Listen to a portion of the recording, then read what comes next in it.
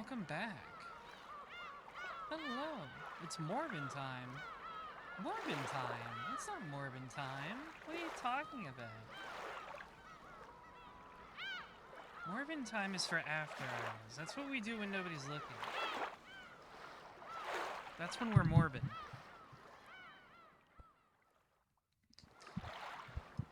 The public can't know about when we morb, okay? You gotta keep that a secret.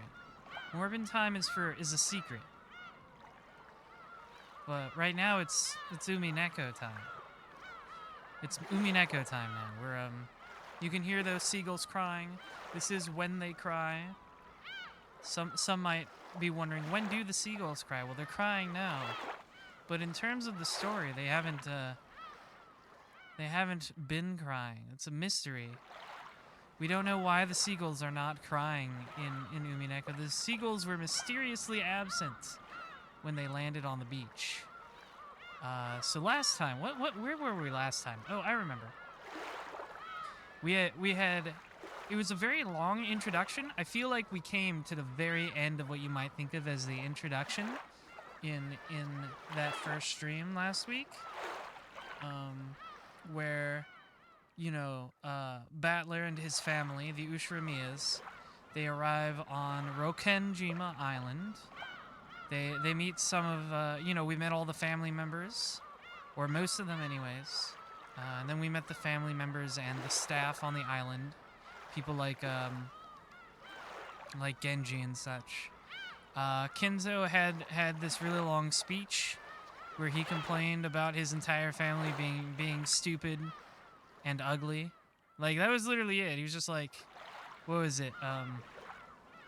Klaus spends too much money. Rudolph is a womanizer, and to be fair, that one's true.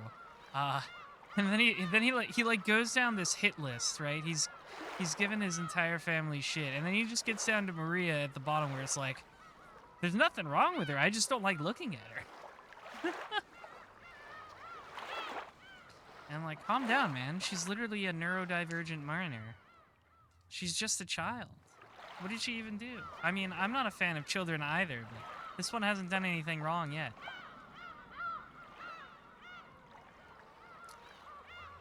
And then the whole family had like a luncheon that Kenzo didn't show up to because he's too busy drinking absinthe. Absinthe is really gross, by the way. He did not want to come out of his study, so they all ate lunch together without Kenzo, without the head of the family. And that was kind of where we left off. I feel like that was... I don't know for sure. But it was a long introduction, and I feel like that was probably the end of the introduction, maybe? We'll have to find out. We'll have to find out. Because I'm intrigued. I'm intrigued about where this story is going.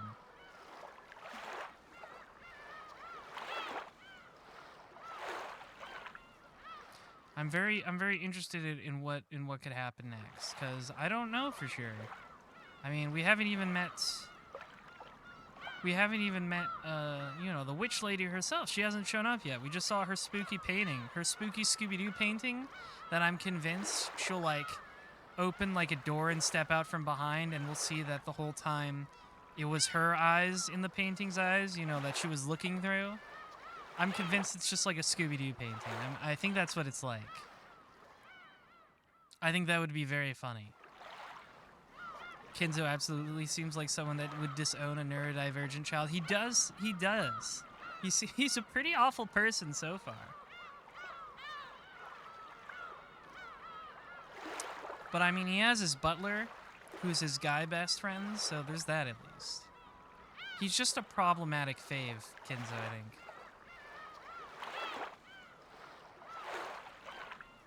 He just wants to see his wife. Yeah, he really likes Beatrice.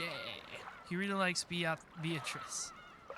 I don't know if she's actually his wife or if he's just like a desperate simp. We'll find out, I suppose. I guess we should jump into it.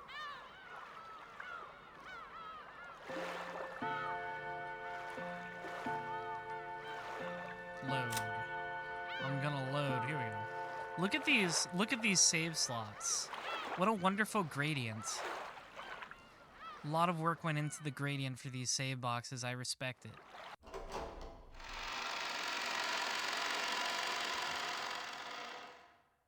Thought that was like a door opening, but it also sounded like a film reel.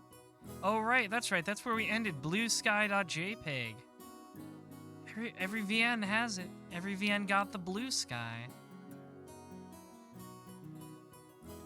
The Ushiromiya family conference was held once every year on the first weekend of October.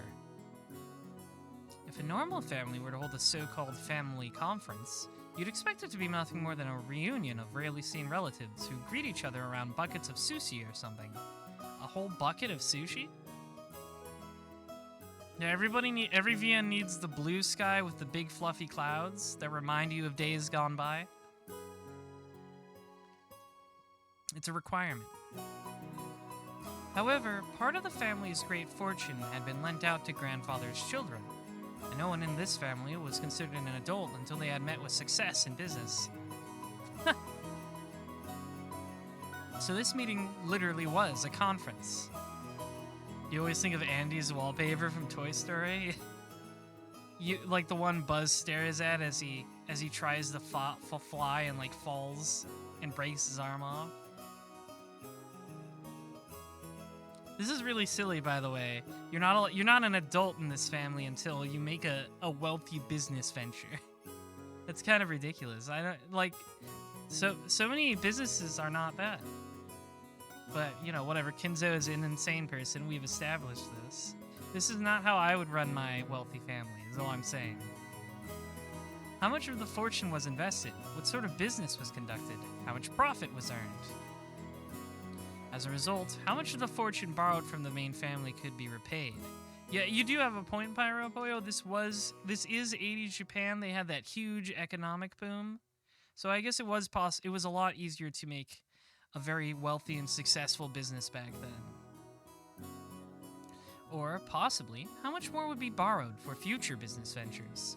What lessons had they learned, and what could they learn from their mistakes?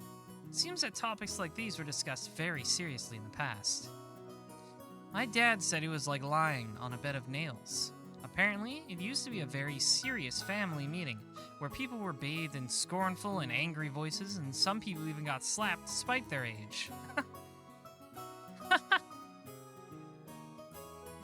However, that had become a thing of the past. Yeah, now it's all just like really blatant passive aggression, right? Now, with everyone pursuing their own business ventures and achieving success, it was becoming more of a normal yearly get-together. Even so, telling grandfather about recent events was extremely stressful. So while it was nothing more than a simple get-together for us grandchildren, it was still a real stomachache for our parents. The absence of the man who was the source of all this trouble, regardless of the reason, probably made today's lunch taste much more delicious. They all hate Kinzo. They hate each other, but they all hate Kinzo more than each other, I think. The phrase, while the demon is not around, everyone can relax, comes to mind. Anyway, let's introduce Jessica's father, whose face I haven't seen for 6 years. The man sitting to my father's left is his older brother and Jessica's father, Uncle Klaus. This name sure is easy to read. Kraus. Right, Klaus, not Kraus. Now that we've gotten used to this string of weird names, our perspective is totally skewed. So Kraus doesn't actually seem that bad. It even starts to sound kind of cool. Just like with Aunt Natsuhi, I didn't even have many memories of speaking with Uncle Kraus. Oh, I should, let's check out his, let's check out what he looks like. Let's check out his fit. We gotta do the fit check. Where's Kraus? Here he is. Okay, he's just in a normal suit. What about the... His face looks so much more evil in the, what is this, the pachinko art? What is his face? He looks like Geese Howard with hair. He looks like he's gonna try and toss me off the top of his building. He looks like Geese Howard, but with the lower hairline, you know, his hair isn't slicked back. Hello, innocent bystander, and Hatsune Marvin. Have I seen the console sprites? I've seen some of them. I like when we meet a new character switching to the pachinko sprites, because it's a very funny difference. I think the funniest one was was Shannon, cause like watch them grow. They're spherical. Yeah, I have seen some of the PS3 sprites, and they are like more of a middle ground between the original art and the pachinko art. Oh, you know what? You know who really looks like a Yakuza boss and isn't bystander is Rudolph. Now this guy's a fucking Yakuza boss. This is a guy Kiryu would like throw off a building. Right? Like he's not the final boss of a Yakuza game, he's one of the enforcers like Kuze from Zero.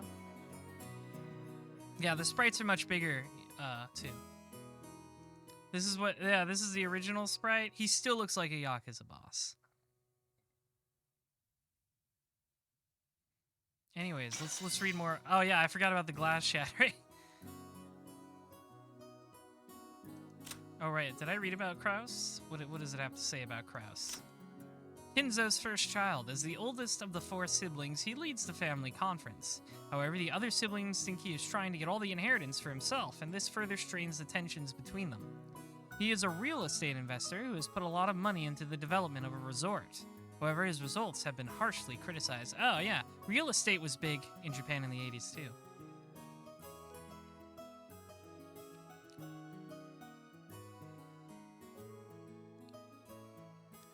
You won't have many artistic displays. Umineko doesn't get super memeable until a bit further in. That's fine. I think it's so fun when people like you do those silly edits for like KZ and Carl's stream. Like I love it, don't get me wrong, but it's hardly a requirement. You can just sit back and enjoy the silky smooth tones of my voice and also the funny voices of this game. Sit back and relax.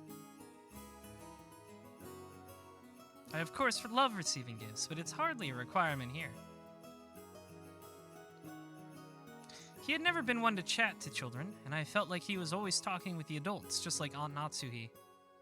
According to my father's gossip, he was a spiteful and violent man. If what he said is true, Uncle Kraus used to be very domineering from his position as the oldest sibling, and was despised by all the other siblings. Though despite that, those siblings all seem to be chatting happily together. Oh well, even if their relationship was bad when they were children, sometimes when people grow up and live apart from each other, their relationships change. Or they just get better at hiding it. That's probably what this was. Sure, yeah, sure. After all, they had all children of about the same age. By sharing the same family environment, they probably profited by exchanging opinions. Maybe because of that, a short while ago, the circle of parents began to discuss the exams Jessica and I would be taking. Oh right, they're both 18, so they're like entrance exams. Jessica, in order to escape questions about exams from my father on her left, purposefully faced right while firing off a rapid series of comments, not giving him any chance to get a word in. Moving on, let's look at the end opposite from Kraus and the others. In the very last seat at the table, an old gentleman with a sturdy physique sat facing Kyrie-san. This was my first time meeting him. I had only just been introduced to him, but it seems he's grandfather's personal doctor, a man called Nanjo. I heard he used to own a huge clinic on the nearby island of Nijima, but he turned it over to his son and began living as a life of leisure in his old age. What is Nanjo? Here we go. Kinzo is attending physician and longtime friend. He once ran a hospital on Nijima, but he turned it over to his son and now enjoys his old age in peace. Now that Kinzo's constant suspicion has reached extraordinary heights, Balin Baloo, thank you for the resub.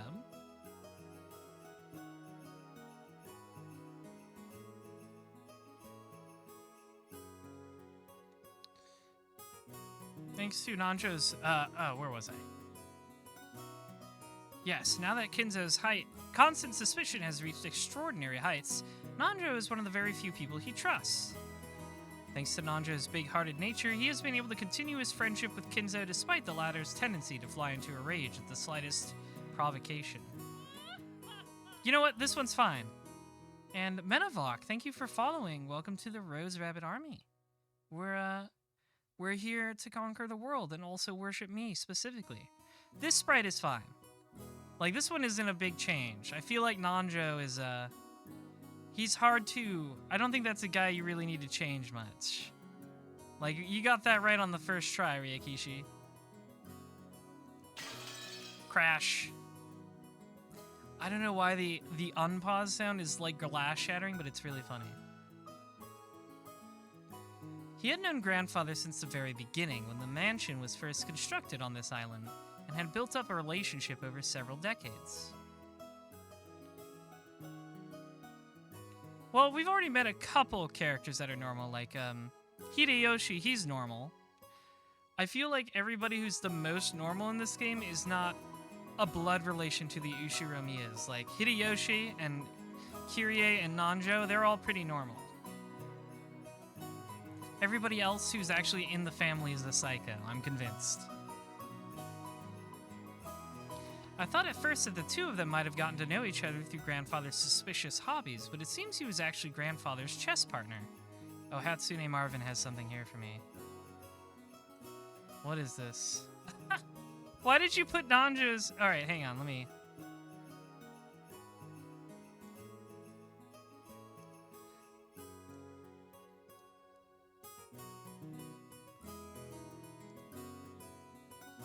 Why did you put Nanjo's, Oh, where'd it go?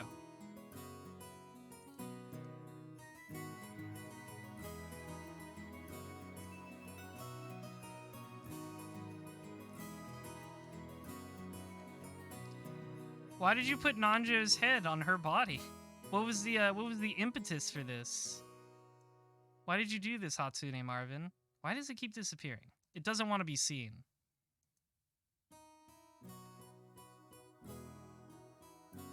Someone made a big titty battler so you felt challenged? Like, did somebody actually make, like, a Rule 63 version of Battler, or was it another edit like this?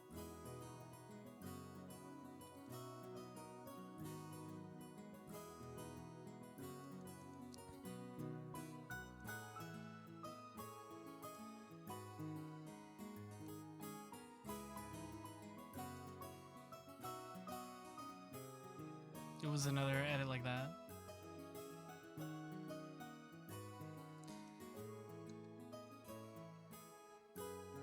There it is. There's Nanjo.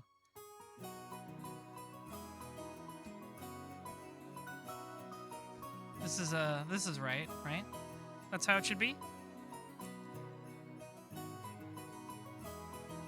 That's true. All the female Ushiramiyas are pretty stacked. So I guess if Battler were a woman, it would he would get that family trait. I don't think I want a woman with Battler's personality, though. That would just be terrible. That would cause so many people so many brain diseases. Alright, I'll continue. That kind of hobby seems like our grandfather, what with his love of all things Western. Nanjo is probably the only person who could ever enter Rokunjima, despite being neither a family member nor a servant. What is this? Is this Titty Battler?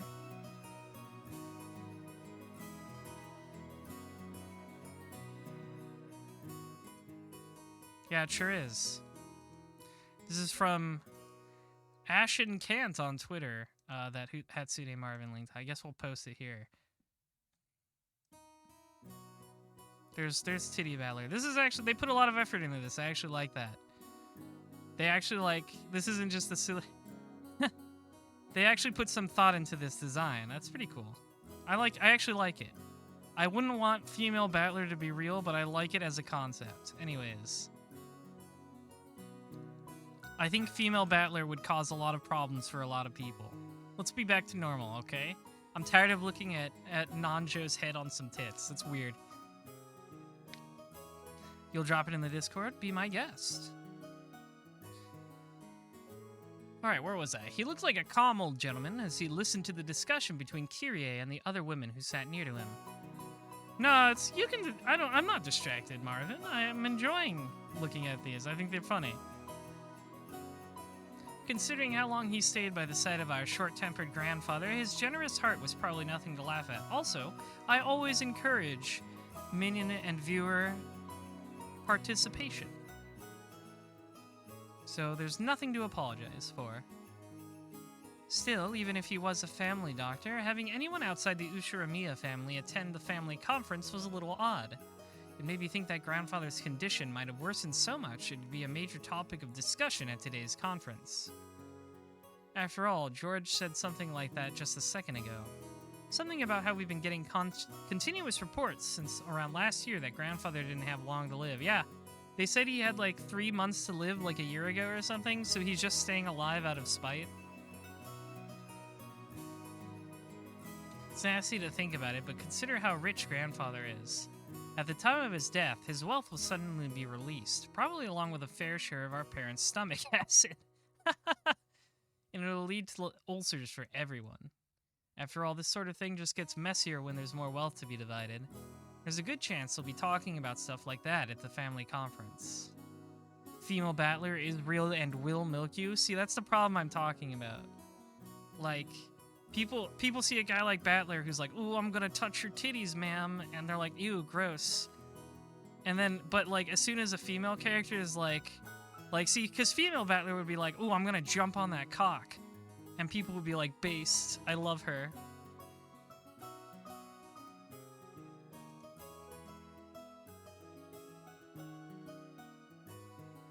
That's the problem. It would cause so much brain damage.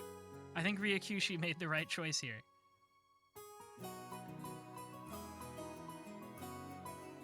You feel like female battler would be sapphic? That is also possible. Either way, people would like that.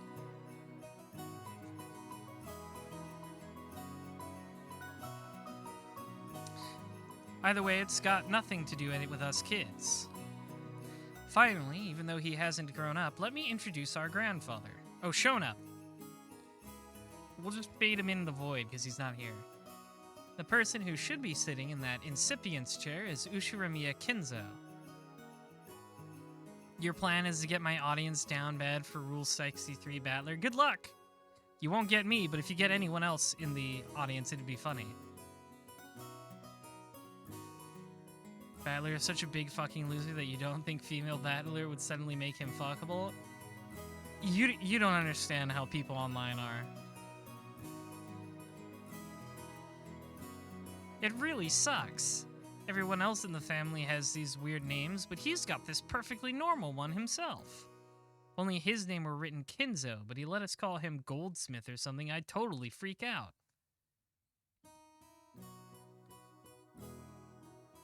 Feels... Battler is already fuckable? Yeah. I mean, I think Battler very much appeals to the man-loser audience. Like guys who are just fucking stupid losers. That's in right now. Any witches yet? Not yet. We've seen her painting, but the lady herself has not yet appeared. Yeah, like you've seen how some people react to Date from Eye of the Somnium Files. Battler is the same kind of loser Date is.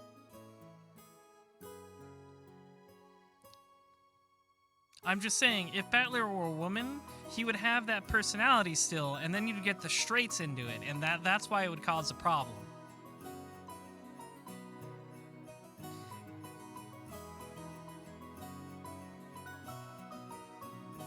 As you can probably guess by now, he's a frightening person with an extremely short temper. I'm one of his grandchildren, not a son, and I haven't seen him since elementary school. Thanks to that, I have no memory of being beaten myself, but our parents were apparently raised with an iron fist. I love how matter-of-factly they say this. Like, yeah, Kinzo just beat the shit out of his kids.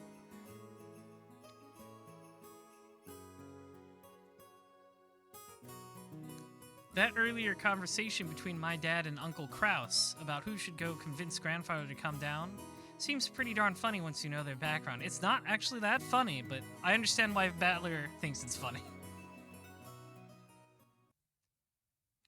You can't really tell grandfather's story without covering the pivotal event back before the Showa era, 1926 to 1989. You know what? If this sentence right here doesn't just sum up visual novels, I don't know what else does. I can't talk about this character without going into some real life history that the author just likes reading about.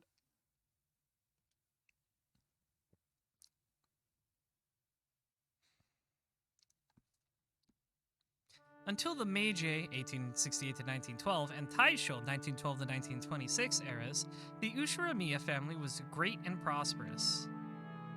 They owned several spinning mills, making them rich enough to just double over laughing every day as the money kept rolling in. Oh, this music's spooky. Ryukishi has major Araki vibes. I'm not sure how I feel, if I agree yet, but I can I need to find out. I need more material to decide that. Incidentally, Grandfather was a member of a branch family and had pretty much nothing to do with the main family. Not only was he way down the list of people who can inherit the headship, but he had hardly any contact with the glamorous main family. However, oh, it's red now. That's scary. However, during the Great Kanto earthquake in the year Taisho 12, which is 1923, the mansion owned by the Ushiromiya family in Odawara was flattened. The spinning mills in Tokyo were all burned down in a huge fire, and the Ushiromiya family lost most of its wealth and family members in an instant.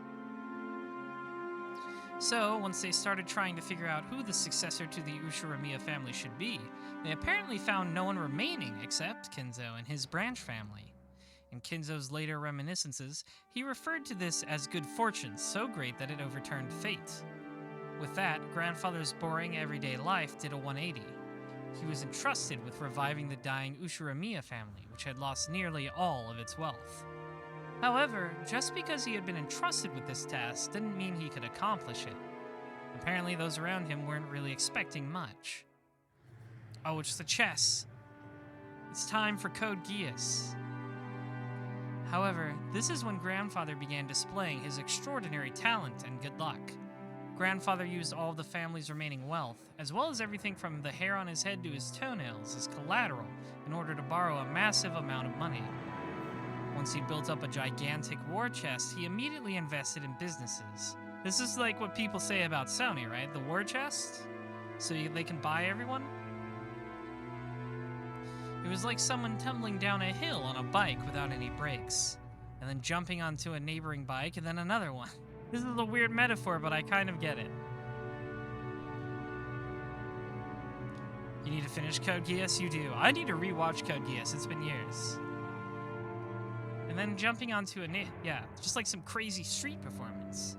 I'll bet everyone thought Grandfather had no business ability whatsoever.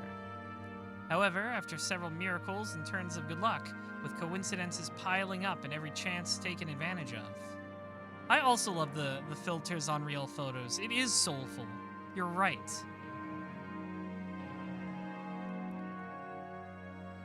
He was suddenly in control of powerful connections with the occupying forces. Yeah, okay, I was about to ask if he's referring to the United States, and yeah, it says right here. At that time, MacArthur and the GHQ were the ultimate authority in Japan. Grandfather, in the twinkle of an eye, began succeeding in business under the protection of the occupying forces, quickly becoming very rich. Bell. Ding dong. By this point, it's probably safe to say that information, not luck, saved the day. He must have made some seriously deep connections with the occupying forces. Grandfather knew beforehand about emergency demands that would be made for the Korean War. No, it was more than that. He must have predicted those emergency demands from the very beginning when he started investing his money. The history books make it sound like all of Japan made a large profit off of the emergency demands during the Korean War, but that isn't actually true. Only a very limited number of the super rich played the money game and made an easy profit. Most of the citizens remained poor. Well, isn't that just the way it always is? In other words, Grandfather was a member of this extremely lucky group of winners. I'm pretty sure this all happened during the year Showa 25, 1950 or so. The Great Kanto earthquake happened in Taisho 13, 1924 or so. That means Grandfather was able to revive the near-dead Ushiromiya family in only about 20 years to a level even higher than it had ever been before.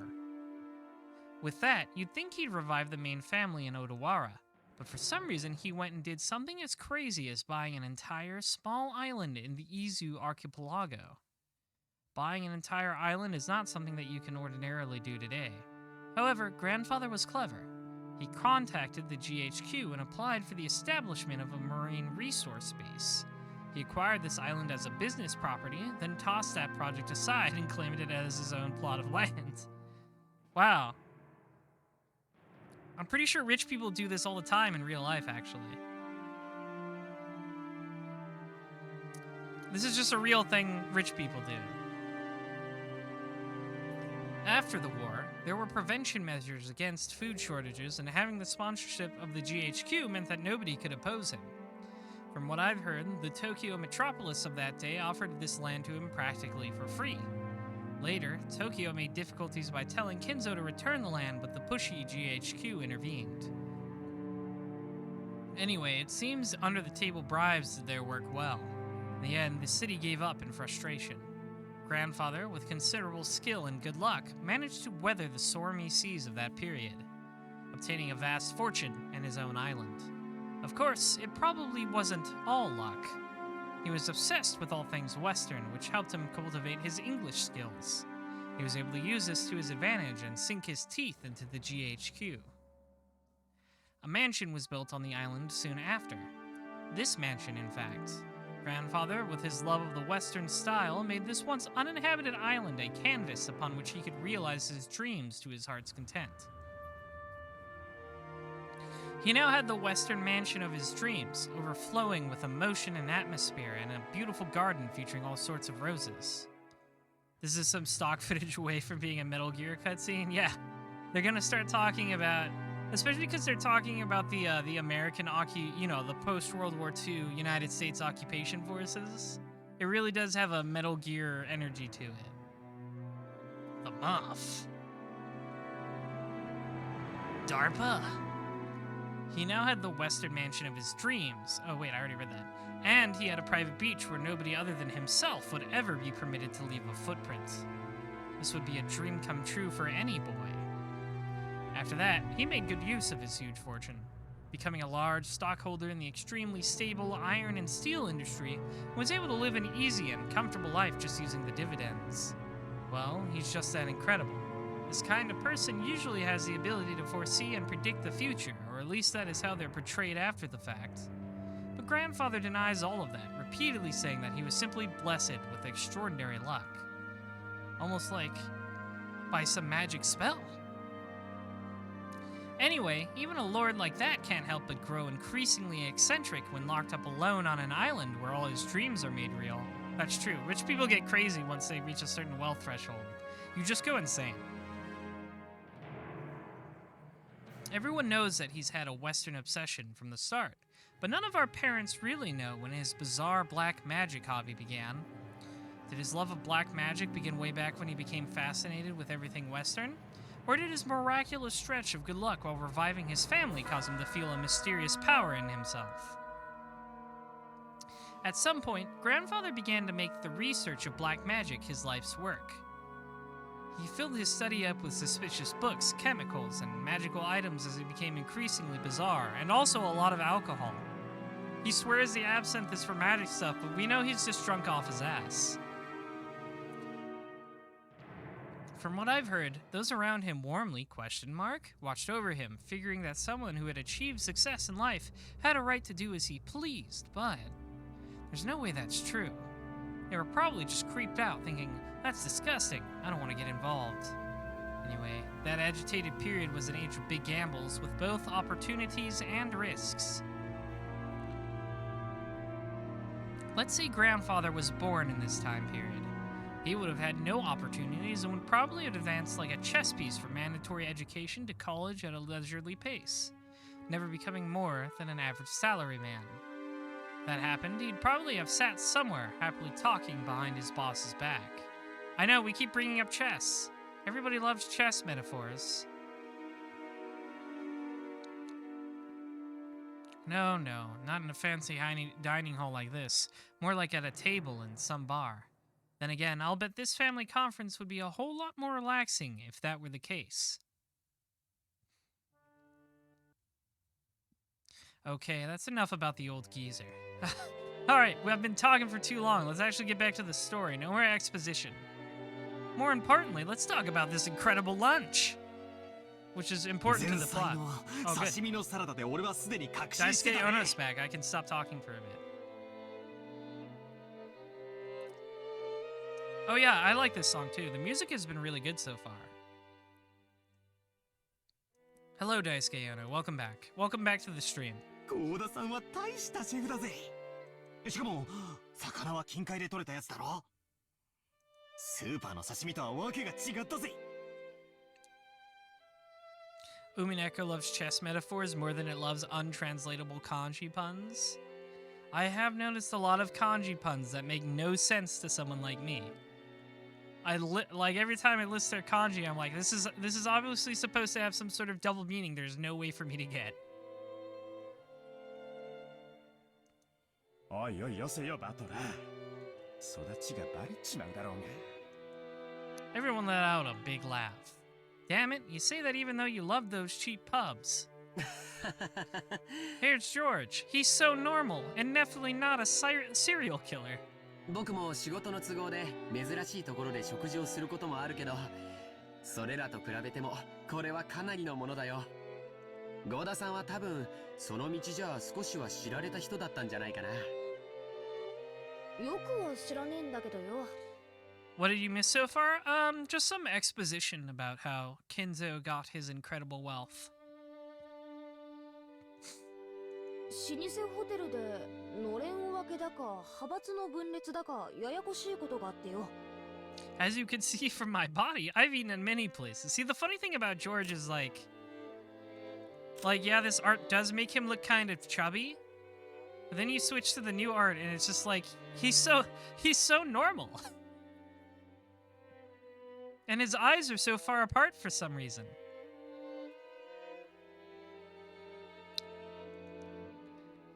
Like he does look a little bit more chubby in the original art. Yeah, his chin is pointier in the new one, so his face looks less round.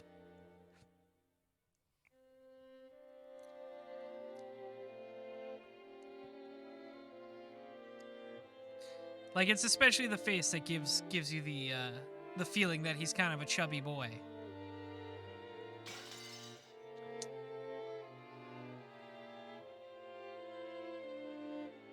Yeah, I have heard the story about the music Midavoc. That's funny that the composer, one of the composers anyways, was like, stop using shitty royalty-free music. Here, take my music instead. そのトラブルで辞めざるを得なくなっちまったんだってさ。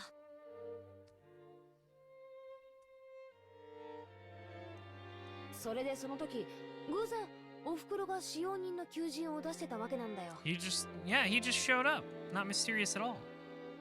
As Goda removed the empty plates, he began to recount his own bumpy past without losing his smile. 世の中というのは難しいものです。しかし、そのおかげでこうして今日、後ろ宮家で再び料理人として腕を振るう機会を I 賜る remember こと from がで last きま time, した。 Goda is like super fake nice. 大勢の方の笑顔も嬉しいですが、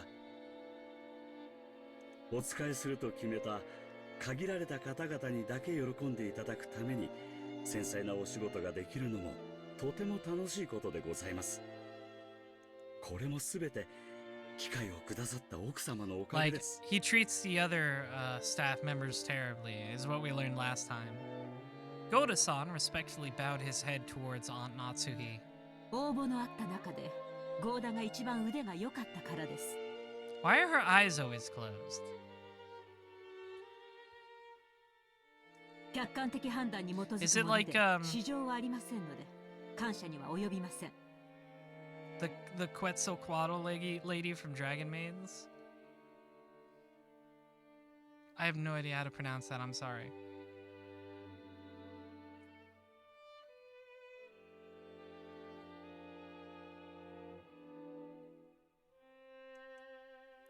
Dang, why does Aunt Natsuhi always have to sound so indifferent? Oh, she's just sleepy? Oh, okay, that makes sense. Quetzalcoatl, okay. I've only ever read it. I've never heard anyone pronounce it. If only she spoke with a bit more kindness, she might leave a different impression. Battler's definitely the kind of guy who tells women to smile more.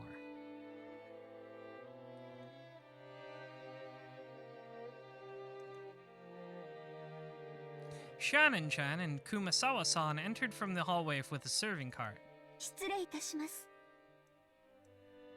それでは本日 That の that デザ face, ートに I 移 don't らせ like てい that ただきます expression on Goda. It's kind of creepy. Goda-san and the others laid the beautifully adorned dessert out in front of us all. I guess it's true what they say when they say you have another stomach for dessert. I thought I'd already filled up on delicious food, but as soon as I laid eyes on that dessert, my stomach started yelling more. I don't know much about desserts, but this looked really good. A white pudding-like substance was garnished with 2 shades of red sauce, and elegant rose petals adorned the dish. Normally, during a high-class meal like this, you're supposed to wait for the chef to extol the virtues of this particular meal before eating. However, Maria was completely indifferent to strict rules like that, so she got excited by this beautiful, delicious-looking dessert, jumping into the fray as soon as it was placed before her. She is also literally like 9 years old. Who can blame her? Aunt Rosa scolded her, calling it bad manners, but George responded by saying, now, it's okay. One of the things I like is apparently this Ushiromiya family trait of like little pointy fangs.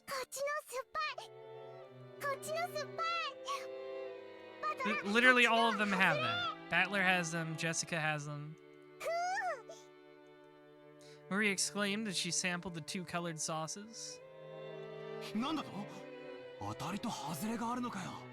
よし、俺も味見をしてやるぜ。She is very scrunkly. Slurp.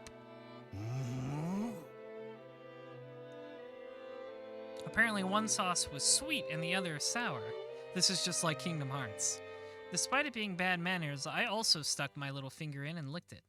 Whoa, one of the sauces was sour enough to make you pucker up.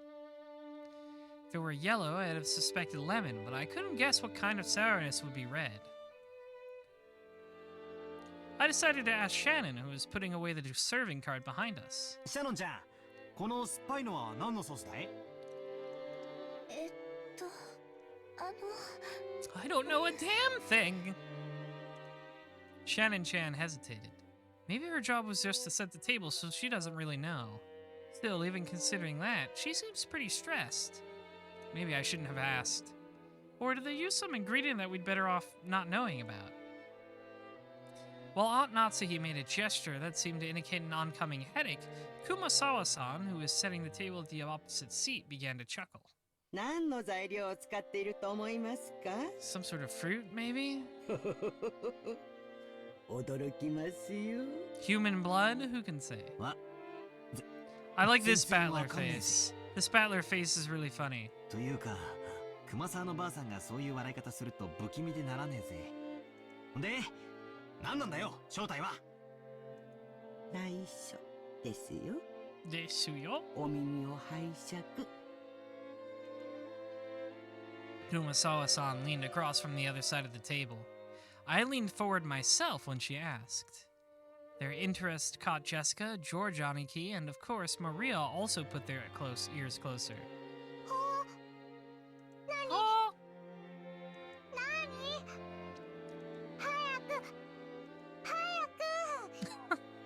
この酸っぱいのはですね。 What's it made from? Let me know. I want to know. 実はお魚のサバの搾り汁ですよ。 Mackerel juice.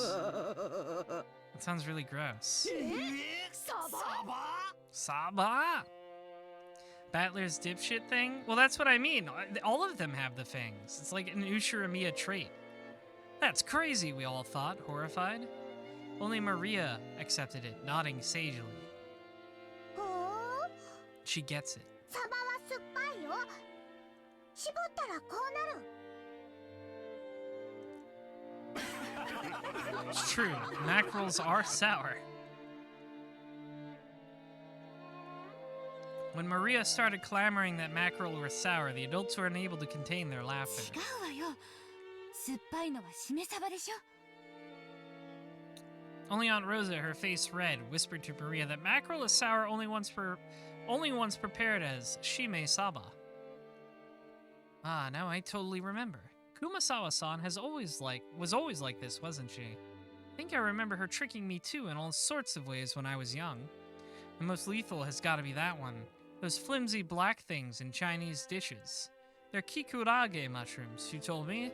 They were penguin meat, and I went all around school like a smartass telling everyone, didn't I? To be fair, it's on you if you believe that. I think it's kind of on Battler for believing that. I don't care if he was a child. He was stupid. 冗談ですよ。今からゴーダさんがソースの正体を教えてくれますからね。He's gonna tell them it's actually mackerel, I think. Goda looked a little bit put off about his masterpiece being laughed at for such a bizarre reason.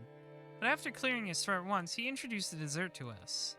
それではデザートのご説 I 明 hope を it's させて actually いただ mackerel きます。 juice. 本日はご来賓の皆様が大層お気に入りでございましたバラの庭園にちなみましてパンナコッタをローズガーデン風に仕上げてみました。 I don't know what that means. 散らしてございますバラの花びらは当家の庭園より先ほど採取してきたものでございます。ソースはストロベリーとローズヒップの2色の赤をご用意しました。 Strawberry and rose hips. ストロベリーの甘味とローズヒップの酸味を交互にお楽しみになってください。なお花びらは観賞用となっておりますので、避けてからお召し上がりくださいませ。You do not have to eat the rose petals. One time, your dad told you the hole in the ozone layer was a literal hole that just made a sun laser burn wherever it moved. And I was really worried our house was going to get burned down by the ozone laser, so he gets a pass. Yeah, Kumasawa is a lot like that, I think. She lies to children because it's funny. それではどうぞ。 And it is お funny. 楽しみください。I always support lying when it's funny.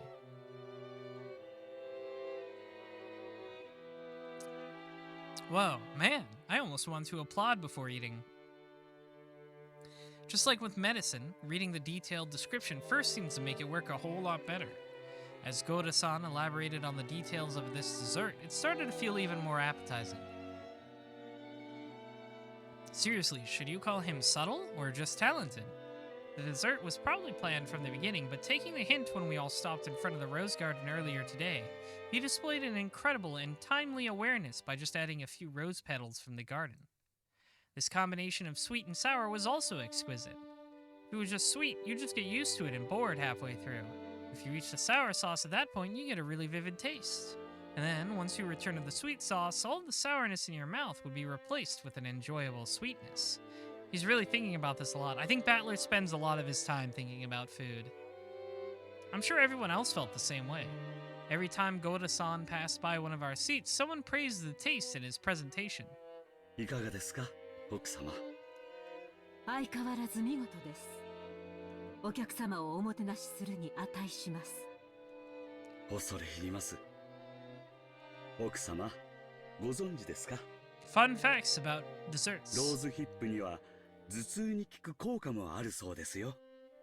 奥様に特にお気に入りいただけるかと思い、特別にご用意させていただき So ま are you した。 supposed to eat the rose hips or not? そう。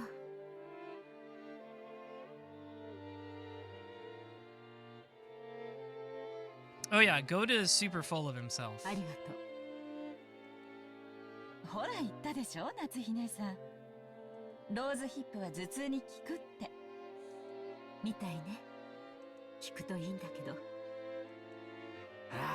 Just imagining her eating rose hips by the truckload. ゴーダさん、あんたには惚れるで。なあ、後であんたの待遇を聞かせてや。無理ならあんたの欲しい年収、指立ててくれるだけでもいいやね。See, I like Hideyoshi. He's actually like a normal nice あ guy. んたの腕がこの島だけで独占されとるのは人類の食文化に対する冒涜や。その腕、わしの会社で振るってお客の皆さんを喜ばせてみる気はないかのう。秀吉さん、うちのゴーダを引き抜かれるのですか？ Oh, Krause's voice sounds super familiar. これは困った。ゴーダの Did 待 we- 遇をもっと良くしないと Did somebody 引き抜か tell れ me て who し he まい was そう。 voiced by last time? I forget. そうした方がいいわね。 I know she's voiced by Android 3 18, 食が熊沢さんのサバ料理にされちゃうわよ。 which is good. It's a good voice. これは手厳しゅうございます。すっかり根にもたれてしまいまして。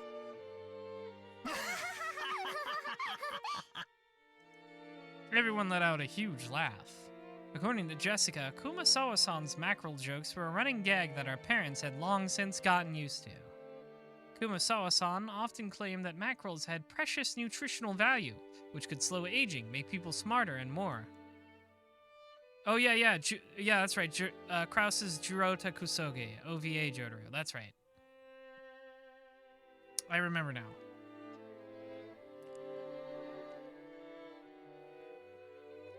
Supposedly, while it couldn't stop the outward signs of aging, it helped prevent aging on the inside. Since she was still spirited enough to tell Fleur_CH, thank you for joining the Rose Rabbit Army. You may now begin your required worship of my beauty. He's also Asuma in Naruto and Arlong in One Piece. Yeah, I know. I remember reading that. I remember reading that the voice acting added for the PS3 version was so extensive and also full of so many star-studded cast members that it caused the company that made that port to go bankrupt because it was so ridiculously expensive.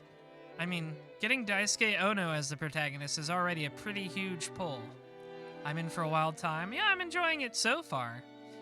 Nothing super crazy has happened yet, though I've enjoyed Kinzo's soliloquies, because that actor goes all the way fucking in. Beatrice!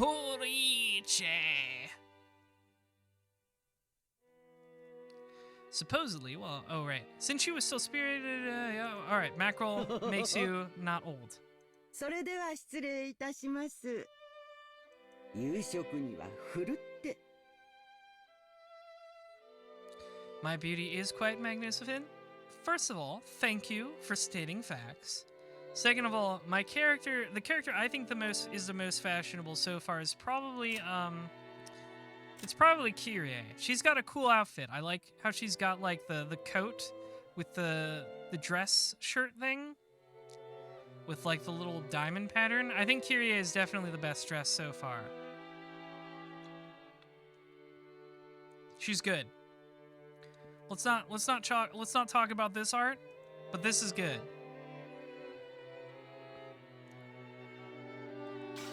Yeah, I like Kyrie's outfit the most.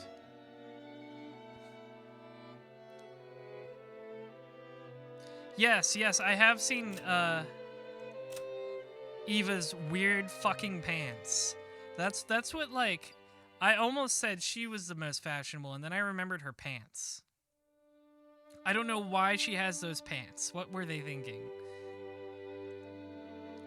At least you can't see them as well in the new art. Eva has one of the better of the pachinko arts, I think. Crash. たくさんのサバ料理をお召し上がりいただきますので、どうぞ。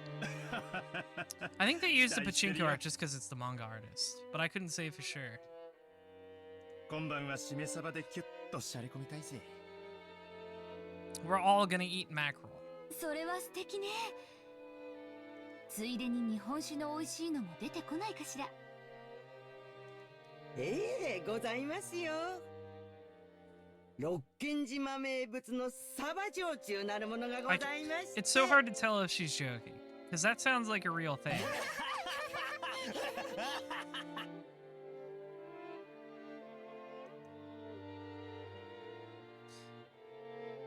She just loves her mackerel.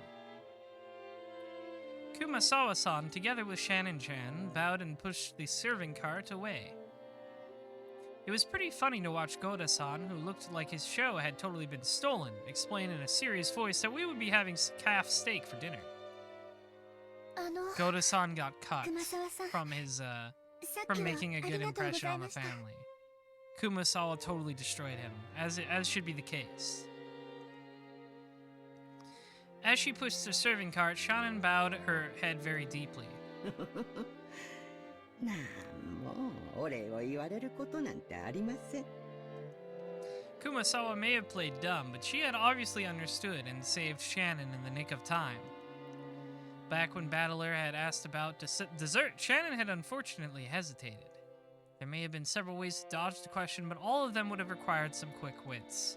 Shannon, who hesitated when hard-pressed for a response, was always suffering because of this small weakness. I like how this is just a very nice way of saying she's kind of dumb. If only Shannon had a little of the craftiness needed to cleverly shake off a mistake like Goda, her life would have been a bit easier. The fact that she could perform other tasks flawlessly made this weakness even more unfortunate. However, there were some who understood Shannon's honest nature, her inability to gloss over a mistake and draw attention away from it. That was why Kumasawa had smoothly come to her rescue. さっき源氏さんが午後のシフトに変更があるとおっしゃってましたよ。 Yeah, everybody is insanely passive aggressive, especially 夕方までお休みがもらえ Natsuki. たと思いました。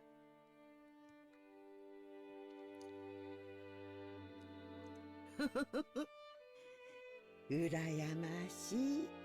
Uramayashi? すみません。シフト表を確認していませんでした。そうそう。オーブンでこれからちょっとサバを焼こうと思ってるんです This よ。 lady won't shut up about mackerel. できたらお休みの前にちょっと手伝ってくれると嬉しいですね。 Like, I'm convinced that's actually what she's cooking. はい。喜んでお手伝いさせていただきます。 To Shannon, Kumasawa was like a mother amongst the servants.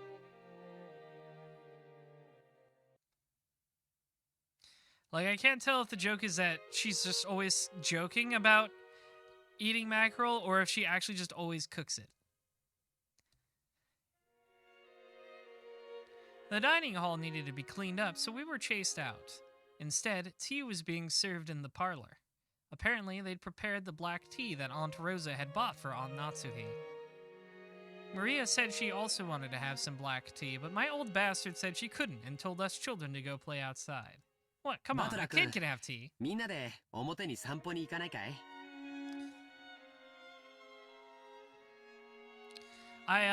Every time I see a background like this where it's like a rich, like a mansion parlor, I just get flashbacks to Tsukihime, and I'm like, oh no, I'm gonna see Akiya here. I don't want to look at her. Don't make me look at Akiya again. She's awful.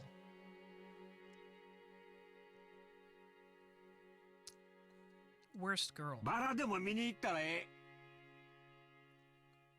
でも天気には十分注意するんや Would で。 I want to give Maria caffeine? I think it would be funny.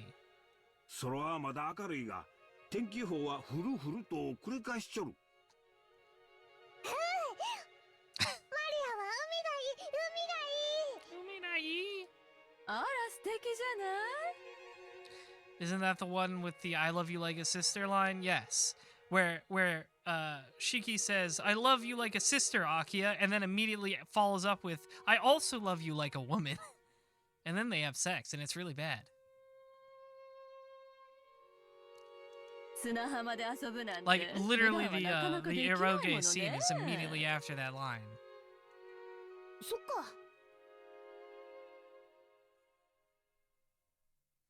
George looks like the kind of dude who would complain on Twitter about how he lost all of his apes. He does. That's why I'm not convinced. Everybody's like, "Oh, there's George. He's a nice guy. He's so normal." I'm like, "No, this man has killed people." I'm waiting for the other shoe to drop. よし。じゃあみんなで浜辺でも行こうぜ。行こう。マリア、服を濡らさないようにするのよ。 I've never read the manga. I don't know anything about this. I don't know much about this plot, besides the basic premise. Like, I don't know what secrets these characters are hiding, just what I'm guessed. And my guess is that George is a fucking nut. 濡らさない。素直で可愛い。バトラ君、マリアちゃんの面倒ちゃんと見てあげてね。 Please do not let Maria drown in the ocean. おうよ、任せろ。 Why are you asking Battler? Why would you trust Battler with this? I do not trust Battler to look after a 9-year-old girl. ほう。お前もキリエに頼まれると素直で可愛いじゃねえか。たまには俺の言うことも素直に聞いてみろよ。 Kraus is also definitely an NFT guy. Like, everybody says he has bad business sense. He's definitely an NFT guy. See, this is my theory so far, Asmodem. everybody who's in the Ushiromiya family, like directly blood related, they're all freaks. But people like Kirie and Hideyoshi, who just married into the family and aren't blood related, they're not. They're fine. That's my thoughts.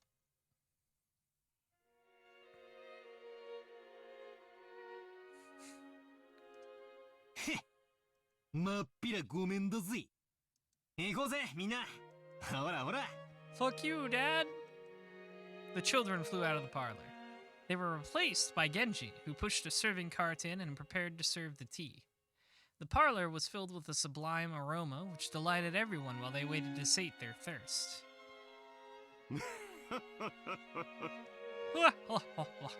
ルドルフのところは家族仲がいいじゃないか。 That's very backhanded. I'm being sarcastic and petty right now. よせよ。兄貴のところには負けるぜ。そうよ。ジェシカちゃん、本当に可愛らしく育ったじゃない。これも夏日姉さんの教育の賜物ね。They're all being so passive aggressive, it's hilarious. どうも。 Ryakishi has really managed to capture the energy of like a family like Thanksgiving. They're all just like this. The conversation broke off then, and the parlor fell silent.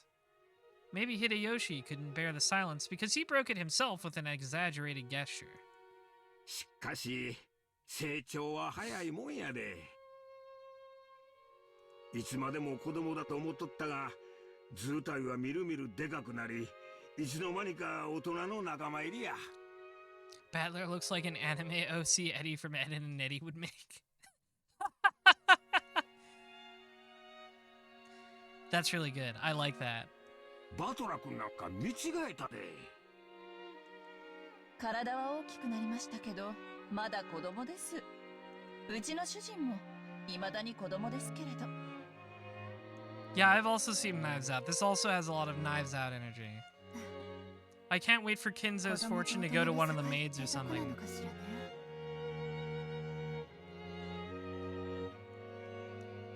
私、未だに大人になったって自覚が持てない。情けないじゃないか。一児の母の言うことではない。そうね。Is it just me or does, like, Krauss really does just look like Geese Howard? I don't know how to explain it. He's just Geese Howard. 大人同士よ。だから感情的にならず、知的な会話をしたいわね。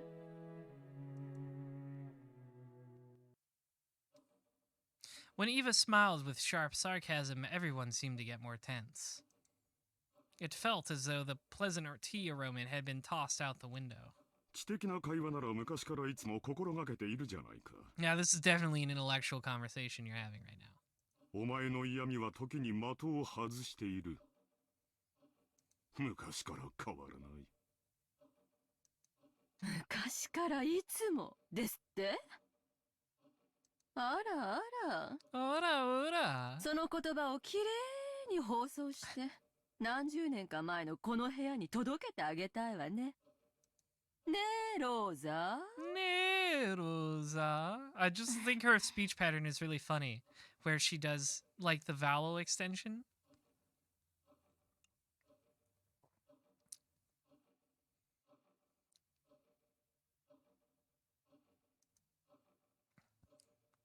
Rosa gave a vague smile. She knew that, whether she agreed or disagreed, she'd earned the displeasure of one of her siblings. It was a bit of worldly wisdom that had been essential for someone growing up as the youngest sibling. よせよ、姉貴。You have been informed that people be shipping Eva and Natsuhi? I guess that's not super weird because Natsuhi she's one of the people who married into the family, right? They're not actually sisters. So whatever. ガキどもがいない間に I can see it. I can see the bitchy lesbian dynamic. それこそ知的な話よ。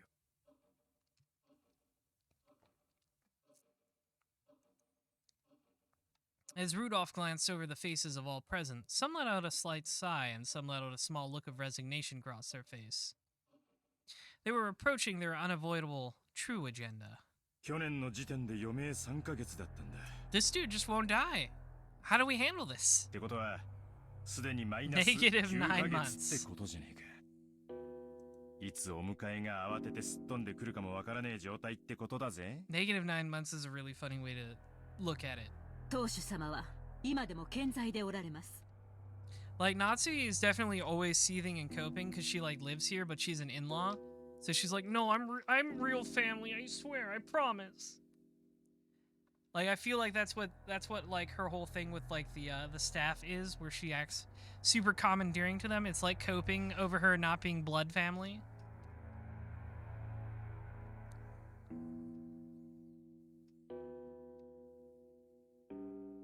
このような不穏当な話を日も明るいうちからなさろうとするなど、ルドルフさんの正気を疑わざるを得ません。Yeah, exactly. No, I'm not a trophy wife.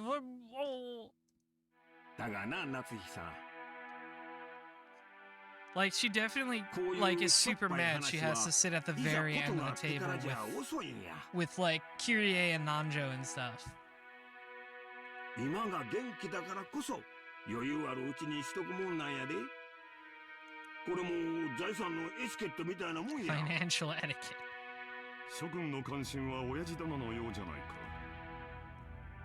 南條先生、あなたから説明してくださいませんか。彼らもそれをお望みらしい。Wow, this is super awkward for me. I'm not. Ooh. Nanjo it must be hard being Nanjo. He's always put in these awkward situations. Nanjo, who had been standing by the window and staring out at the rose garden, let out a single cough when he realized that he was being called. Nanjo sensei. Oh yeah, Natsuki is super pissed that, like, Battler is considered more important. お父様の具合はどんな感じなんですか？ Kono pressure. My new type powers are activating. That means I'll solve this mystery before it even begins. まずはじめに。 Actually, I don't want to be a new type around these people. I don't want to be an empath around this family. That would be torture. 申し上げました。余命3ヶ月という言葉が一人歩きをしているようですので。 This old fuck refuses to die. 言われずともわかるわ。余命というのはあくまでも見込みであって約束ではないとおっしゃられるのよね。ね？さようです。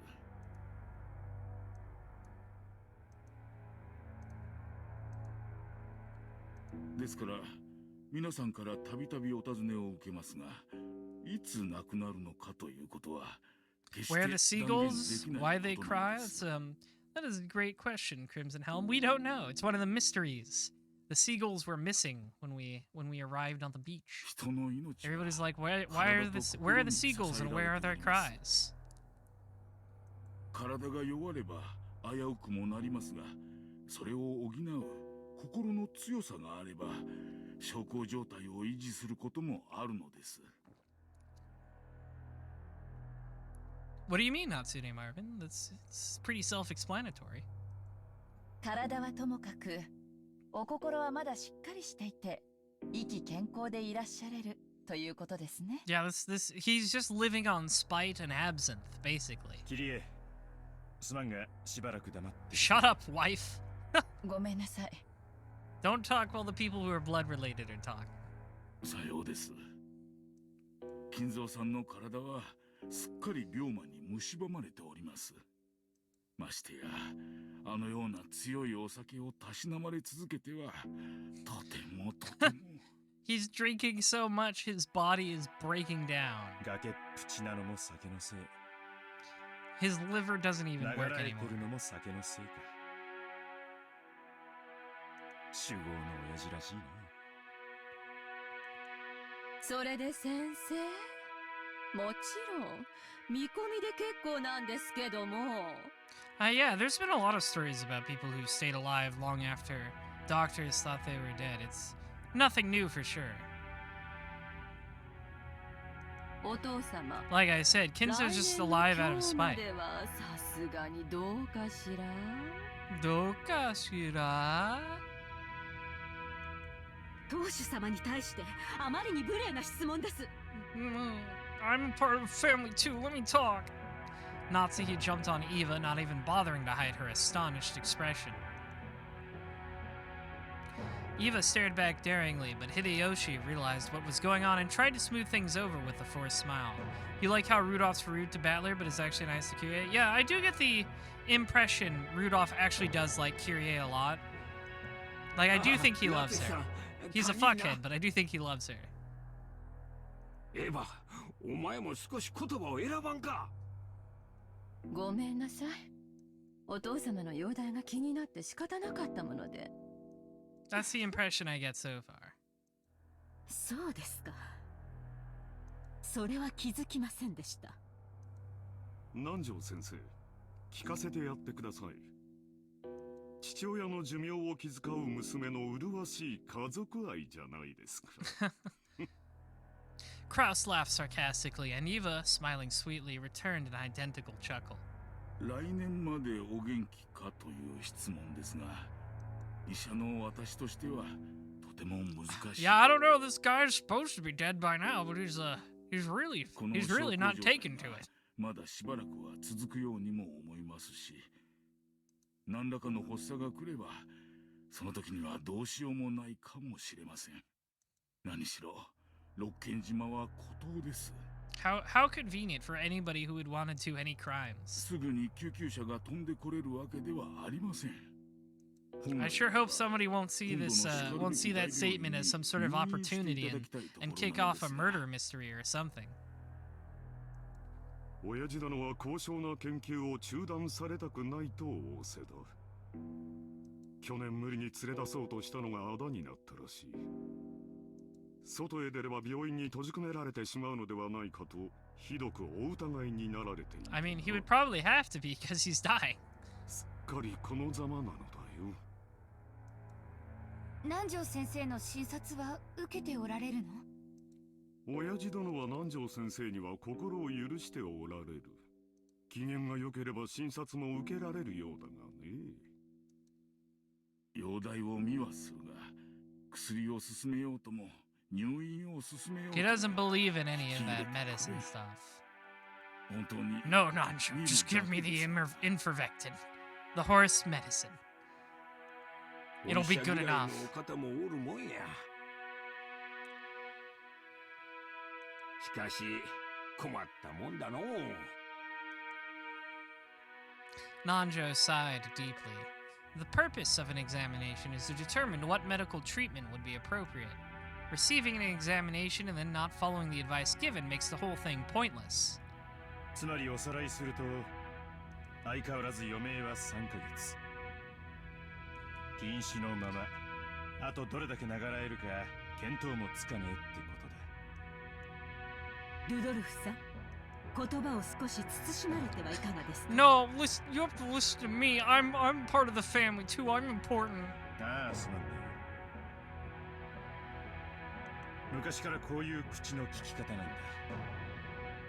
勘弁してくれ。やれやれ。南條先生のご意見は分かりました。クラウス兄さんから見てどうなの？ Yeah, he's got so much alcohol in him. I think when Kinzo dies, he'll just be instantly embalmed by it. You don't need to do any of that process where they get him ready, for the open casket funeral. He'll just instantly be preserved by all the alcohol coursing through his body. 実を言うと、南條先生とは異なる意見でね。とても余命3ヶ月の重病人とは思えないというのが本心だ。Like, he's so full of preservatives, he'll be okay. 怒鳴り声は相変わらず健在で、いつぶん殴られるかとヒヤヒヤしっぱなしだよ。Haha, aren't I?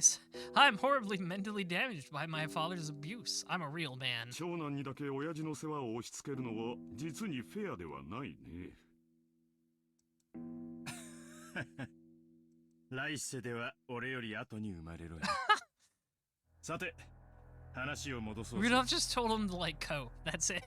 そんなわけで、公正中立なお医者の先生の見解じゃ、いつお隠れになっちまってもおかしくない状態だ。兄貴には悪いが、ここは専門家の意見を採用させてもらうぜ。となりゃ、決して親父の財産を話し合うことは時期尚早ではないってことさ。Let's talk about the money. That's what's important お here. 父様の個人資産はおそらく数 Good 百 God. 億にも届くでしょうね。 $10 billion. でも Like, そ I れ know は it's yen, 綺 so 麗 you な gotta 現 tack 金で off a 揃って couple るわけじゃ zeros ないわ。to get the something approximating dollars, but that's still a lot. Pt.2 got my man enraptured. He's spellbound. お誕生会のケーキみたいに綺麗 What に year ナイ does フ this が take 入っ place て in? カットできるほど単純じゃないでしょ。 That's why everybody's can talk about being super rich, because it's right in that big economic boom Japan had in the 80s. 姉貴の例えは面白いな。Yeah, actually, so the exchange rate is probably a lot different than I would think about it today. That's 10 billion yen in 86 is a whole lot. そうさ。ケーキの上にはイチゴやらチョコの家やらが乗ってて、綺麗に等分するのが Like, 難 I しい feel like you ことだ can って cut あ this る。 up into equal parts and give it to everybody and they're set for life, but I forgot these people are rich, so they're all sociopaths. それを加味してどういう風にナイフを入れるのか先に相談しておくのは大切なことだと思うぜ。それを当主様が存命のうちからさも他界なされたかのように声高に議論される皆さんの気が知れません。He's basically a dead man walking. It could happen at any moment. あら、必要な話よ。だって遺産相続はその時点で直ちに行われなきゃならないものよ。ましてや栄光ある後宮家の財産は莫大。事前に入念な相談が必要なことはお分かりでしょうが、当家の資産はあなたのご実家とは大違いなんだから。I can definitely see why some people have this thing with Eva Nazi. She's like, they're like super catty with each other. 失礼な。 Oh gosh, she looks so upset. This is a new expression. She usually looks so placid. 私の実家は関係ありません。 No, I'm part of the family too. Nazi responded indignantly, though in a low voice, and the already dark atmosphere grew even more hostile. 予算買えば。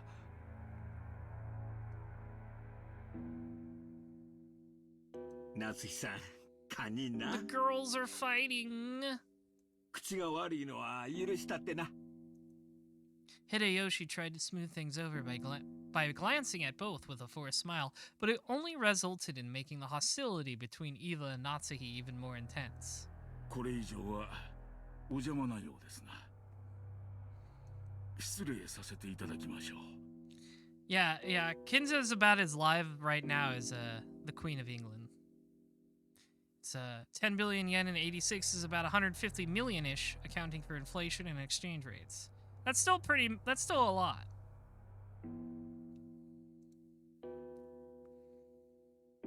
Nanjo rose from his seat and exited the parlor.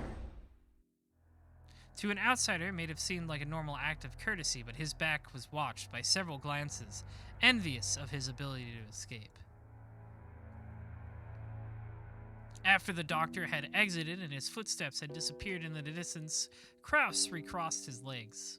つまりお前たちの言い分はこうかね。親父殿の余命は短い。遺産分配について早急かつ具体的な協議に入りたい。何を焦っているのかね。確かにお前たちの言う通り、後宮家の財産を算定し分配するのは簡単なことではない。 Well, you gotta understand, Pyro Poyo, like, Japan's super wealthy, even in the 80s, is still a lot smaller than Americans super wealthy. なれば、じっくりと算定すべきじゃないのかね。お前たちは今晩のうちにもケーキを切り分けたいと焦っているように見える。そうだろう、ローザ。何を焦ることがあるのかね。 Wow, you guys are sure eager to talk about splitting up Dad's inheritance. Why are you all talking about it tonight? Like something might happen tonight. でも兄弟の間での取り決めは必要。それはいつでもいいことだけれども、お父様の具合が悪くなっていて、その日が近づいているというなら、先に話だけしておいても、それは請求とは言わないと思うし。Rosa shot a glance at Eva and Rudolph. As the youngest sibling in the family, it was hard for her to be cross-examined by the eldest. ほう？それはお前の本心かね？兄弟で一番素直で綺麗な心を持っていたお前がそんなことを言い出すとは思えんね。そこの二人に吹き込まれたんじゃないの？ Oh yeah, Kinzo is an evil man. And not the fun kind of evil like me. Like, he's evil in the unfun way, so of course all of his kids hate him and can't wait for him to die and only just want his money. It just makes sense. This is just turning into the Clue movie. I need to watch the Clue movie again. It's been a long time, but I remember it being very fun. Like, we've compared it to Knives Out as well. I think this is just kind of a very common setup for some mystery fiction where it's like the rich family, their dad passes away under mysterious circumstances. Right? Everybody has a motive because they all want the money. Very common setup for like parlor mystery type things. ローザだって兄弟だぜ。親父の遺産に公平な権利がある。関心を持つのは当然じゃねえか。親父だっていつかは必ず死ぬし、それは遠い未来の話でもない。Right? It's a good setup for the whodunit, yeah, because like everybody has a motive. They all want that fucking money. I am the evil princess of evil. Could Columbo solve Umineko? I wouldn't be able to tell you until later. But you know, you should always bank on yes when it's Columbo. I feel like it could Columbo solve X mystery. It's a pretty safe bet, no matter how far out there it is. I won't be able to make a fair judgment until I get farther in, but I gotta, you know, I'm pretty sure Columbo could do it. 主人にやましいところがあるとおっしゃいたいのですか? I'll say it in red. Just one more thing. まあ、夏日さん。話は聞いておくなれ。兄さん、今は大変強気だそうじゃない？そうよね。そうよね。空前の好景気で円は上がる一方。ドルが100円に至るのだって夢物語じゃなさそう。The dollar will reach 100 yen. Wow. I don't know if that actually happened, but it is pretty dang close. 保養地整備法を成立させようっていうじゃない。Health Resorts Maintenance Law? I'm not sure what that means. 今や日本中のリゾート開発会社がどれだけ軍資金を集められるかって奔走してるところよ。詳しいじゃないか。これから日本には空前の好景気が訪れる。親父殿が後ろ宮家を再興した時と同じくらいの大規模な需要拡大の時代がね。There's your Megane mode. Class is on. 日本国民は死に物狂いで働き、高度経済成長を実現して世界で一番豊かな国民となる。我が世の春を謳歌するようになる。国民の消費は増大し、それを回収できる施設があぶく銭を手にする時代になったのだよ。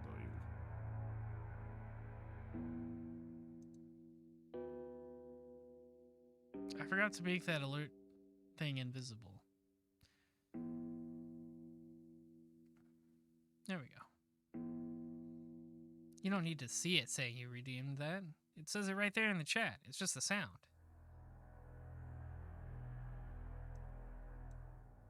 Ooh, we love capitalism. Ski resorts. No, they don't need golf courses. Those last two are fine though. I like a good theme park. Disneyland. 素晴らしい遊園地じゃないか。 Disneyland. I love Disneyland. They got fucking Mickey there. It's not Disney without Mickey. に帰り家族で楽しむことができるん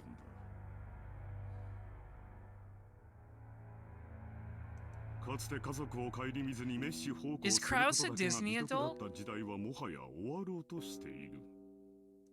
我々は世界で一番豊かな国民として、 They got Mackie there. Yeah, ようや Mackie. くそれを享受できるようになったのだよ。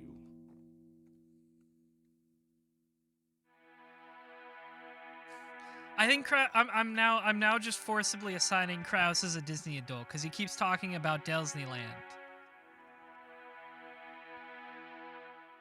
Like you find his secret like Disney merch shrine. I think that's great. This is adding hidden depths to this character.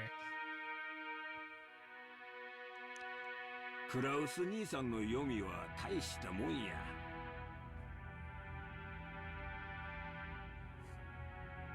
わしも数年前に聞いた時はそんな。Yeah, Krause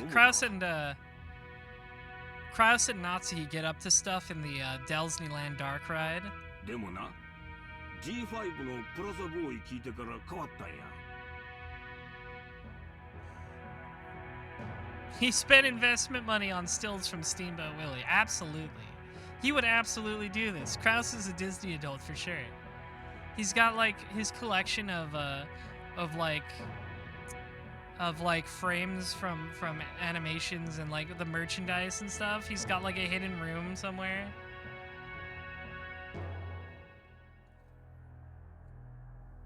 Yeah, release Krause's emails to Defunctland about the Dark Ride. What he and Nazi got up to on there. 円はみるみる強くなり、地価はこれから天井知らずに上がるやろ。日本が世界経済の中心になる日も遠くはない。兄さんは時代を見る目のあるお人や。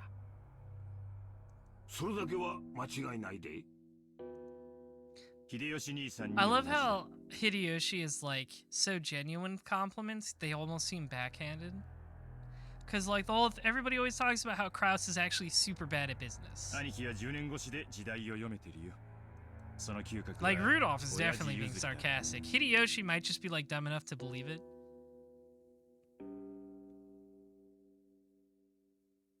大したもんだぜ。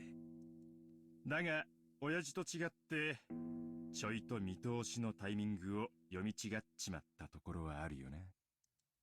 兄さんは必ず日本が好景気を迎えると信じてあちこちにリゾート計画を起こし You could never touch Disneyland. 失敗し続けたわ。 Is that what Krause wants to do? He wants to make his own Disney. 確かに訪れつつあるけど、その時期を読むことには失敗したわね。早すぎたのよ。そして焦って清算して結局は傷口を広げたわ。本当に嗅覚が当てになって Krause founded Nara Dreamland. Krause is now so funny after all the defunct land I've watched, where like you hear so many stories about people opening their own resorts and theme parks because they want to be the next Disney.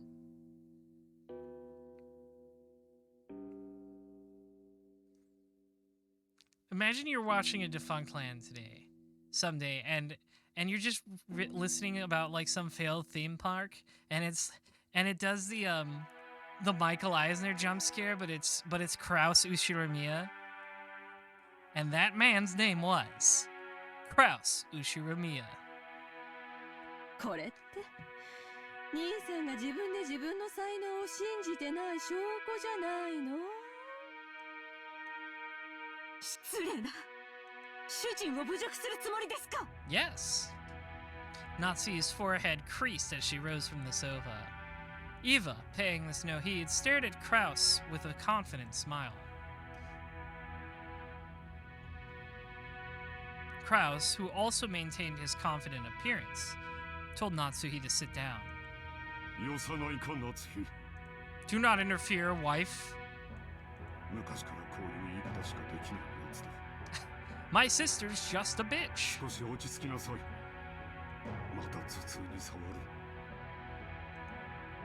兄さんに才能がない証拠は私たちのすぐ近くにもあるわよ。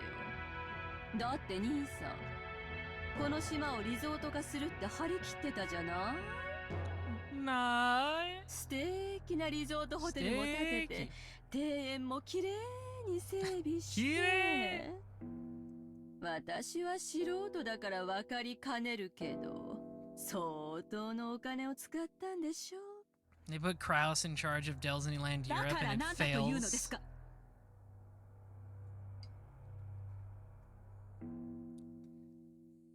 主人の事業はあなたとは関係ありません。Yeah, he's the one who gets put in charge of Disneyland Europe. It's like a dream come true and he fucks it up. 六軒島は兄貴のものじゃない。親父のものだ。もちろん建てたホテルは兄貴のものだぜ。なんなら俺たちは今夜の宿泊料を払ってやってもいいさ。な、ローザ。それはまあ持ち合わせで足りるなら。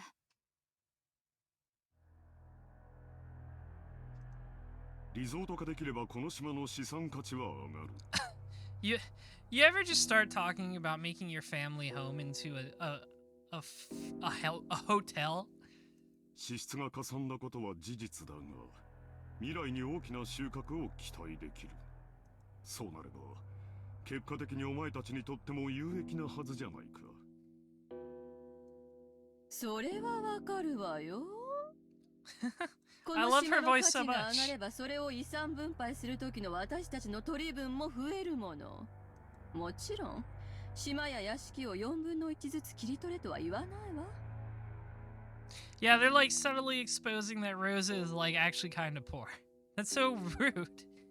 それを算定したお金で解決してくれればいいだけの話よ。そこまで分かっているなら、私の事業に何の不満があるんだね。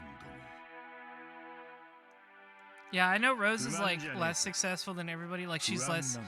I feel like Rose is like actually just not as interested in business, even though that's what she's raised to do. 第一兄貴。Like she just wants to be a mom, basically. あのホテル、いつになったら開業 That's す the るんだ。 that's the indication I get.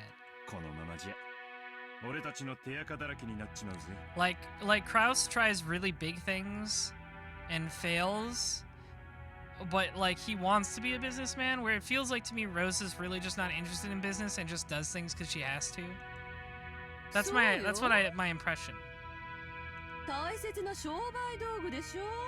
でしょ？確かに開業するまでずっと鍵をかけておくわけにもいかないわよね。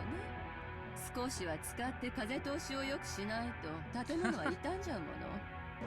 でも私たちが年に一度泊まるだけのゲストハウスっていうんじゃちょっと合成すぎやしないかしら。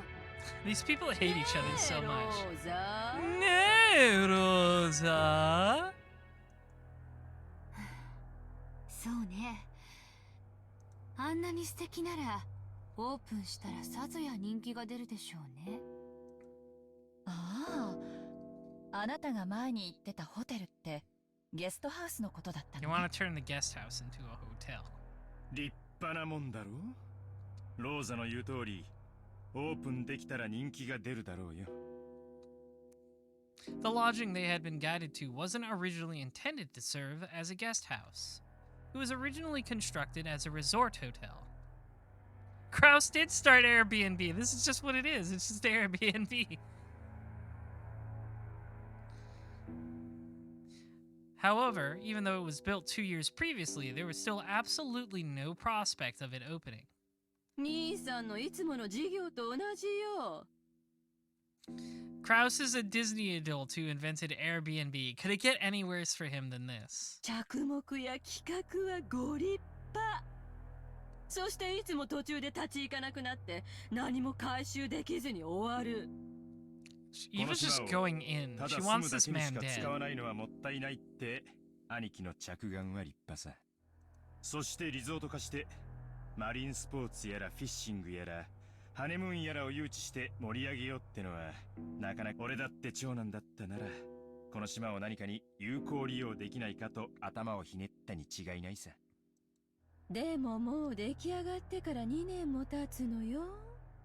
2年経って未だに開業のめどはつかないの？任せてる管理会社はどこ？失敬な。それは主人の手落ちでは Yeah, あり that's ません。 right. Nobody knows who Rose's husband is? Because she's like single, right? Or like they broke up or something like that? I remember that's what Kinzo hates about her. She's like, we don't know who her husband is. 主人の仕事を請け負う会社間でトラブルが生じているだけで、うちはあくまでも被害者です。 Like, which is very uncouth for 80s Japan, I think. Just a very old school thing to not have a husband even though you have a kid. しかしな、 It's also true of America, but you know. クラウス兄さんが任せてる例のとこ、あまりええ噂は聞かんで。はっきり言ってあげなさいよ。不払い横領トラブルで計画が空中分解しちゃったって話。 This dude's been 私 embezzling. たちの耳に届かないとでも思ってる？裏も取れてるんだから。何の裏だか存じませんが、事実無根です。観光業への新規参入には方々への根回しが必要になります。相手が信用に足りるかを測ることも大事です。 No, look, I'm just like you. I'm a real Ushirimiya. I can do business too. それに手間取っているだけに過ぎません。ホテルの完成が早すぎて勇み足になったことは認めよう。だが維持費がかかってるわけじゃない。やがて大きな意味を持つ布石だ。嘘つけよ。Get his ass. 生産したくても売れないだけだろ。観光ルートの確立してない何もない離島にやたら豪華なホテルなんて買い手がつくわけもねえさ。それに事業に集めた融資はどうなってんだよ。維持費はかからんでも、返せ Yeah, 借 from 金 my は understanding, 膨らむ一方や。 Higurashi is a very different beast. すまんが、クラウス兄さん、この島の開発計画の話、ちょいと調べさせてもろたんや。正直こっちもええ話は聞かへんのや。Fucking P.I. Hideyoshi over here. 秀吉さん、確かに今の財政状況だけを見たらそういう印象を持たれるかもしれない。Yeah, Battler, they sent out all the kids to go walk around outside. This has just been all the adults talking. だがこれは先行投資なのだよ。その読みを誤り、これまでに多くの負債を生んでしまったことは認めざるを得ない。だがようやく時代が私に追いついた。これまでに失った分はすぐに取り戻せる。 He sure seems confident about that. いや、それどころか、これまでの投資だってやがては私のもとに戻って。 I don't know if I believe him. そう例えるなら、放った稚魚が鮭となり、肥えて帰ってくるようにね。それは認めるで。これからリゾート業界は空前の好景気を迎えるやろ。これまでの負債を埋められるほどかはわからんが。だがな、クラウス兄さん。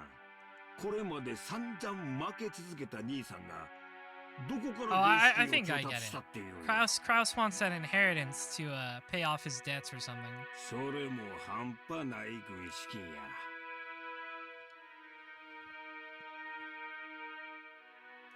あれだけの穴を埋められる軍資金やで。秀吉さんは何をおっしゃいたいのですか？ああ、夏樹さん、ほんま怒らんといてえな。わしらも See, here's the 調べ thing, たんや。 Pyropoyo. It is extremely funny to call Kraus a crypto guy, and if this were written today, he probably would be. But at least the resort business is still a real thing, unlike crypto. これまで負け戦続きのクラウス兄さんに、 Like, at least hotels and stuff, that's like a real business. 支えられるほどの融資を誰ができたのか調べたんや。 Oh, where's he getting his money from? 結果いねえんだよ。 Oh, he's just stealing it, okay. 弱り目と逆に張るのがマネールーレットの鉄則だ。 Money roulette. 兄貴はこの界隈じゃちょいと知られた弱り目さ。 Just call him a loser. 確かに時 You're a 代は loser. 好景気を迎えようとしているが、これまでの兄貴の失敗等を天秤にかけて、その上で勇士に値すると思う連中がいるのかって言ったら誰もいなかったのさ。ならね。 So he's probably just like embezzling, そ right? のお金を Right, that's how he's どこ getting his から money. 調達したのってことになるのよ。ほう。ほう。興味深い話じゃないか。それであなた、このような暴言をいつまで放置されるつもりですか？ No, my husband isn't 座れよ evil. 夏日さん。単刀直入に言おう。兄貴は親父の個人資産を Yeah, he's totally 自 just 分の stealing 事業 it. に流用してる。これはほぼ間違いねえ。これが俺たちの誤解だってんなら、どうかぜひそれを解いてもらいたい。 Now, see, now I'm wondering, like, how much of an inheritance will even be left if Kraus has just been trying to fill his debt holes. ルドルフ、流用なんてもんじゃないわよ。 I don't know anything about Sakonia. これは横領よ。刑事告発できる立派な犯罪なんだから。無礼極まりない。仮にも後宮本家跡継ぎの後宮クラウスに向かって信 I don't じ think ら he'll れない暴 be. 言です。 I don't think he'll be a successor for long. 暴言じゃないわよ。図星でしょ。なんとか事業を成功させて、これまでの損失を埋めたいんだけど、その穴は広がっていく一方、博打の穴をさらに大きく張った博打で埋めたいだけよ。その軍資金がすぐ近くにあったなら、手をはっきり言うわ。兄さんがしているのは横領よ。お父様に対する裏切りよ。叱るべき決着がついた後には司法に委ねることになるでしょうね。 Ah, yes, the courts. They'll totally get it. Everyone here will definitely get a chance to bring this up with the proper authorities. Nothing terrible will happen that will prevent it. そんな輩に後宮本家跡継ぎを名乗らせるとお思い？ Uh-oh. ユニコと書いて当主様への裏切りとは聞き捨てがたい。この栄光ある後宮家の敷居を渡る資格はもはやあなたにはありません。即刻ここを出て行きなさい。さあほら。Fail wife defending her fail husband. Natsuhi, who had already reached the limits of her anger, shouted at Eva in a rage. She then pointed alternately at Eva and the hallway, demanding that she leave. Eva took out a folding fan and fanned herself with it, glaring maliciously at Natsuhi as though silently daring her to repeat what she'd said. However, her mouth was still smiling, curved in the shape of a crescent moon. In that unpleasant silence rolls a gulp. ねえ、夏日姉さん、誰に向かってそんな口をお聞きなの？ No. 無礼極まりない主人の妹に対してです。これ以上は私も本家の台所を預かる者として聞き捨てなりません。 No, I'm important. Look, I'm in charge of the kitchen. 台所を預かる？預かる？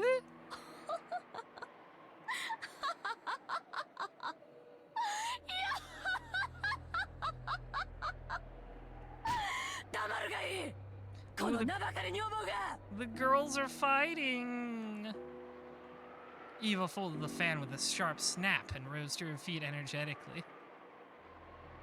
Compared to the elegance and playfulness she'd shown until a second ago, she was now unimaginably aggressive. バカバカしい。お前が下がりなさい。 Oh, she's so mad. Oh my goodness. この後宮エヴァに当主様の左肩を許されている後宮家序列第3位のこのエヴァに下がれと。 This lady's she's going in. 身の程を知りなさい。 The manga art in this part makes Eva look nuts. I will definitely intend to check out the manga at some point. そしてお前のそのみすぼらしい姿を Because the 鏡 art に映 just し looks てみ really るがいい。お前の服のどこに翼が？ It's true, she's not a real family. どこに That's 片 why 翼 she's の always 足が coping 許 and されている soothing. のか。 The one-winged eagle. Dun dun dun dun dun dun dun dun dun dun dun. 後ろ宮家の跡継ぎを残すためだけの存在じゃないの。Did I patch back in the song that got cut from this port because it sampled Star Trek? I don't think I did, because I was also worried about getting shot because of Twitch hearing Star Trek: The Next Generation. 身の程をわきまえるがいい、このゲス女が。 Wow. Eva's face twisted hideously as her words gouged into Natsuhi's heart like talons wrenching at it. Oh. This girl just got, like, fucking annihilated. There was 100 ways Natsuhi wanted to respond. However, I combined the two words. Her anger and sorrow crushed her throat, and none of those words managed to make it to her mouth. Her anger had nowhere to go and became a single hot tear that slowly dripped down. なーに？ Nani? 何か言い返したいなら、どうぞ言い返しなさいよ。ほーら。Hora. Eva faced her with a provocative gaze. However, Natsuhi could do nothing but tremble, her clenched fists quivering. Kraus quietly broke the powder keg tension. 夏日、席を外しなさい。頭を冷やすといい。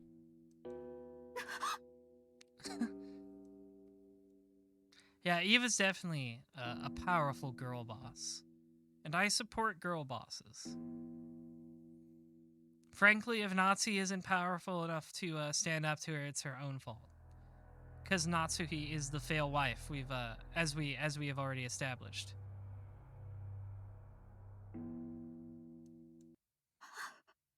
あなたはさっきから何を言われているのか分かってるんですか？ Why won't you fight back against these accusations of embezzling that we all know you're doing? この人たちは言うにこと書いて Baselessly. あなたのことを私たちが後ろ宮家の栄光を守りお父様からそれを受け継ぐため日々高潔であろうとする全ての努力をないがしろにして踏みにじるなんという聞きがたい暴言あなたもあなたです I definitely can see why people say the voice acting enhances this game a lot, because that scene wouldn't have been nearly as fun without it. あなたが言い返さないから私が言い返しているのにさっきからあなたは私に任せっきりで Oh no, not the spousal quarrel. その私に頭を冷やして来いなんて言うんですかいつも私ばかり Why won't you stand up for me? 私はいつも真剣にこの家のことを考えているのにそれはあなたは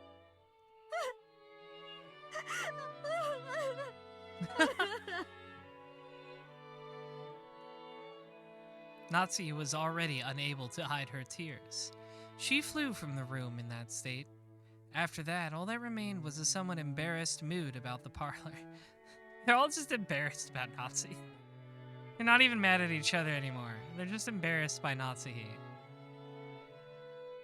When the sound of footsteps grew distant and silence returned, Kraus shrugged his shoulders lightly. 妻が失礼した。 Women, am I right? 昔から感情を抑えるのが下手でね。私も苦労している。あんなのに切り盛りされてたんじゃ兄さんも気苦労が絶えないわね Now they're all just shitting on his wife.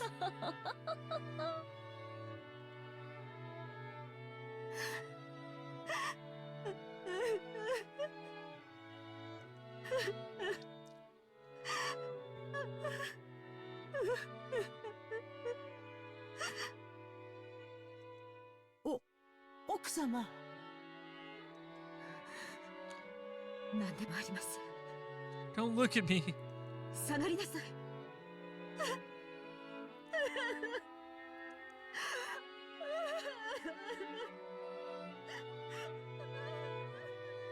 Oh, she's fading out. Natsuki flew into her room and threw herself onto her bed, lamenting. Those heart-wrenching sobs reached Kumasawa in the hallway. おいたわしや奥 I 様 don't really feel that bad for her. 奥様とエヴァ様は犬猿の仲 I don't really feel that bad for Natsuki, sorry. このお二人の関係を説明するのは女の私にはとてもしんどくございます。後ろ宮家は血を特に重んじられますが、嫁いで家を出れば本来は序列から除籍されます。ですからエヴァ様も本来は秀吉様とのご成婚の際に除籍されるはずだったのです。ところがこれは誰のせいでもありません。ましてや奥様のせいであろうはず So もありません。 that's also part of why Natsuki hates Eva so much. She should have taken her place at the table, I guess. 神様の気まぐれとしか言いようがありません。クラウス様と夏日様にはなかなか Yeah, it's because she still had a 子宝 kid が授からなかったので first. す。何しろ男尊女卑の後ろ宮家でございます。妻は後継ぎを残すための道具。その妻が唯一の役割を果たせないのなら、 Oh no. もはや人間扱い Well, な now ど I さ feel れ a ま little せ bit ん。 bad for her. Not that bad. 当時の奥様が親方様からどれほど責め苛まれていたか思い出すのも苦しゅうございます。そんな中、エヴァ様に秀吉様とのご結婚の話が持ち上がりました。エヴァ様は狡猾でした。奥様がいつまでも身ごもられないことにつけ入って I see. 親方様に取り入ったのです。入り婿を取って自分が跡継ぎを産むと吹き込み、ご自分の席を後ろ宮家にとどまらせるよう認めさせたのでございます。後ろ宮家に嫁ぎ、外様扱いの奥様と入り婿を取る形で血族として残ったエヴァ様は、後ろ宮家の序列の中では雲泥の差。Oh. I し see. かもエヴァ様は先にそれも男児をご出産されております。 So it's because even though Eva married outside, like if you're a woman who marries outside the family, then because you take on that family's name, you're not part of the Ushuramiya family anymore. You're off the register. So Natsuhi, because she married into the family, should have basically taken Eva's place at the table, but Eva had a kid first, so yeah, that's right. Hideyoshi took Eva's name too, so she didn't lose her family どれ name. ほど奥様の立場がエヴァ様の前で弱いものであったか、お察しいただけますでしょうか。奥様にとっては、もし自分がすぐに解任する Who こ could と have が thought? できれば、 It's weird that エヴァ様の入り that the 婿など implication is that nobody's ever done that before. That's a really easy way to solve that 今 problem. 日のエヴァ様の増長を許さずに I 済 guess んだ it's だろうと I いう guess in traditional, more traditional times, it's really hard to convince your husband to take your family name. しかし、それは奥様のせいであろうはずもない。すべては気まぐれな神様とジェシカさんをお届けすることが遅れたコウノトリのせいなのでございます。 Listen, Kurosawa, we know how it works. You don't have to tell me the thing about the stork. I know how babies work. I know how babies are made.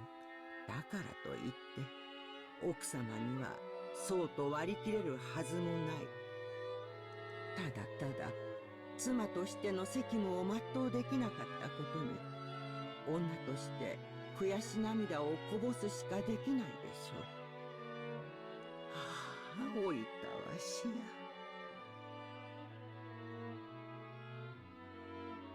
私には何もできず。 Yeah, it's like super conservative values, right? しかできないのです。 Because if you have a son, that son can take over as the family head. As the mother, you're basically just there to make sons. What a horrible place.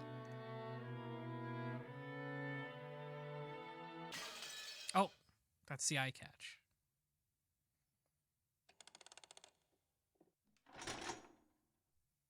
It is now 1:30.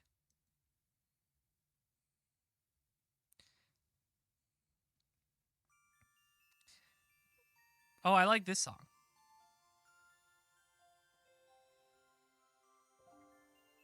We crossed the hall again on our way to the entrance. That was a really long scene without Battler in it. As we did, we once again spotted that witch's portrait. However, spotted is probably not the best word to describe the experience. It was more like our eyes were inexplicably drawn to it. That woman's eyes, with their sage-like glamour, definitely had the power to make those who viewed it stand rooted to the spot. This song is called Hope. It's a really good song. Beatrice. 本当かね。バトラ信じてない？ Back when he had asked what this picture was, the first person to tell him had been Maria. Therefore, when Battler showed signs of doubt, Maria must have felt that Battler didn't have faith in her. Of course, that wasn't what Battler meant. Maria ran up to the portrait and began banging on a plate hanging below it. Oh, don't do that! Maybe the title of the portrait was written there. Maria, trying to prove that she wasn't lying, obstinately continued to hit the plate. ああ、悪い悪い。別にマリアが言ったのを疑ったわけじゃないぜ。Yeah, we had Blue Sky. This is the piano.ogg. We've got 2 out of 4. I can't wait for Puppet with the string cuts to come up, because I know it will. We all know it will. バトラ納得。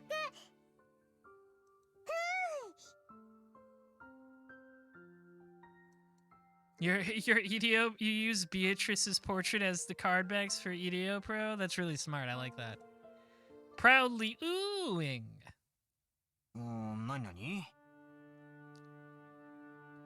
See, this is what I mean. The eyes are just cutouts. That's her real eyes back there. It's some Scooby-Doo shit. That's how Beatrice knows everything. 我が最愛の魔女ベアトリーチェ。 Beatrice. 懐かしき故郷を The Sweet Fish River. ってなんだこの怪しげな長い碑文はよ。 The plate did have the title of the portrait written on it, but it was much too big to contain only that. Beneath the title was what appeared to be a long epitaph. If you just skimmed over it, several unnerving words would jump out at you. すげえだろそれ。じいさまが書かせたものだよ。 Epitaph, huh? 意味深だろ？ It's like King Crimson. マリア知ってる。黄金の隠し場所。 The gold? おいおい。後ろ宮家の隠し黄金の話か。 Oh, this one's new. I love stories about hidden gold. そりゃまた懐かしい話だね。っていうか兄貴、これマジなのか？これを書かせたおじいさまは、この絵とこの碑文に関しては何も語ってくれないんだ。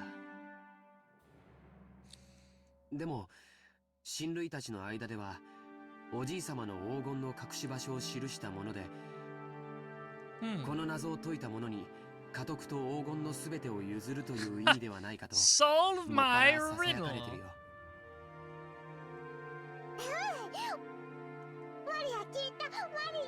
You just gotta solve Grandpappy's riddle, and then all these disputes about the inheritance will go away. Easy. さてな。10トンの金塊なんてね。私はちょいと迷っつば That's だ a けどな。 lot. That's a lot. 10 metric tons of gold bars. こんな碑文を読んじまうと。 Update. What is this マジかなって気 update? になっちまうな。Oh, I see. Hatsune Marvin has posted an update about Big Titty Rule 63 Battler. By sharing your Big Titty Battler image, I may have gotten several people down for it, and the person who drew it, Ashcan, says, oh no. That is also a valid reason to be oh knowing.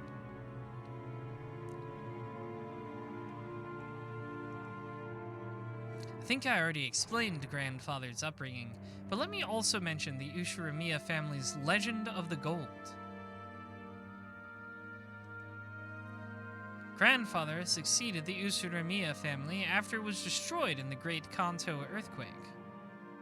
You went to high school with Ashcan? Well, that's nice. It's always nice to be friends in creating cursed things. And by successfully riding the stormy seas after the war, he managed to accumulate great wealth. That much of the story everyone knows. However, this is where the strange part begins. Part of it involves grandfather's black magic obsession, so its credibility is extremely low, but, well, wait until the end before you doubt or make fun of it. Please hold all questions to the end of the legend. After the war, grandfather correctly predicted what the future would hold and won in a huge gamble, accumulating a vast store of wealth.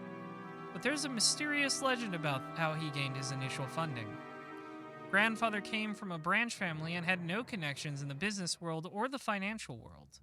Even though he later built connections with the occupying forces, he supposedly started as a nameless person who hadn't yet gained anyone's trust.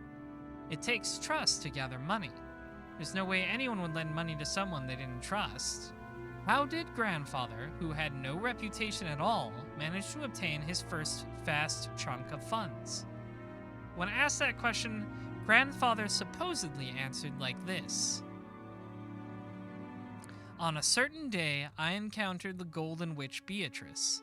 Grandfather then went on and on about his continuing research into alchemy and techniques for summoning demons in order to become a great magician. And the entity summoned as a result of the demon calling ceremony was the Golden Witch Beatrice. He then apparently made a contract by which he would receive fortune and honor in exchange for his own soul. The witch then granted grandfather 10 tons of gold. Oh, she just waved her hand and it all fell there in front of him. Grandfather used this gold as collateral to prepare a vast quantity of funds, which he then used to multiply his wealth many times over and revive the Ushiramiya family. It seems this story is so old that even our parents were told it when they were still children. Well, we know Kinzo definitely believes it. So, back when our parents were young, they explored this island in all sorts of ways, believing that the gold grandfather had received from the witch might be hidden somewhere. However, since there was the danger of them getting lost in the abandoned forest, grandmother began to spread the story that the witch lived in the forest and approaching it was forbidden. Huh. So maybe that part's made up about the forest. 俺たちも小さい頃、親からその話を聞かされて、宝探しと称して島中あちこちうろうろして、森で迷ってワンワン泣いて、しお兄さんに見つけてもらって、 10 tons of gold in the form of Toblerones. Yeah, they're gold bars. The big gold Toblerones. 懐かしいぜ。バカだったよな。バカだった。だってよ、じいさまはその資本金で儲けた挙句でこの島を買うんだぜ。Right, the gold's probably long gone, right? Because he used it for collateral. から黄金を持ってたってことになるじゃねえか。He used it for collateral. That means, like, the gold is probably long gone. この島にあるわけがないぜ。そうとも限らないよ。その黄金が元からこの島に隠されていて、それを確実に自分のものにするためにこの島を丸々買い取ったとかね。ああ。何しろ10トンもあるんだもん。That is a lot of gold. 安全な場所に移すより隠し場所そのものを確保する方が現実的だよ。この碑文を書かせたのは2 Oh, 年前。 the epitaph is new. The painting is older, isn't it? それもじいさま自身ってなると、なるほど。黄金伝説も信憑性が増してくるじゃねえか。じいさまが後ろ宮家復興の資本金にしたという魔女に授けられた黄金が10トン。そいつがどこかに今も眠っていて、じいさまはこの謎を解けたやつに全部を譲ろうって。 Solve my riddles 3. Oh, that's right. The painting is also from 2 years ago. I thought the painting was older and the epitaph was added later. なんというか。マジならなんとも景気のいい話だぜ。There's gold in them, though, which forests. That didn't really work. The epitaph carved into the plate was very mysterious, with something like a poem or a song written on it. That text was incredibly disturbing, filled with the signs of grandfather's black magic hobby, and its contents were in truly bad taste. But it could definitely be viewed as a puzzle which, if solved, might lead to the hidden gold. You're not allowed to read it yet, though. We have to exposit about it some more. 一つ言えるのは、このうさんくさい碑文をおじい様は一族全員に告示するかのようにここに掲示したこと。そして黄金の存在はほのめかしながらも、未だにその隠し場所について一切触れないこと。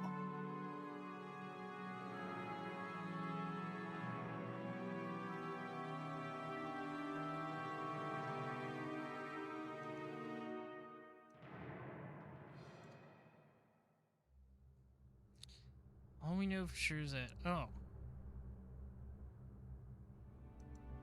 そこから親たちが想像を膨らませて、おじい様の知恵比べに違いないって言い出した。I mean, he probably is. That sounds like something insane he would do. 欲の皮が突っ張ってる。うちの親父あたりだろうぜ。こんな弱いことを真に受けてるなんてよ。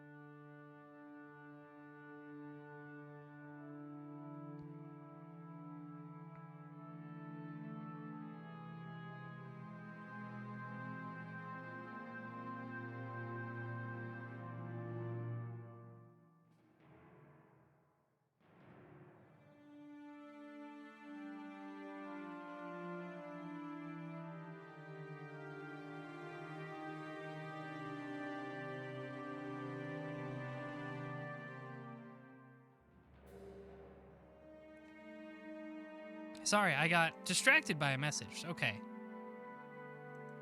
じい様の黒魔術趣味はバカにしてるくせに、この隠し黄金の話だけは信じてやがる。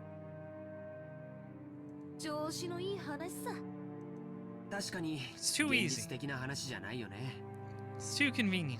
当時無名で何のコネクションもなかったおじい様に無償で莫大な金塊を融資する人物なんているわけがない。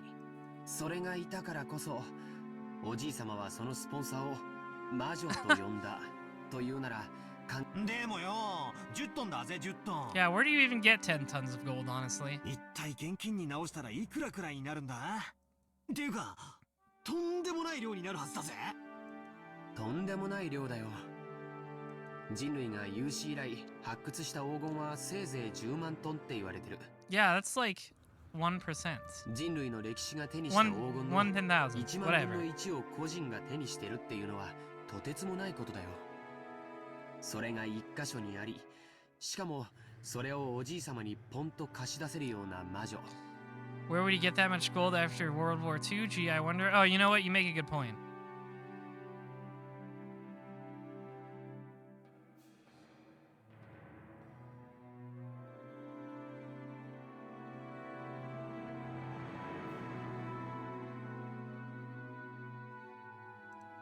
You make an excellent point, actually.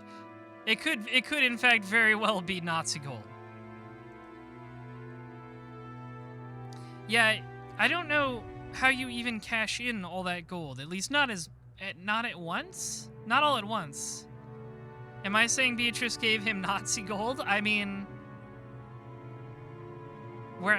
who else had a ton of... Who else specifically gathered up a bunch of gold in that era? I don't know, I'm just saying. Yeah, like, isn't the whole point of having, like, a bunch of gold on you to use as collateral, like they said?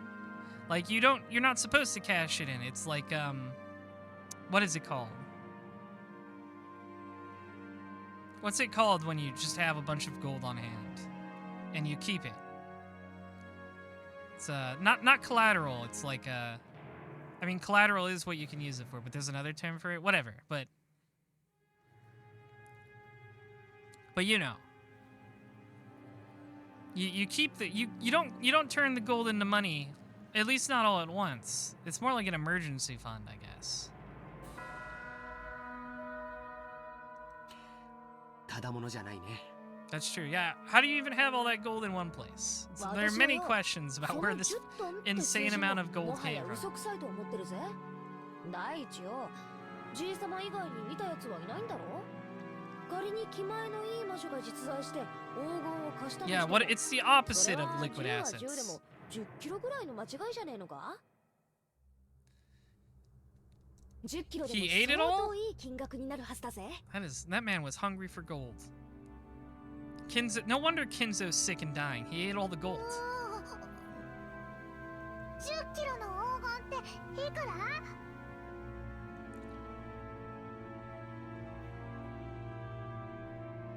Yeah, like that much gold is like impossible to just turn into cash. Like that's like the GDP of an entire country, basically. Like you could bring back the gold standard with that much gold. Maria, who wasn't following the story and felt like she was being spoken to in riddles, finally found a place where she could ask us a question.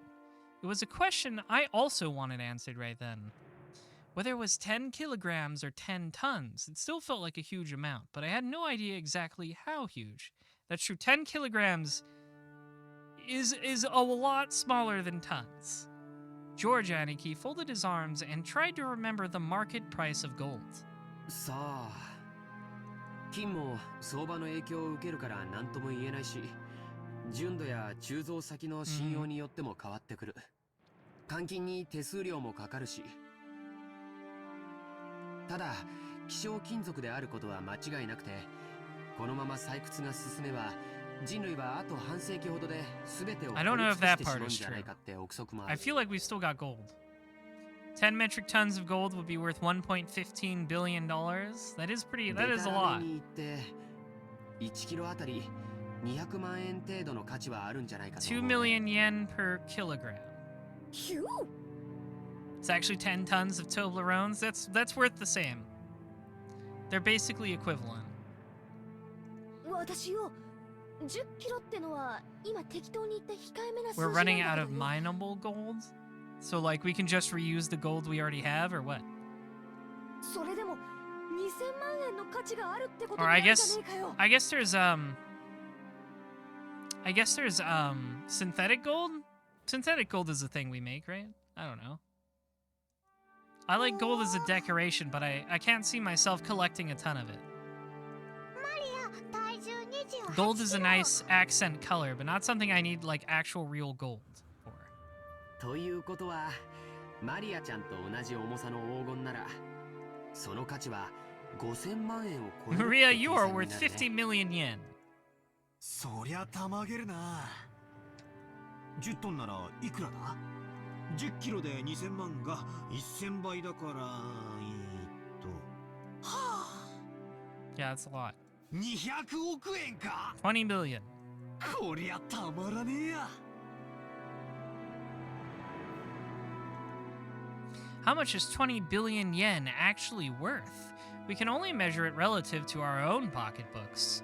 Anyway, let's say that a person's wages over a lifetime are about 200 million yen. That seems a little, a little gracious, but we'll go with it. You grow up and work like crazy, sacrificing your life for your company, and you're finally freed as you approach old age.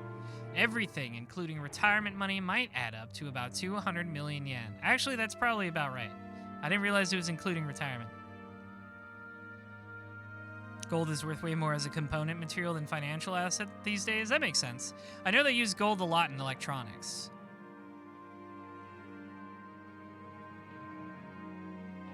In other words, that's the amount of money that'll be made through a human's life. No, you could even call it the value of life. So 100 times that is the sum of an unbearable amount of money. If you work from age 20 to age 60, that's 40 years of work. So it's equal to 4,000 years of work wages. If you worked every day, starting from the Jomon period, you'd only reach that number about now. ほう、200億円って It sure is a lot. ああ、すげえよ。マリアの大好きなショートケーキだったら、多分一生かかっても食い切れないくらい買えるぜ。Shortcake. でも200億円という現金ならいざ知れず。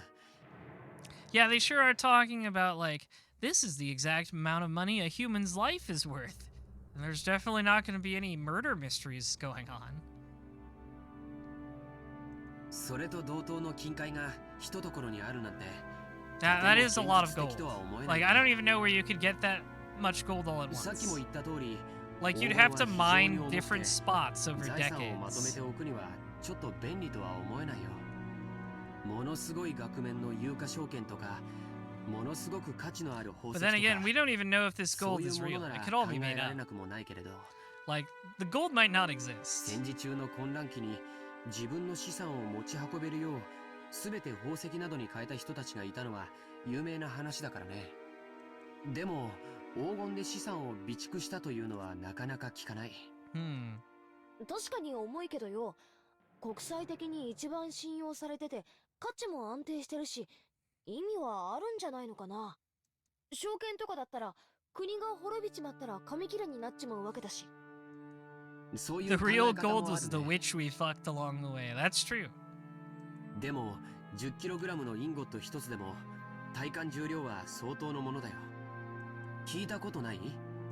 50kg の人間は背負えても 50kg の俵は担げないって。 That's true. それだけの莫大な重量の金塊を個人が所有するリスクと手間は計り知れないね。There's sure going on about this gold. ってことはつまり200億円の札束がうなってるって話ならともかく、200億円分の黄金が山積みになってるってのはちょいと現実味がないわけだな。そういうことになるね。10 tons of gold is the same thing as 10 tons of dollar bills, right? 黄金伝説なんて It's the same. 響きはとても面白いんだけど、そもそも10トンの黄金という時点で少々無理があるね。そうやってリズムで考えるとみるみる嘘くさくなっていくぜ。Yeah, it is hard to put stock in anything Kinzo says anyways when he's fucking insane. でもそこは何しろあのおじいさまだからね。親切なお金持ちからの融資を大げさに吹聴して魔女から授かった10トンの黄金なんて例え方をしたのかもしれないよ。10トンという数字も象徴的な感じがするしね。つまり借りた金のありがたさは10トンの黄 Yeah, it 金 could に just be a 価 metaphor. 値があった。 Maybe the gold is a metaphor. じいさまに大金持ちの勇敢マダムが気前よく恵んでくれて、 Yo, he got a sugar mommy? その後夫人を魔女と呼んだ。 Beatrice って the ことじゃ sugar ねえの mommy? か？ I see. Jessica's example isn't bad. Someone who generously lent a huge sum of money to grandfather when he still had no reputation might as well be called a witch. Furthermore, grandfather actually did use that money to build a vast amount of wealth later on. The fact that this person was so great at judging people might also justify calling her a witch. Also, since she went to the trouble of lending all that money, she might have enthusiastically overseen how it was spent. The decision to unexpectedly get involved with the occupying forces and profit from the Korean War demands might have been inspired by the witch herself. That might explain why he claimed to have received both wealth and honor from her. なるほどな。なるほどな。ってことはつまりこの魔女様は後宮家復興のための資金を恵んでくださった復興の大恩人ってわけだ。となりゃじい様が感謝の気持ちを込めてこんだけでかい絵を描かせて掲げさせたってのも。 Now it all makes sense. なるほど。 That's the end. That we found it. We've solved the mystery of the Golden Witch. It all makes sense now. It's all been perfectly explained. ひょっとするとよ。 End of the story. Game over. That's it, everybody. それをじい様が美化してこんな美人に描いてくれたってのは考えられる話だ。 We have solved it with facts and logic. 案外当の本人に会ってみたらこんなに美人じゃないかもしれねえな。ありえるね。ベアトリーチェって名前はベアトリーチェいかにも洋風だけど、僕たち一族の名前がみんな洋風であることを考えると、Yeah, maybe the names were inspired こ by の her. ベアトリーチェって名前も日本人名を無理やり洋風にアレンジしたものなのかもしれないよ。なるほどなるほど。この美人は絵の中にしかいないってわけだな。 She's not real.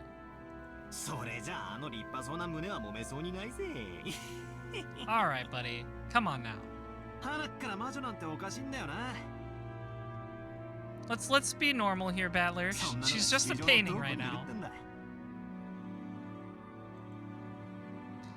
I laughed and made fun of the witch, trying to distinguish myself from the kid I was 6 years ago, who feared the witch of the forest, when Maria tugged on my sleeve. I could tell by how hard she pulled that she was a bit upset. なんだよ、マリア。Ah. She's mad. Maria stared up at me. She had her usual sour look, but I could tell she was angry by the color of her eyes.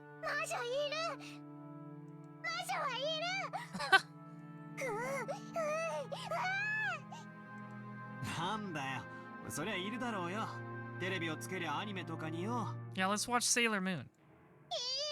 Actually, I guess this is 86, so Sailor Moon wasn't airing yet. Let's watch Cutie Honey. There we go. Cutie Honey F probably would have... I think Cutie Honey F was late 80s. I don't remember.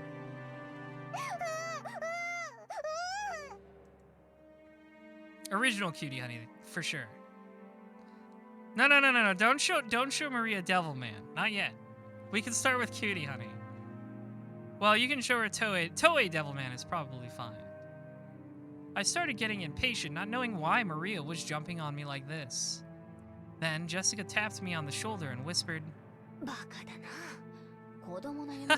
She wants to believe that sugar mommies are real. マリアは魔女とかベアトリーチェとかが確かに存在するって信じてんだよ。確かマリアちゃんは学校の文集に将来なりたいものは I haven't seen 魔女って書いたんだって。 Digimon Ghost Game Hatsune Marvin. I haven't actually seen much Digimon since I was a child and the broadcasts reached the moon. I do remember that one where what was it? I don't think it was Tamers. It was another one. Adventure Mate? No, not Adventure, but it was the one. It was the one where like the Digimon weren't their pets. They like combined with the Digimon and henshined. I remember that one.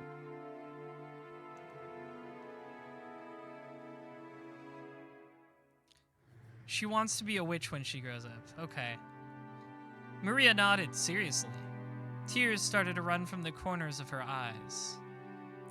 I see. To a girl who wants to become a witch in the future, the existence of Beatrice was proof that witches do exist in this world, and was therefore an image that she yearned after and admired.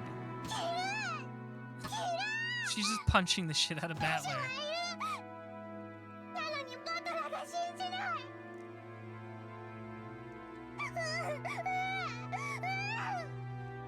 Mm.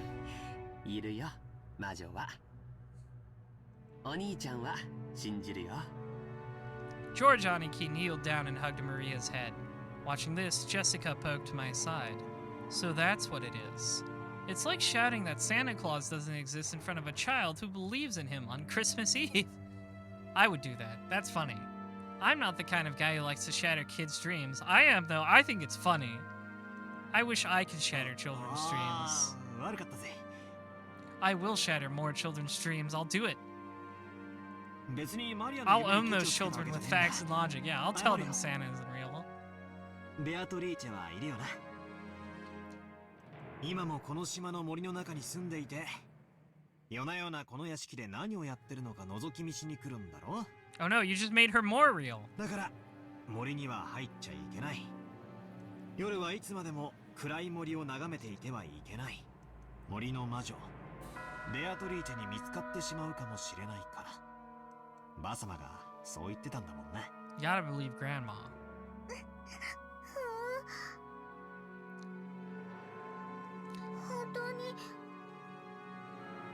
本当にバトラは信じる？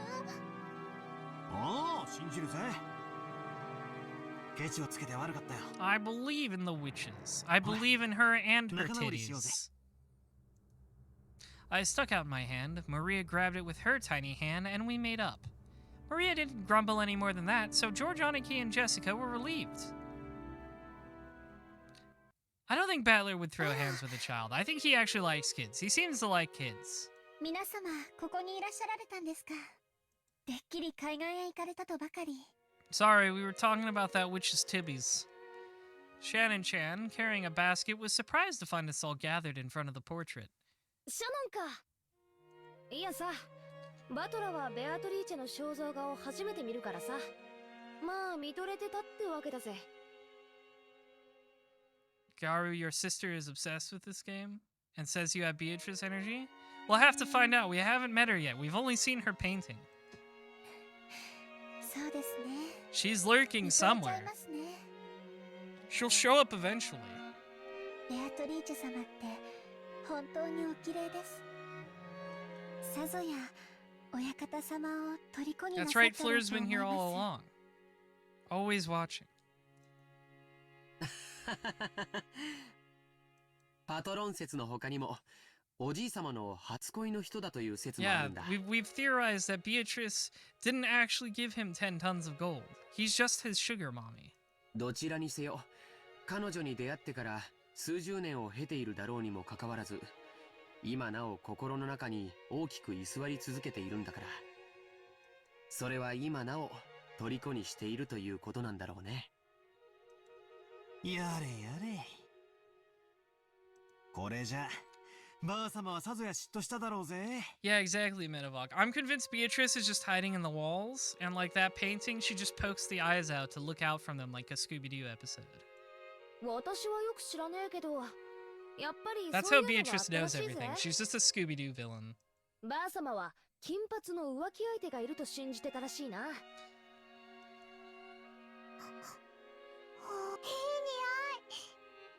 シャロンからいい匂い。 Please do not sniff Shannon.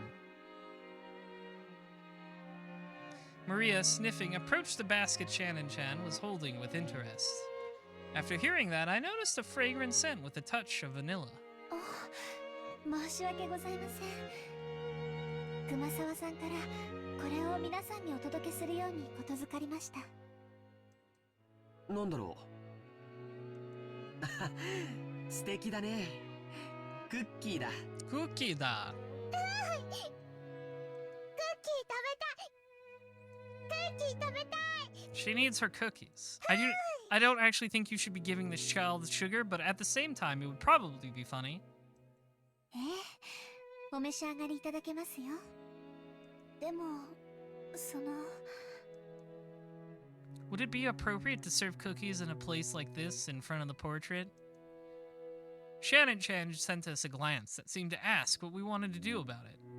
Well, yeah, I guess eating here would be bad manners, generally speaking. マリア、ここじゃな Yeah, くて she's gonna よそで pop 食 out べ of よ the うぜ。 painting and say she wants some cookies. クッキーをお弁当にピクニックに行こう。ピクニック行こう。ピクニック行こう。クッキー食べれるなら行こう。 Whatever, as long as I get the cookies. そうだな。ちょっと表の空気を吸いに行くか。魔女様の御前でつまみ食いもねえもんだぜ。 It's bad manners. そうだ。もともと私たちは浜辺に行こうって言ってたんじゃねえか。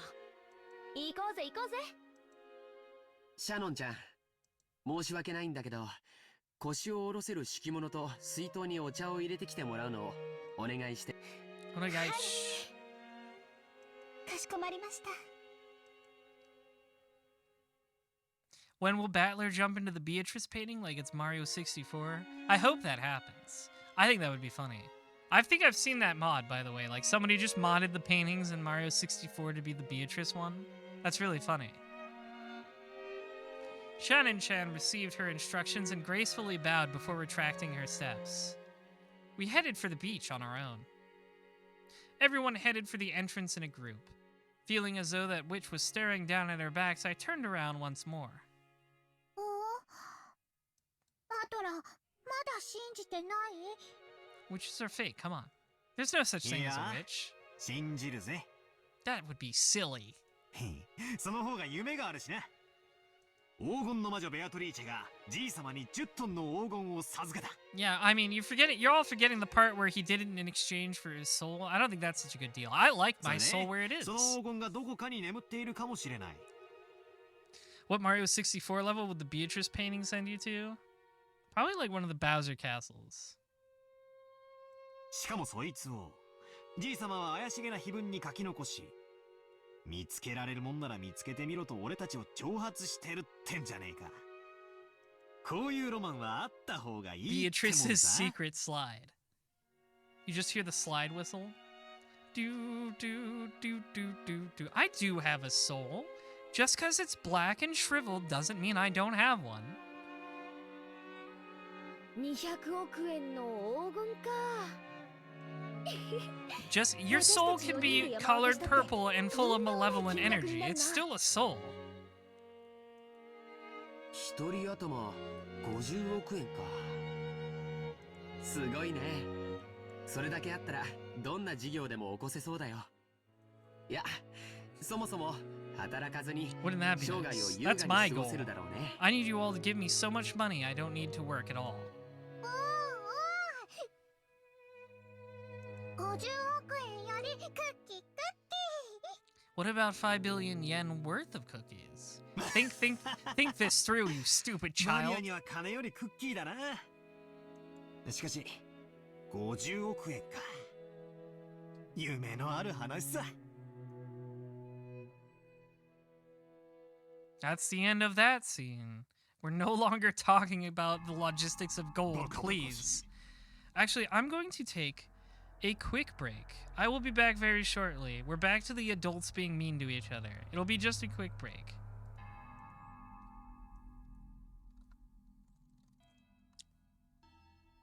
Because I'm thirsty.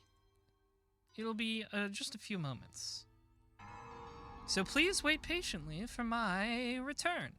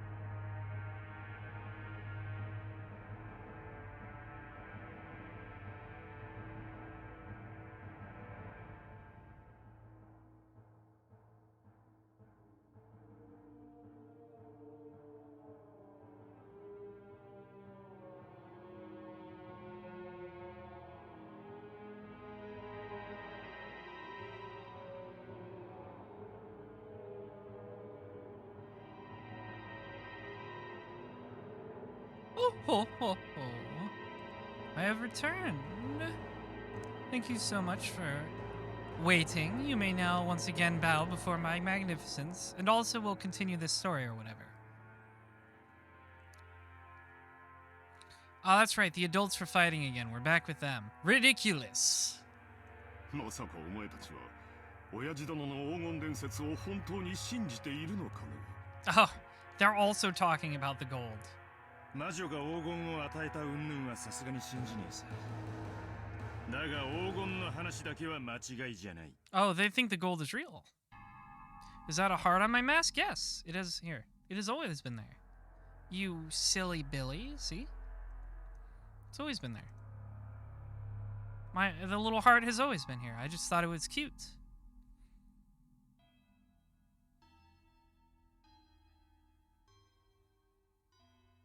Glad to know I self-identify as a whore based on my own metric. I mean, yes.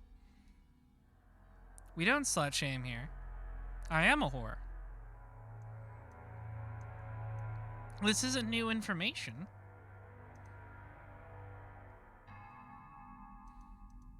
Oh, so the gold is real. 死んだマルソーの会長は生前、お父様に某所で積み上げられた金塊を実際に見せられたという。Maruso Company. お父様はそれを指して、10トン分あるとはっきり明言したわ。What I don't understand is why Kinzo was so invested in like people believing in the gold, but never actually showing it to anyone except this one guy. Like he only ever showed it to this one guy? 親父殿と一緒に存在しない黄金の存在をでっち上げただけだ。取るにも足らない。存在せん黄金にあないな軍資金は集まらへんで。会長さんは生前その真摯なお人柄であれだけ大勢の財界人から尊敬を集めたお人や。詐欺の片棒なんか担がへん。兄貴。Well, I don't know. He could have. マルソーの会長は確かに見たんだ。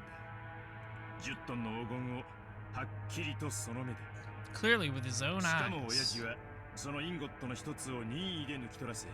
Okay, but this all just sounds like hearsay. Does anybody know this for sure? 99.99% pure.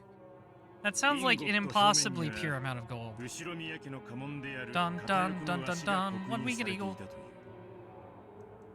後ろ宮の黄金伝説は瞬く間に財界のフィクサーたちの間に広がったわ。鋳造元不明の黄金は換金率が悪い。ボロ儲けのチャンスだと思った彼らはそれを担保に認め、結果お父様はバカバカしいにも程があるじゃないか。お前たちはいくつになるのまだそんな子供の頃のおとぎ話を真に受けているのかね。 The gold can't be real. 第一、その10トンの黄金の証拠はどこにある？親父殿と親交の深かったごく一部の人間のざれ言だけじゃないか。もちろん口伝だけさ。でもよ兄貴、親父が調達した莫大な金はそれに That's 見 true. 合う He 担 had 保 to が必 exchange 要だ。 something for the loans. 仮に黄金がデマでも、それに匹敵する価 That's 値あ what る I'm お宝 saying. を Picture 親 it 父が didn't 見せた happen. のは紛れもない事実じゃねえのかい？ We don't even know if the story about him showing the gold to this one guy is true.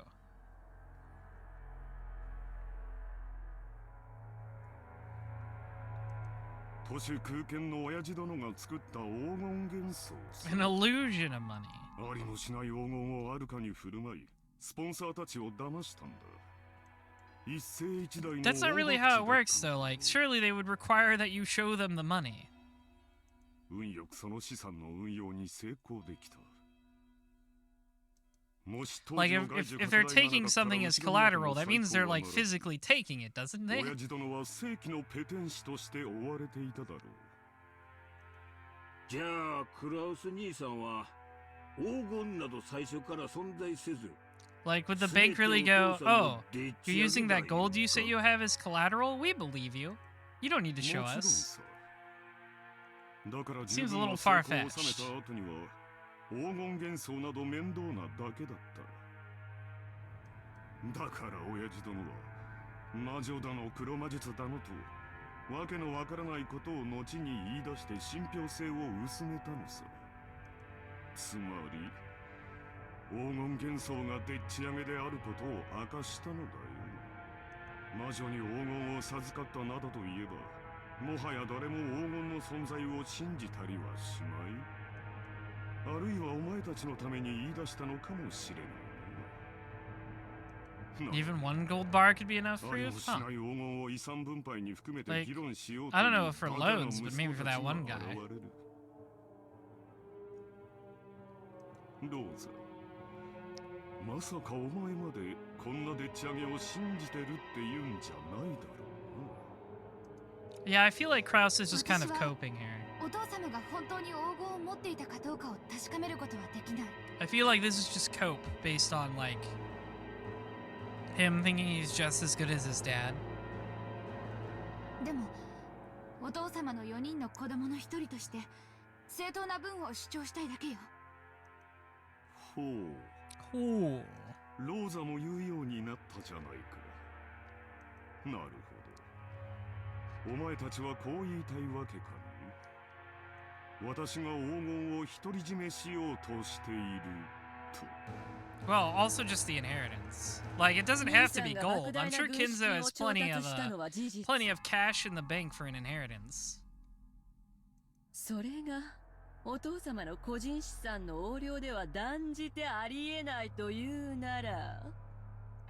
Yeah, exactly, Hatsune Marvin. Basically, everybody is just saying, well, even if the gold isn't real, he needed something to get a loan with. And that something must still be sitting around somewhere and be our inheritance. Ah. They think the gold is what he's stealing from. No, I didn't do that. じゃあ説明なさいよ。お父様の財産の横領、お父様の隠し黄金。We know you're stealing something. Come on, man. どうやってあれだけの軍資金を調達できたっていうの？だっていうの？私にも政界財界に友人が多くいてね。Do you though? 彼らから協力を得ただけに過ぎんよ。I just took out a ton of loans and now I'm buried in debt. Haha. それについてお前たちに説明する義務はない。分かっているだろう。話せぬ方面の筋もある。兄貴がそうだと言い張るんならそれでいいさ。でもよ兄貴。親父は He could literally keel over at any minute. 来年の今日まで生きてるなんて誰にも保証できねえんだぜ。親父が死ねばその時点で遺産相続だ。俺たちは全員の立場から中立な弁護士と会計士を立てて親父の財政状況を調査。 Yeah, that's what I was thinking earlier. They can just do an audit to find out whether Kraus is embezzling, right? その時お父様の資産に兄さんが不当な干渉をしていることが発覚したならお分かりね。お分かりね。何の話だかさっぱりわからんね。妻でなくても憤慨したい気持ちだ。お父さんの黄金はもちろんお父さんの財産や。表に出せん金やっちゅうのも分かっとる。しかし4人に Yeah, they're basically just trying to get Kraus to admit it. They're like, come on, man. We know. It's so obvious. It's so obvious. Please just admit it. つまり兄貴が黄金を独り占めしていないかどうか兄貴についても財務状況を調査させてもらうぜってことなのさ。いい機会じゃない。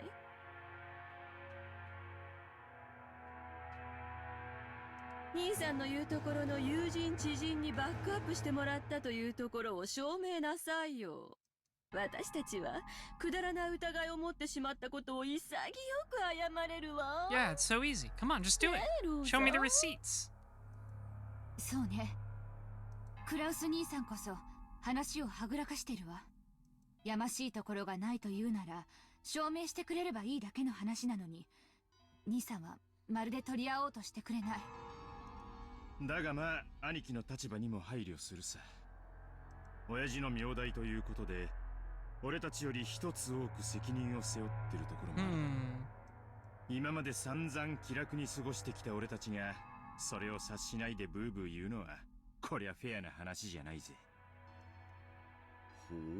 ほう。さっきから落とされたり持ち上げられたりと。He does that a lot, the whole. 本題に入りたまえ。つまりな、お父さんの財産をあれこれ調べて重箱の隅をつっつくんはブスやないかって話なんや。クラウス兄さんの言う通り、うまく説明できん金の動きもあるやろ。そこを理解した上でわしらは兄さんに相談を持ってきたんや。お互いにとって悪うない相談や。Yeah, exactly, Kuberting. It sure would be unfortunate if Kinzo just died right now and made everything way more complicated. 相談？ほう。He did it again. 遺産分配時に今日まで親父の面倒を見てきてくれた兄貴のご苦労を最大限に汲み取り、分配に寛大な理解を示そうってことさ。間違えないでよ。別に私たちの権利を放棄するって言ってるわけじゃないのよ。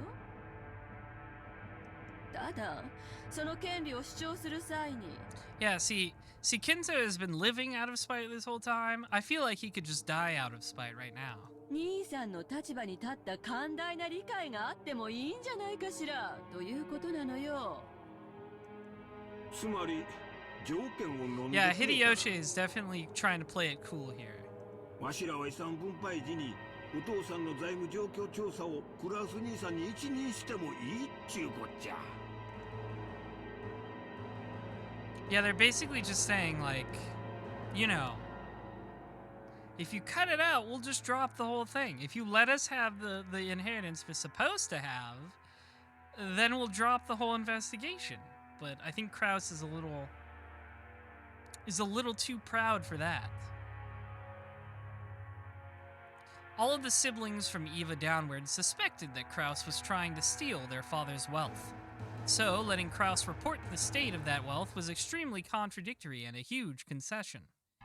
If, as they claimed, Kraus was actually embezzling money, Kraus would be able to hide that fact.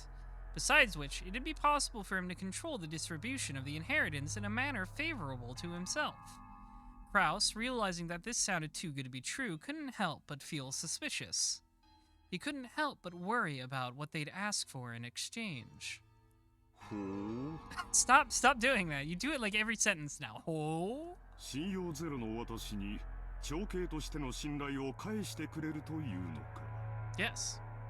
It's definitely not a grift. Yeah, what's the catch? 同じ兄弟としての公平な権利さ。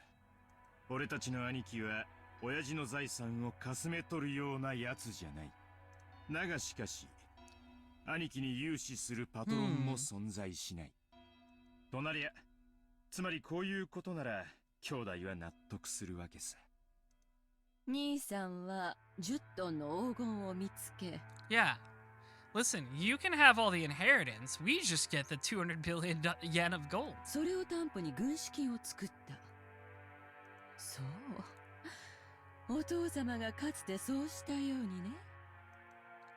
そういうことなら、お父さんの財務状況におかしな点は一切あらん。Yeah, exactly. He's just using the gold, not Dad's actual money. クラウス兄さんはずっとお父さんの世話をしてきた高校息子や。It's a lot more financial drama than I expected. 回りくどくて分かりづらい。Let's cut the shit here. もっとはっきり具体的に言いたまえ。Just tell me what you want. Give me the 条 gold. 件の一つ目。まず兄貴は親父の黄金を見つけていたことを認めること。ありもしない黄金を私が持っていると認める。He's very stubborn. I'm not sure if he's really dedicated this lie or if he actually has not found the gold. その黄金について兄弟の取り分を認めこれを支払うこと。バカな。バカな。ありもしない200億の黄金について一人頭50億、合計150億を支払えというのか。 In gold? バカバカしい。最後まで聞きなあれ。そない大金出てくるのは分かっとる。でけへん取引はするつもりないで。もちろん黄金の取り分についてもクラウス兄さんの今日までのご苦労を十分にねぎらって換算するつもりや。条件条件3。黄金の分配は後ろ宮本家当主跡継ぎ Oh, の he, 肩書きに listen, 50%。 we, you know, it's such a ridiculous amount of of money. We can only have half the gold and be set. もちろんクラウス兄さんもこれには含めるわよ。 Or I 200億 guess のうち like 125 65%. 億を兄貴に、25億をエヴァ姉さんに、25億を俺に、25億をローザに。ありがたくて涙が出る分配じゃないか。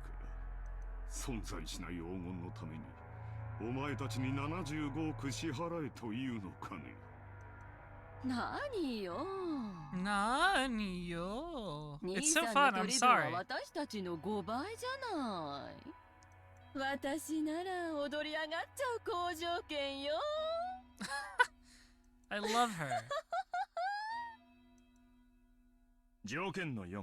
Oh, the fourth 分配 condition. 金は親父の死亡時に遺産分配に含めて生産す I る。 mean, that's like a whole process. I don't know if you can liquidate that much gold very easily. ただし手付金として俺たちの取り分の 10% を即納してもらう。支払いは来年3月までだ。どうやクラウス兄さん、お父さんの That 財 is a 産 lot を of 巡 gold る to 信頼を liquidate. 回復する絶好のチャンスやないか。さすがに75億の大金はお父さんが亡くなったからやないと無理やろ。だが手付の7億半はなんとかできんこともないんとちゃうか。半年で7億ってのはちょいとしんどい話だが、政界財界に友人が多いってのが自慢の兄貴ならなん本当なら今すぐ75億を一括で払ってもらいた That いと would こ be ろよ。 nice. I would love 7.5でも billion. 兄さんの立場に配慮してとりあえず1割を納める誠意を見せてくれたら、残りの9割は遺産分配時に持ち越してくれていいってことなの、ね。1割程度の誠意なら、ね。兄さんにだって示せるんじゃない。親父殿の財政状況調査を私に一任する権利を7億 Basically, yes. 5000万で売りつけようというのかね。上等じゃないか。お前たちも成長したものだ。 You're all so savvy. この私に取引を持ちかけられるようになるとは。これらを兄さんが飲むなら、私たち兄弟はお父様の財産状況調査を兄さんに一任する。ただしその調査結果は公弁の対象となる。当然よね。75億分 Even there 私 is た a ちの取 catch. り分が減るように調整されちゃったら悲しいもの。原則的に文句は言わねえつもりだ。兄貴が綺麗にやってくれたならそれでいい。よっぽど露骨なことをしなけりゃ俺たちはことを荒立てるつもりなんかねえんだぜ。俺たちだって早く遺産は欲しい。いつまでもグダグダして取りっぱぐれたくねえんだ。公弁された場合の再調査は誰がするのかね。 Some third party, I guess. 兄さん But の also him. If you just do what we say. 多分これが兄弟で合議する最初で最後の機会だもの。そんなことにはならないと信じてる。Cackle, cackle.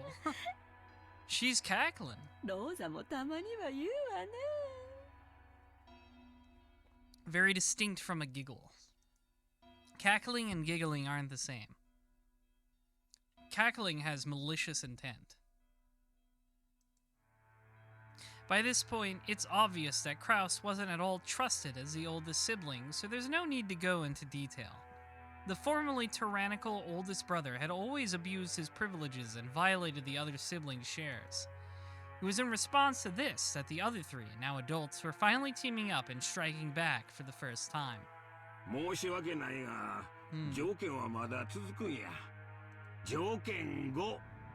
この取り決めはお父さんの遺言状に優先する。後になってこの取り決めが保護になるような遺言が出てきちゃかなわんちゅうこっちゃな。I don't know, I feel like wills are a lot more legally binding than this backroom deal you're making, but we'll see how it works out. We'll see how that goes in the third round. なら質問だが、仮に本当に黄金が見つかった場合、どうするのかね。それに対する支払いを兄貴が済ませてる以上、俺たちは本当に黄金が出てこようがどうでもいいことさ。Yeah, okay. 俺たちの取り分は They don't actually care if the goal is real. They just know he's getting the money from somewhere, and that Kinzo had to get his money from somewhere. So like, you know, whatever. It's money they have. It doesn't matter if it's gold or not. Yeah, it's Kraus land.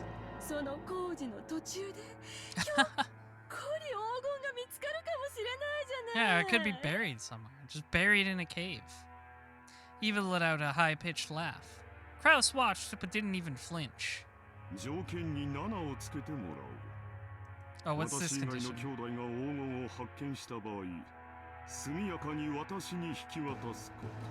Sure.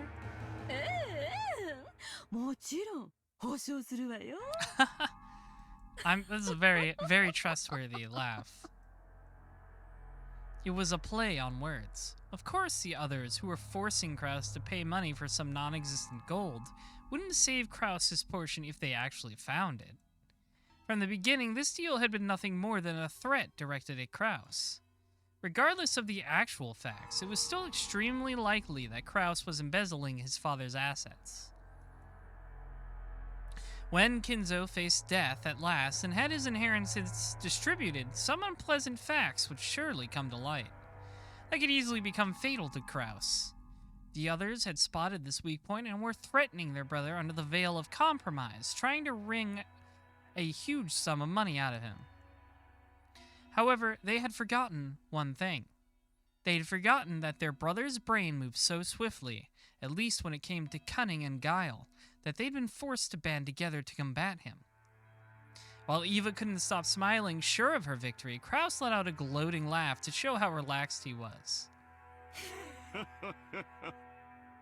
Yeah, they're not actually making a deal with him. They're not actually, like, cutting a deal with him. They're basically just saying, hey, look, give us money. They don't even, like I said, they don't care that the gold is real or not. Like, they're not, this isn't really about the gold. It's just like, hey, give us money or we'll tell people you're embezzling. And that'll get you in a whole load of legal trouble. Right? It's not actually about the gold. The gold is a metaphor. Yeah, they know he has money from somewhere. It doesn't matter to them if it's the gold or not. They just want it.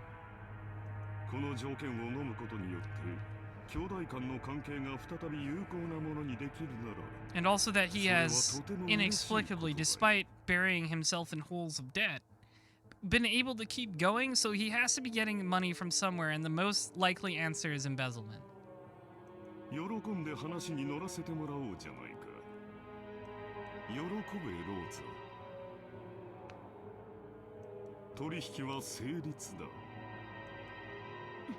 We have come to terms. It's like the Big O.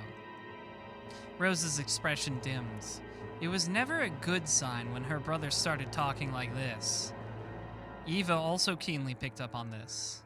Yeah, who the fuck says rejoice like that? That's why she was unable to wipe away a sense of unease, even though Kraus had obediently accepted the deal. Yeah, when is the other shoe gonna drop?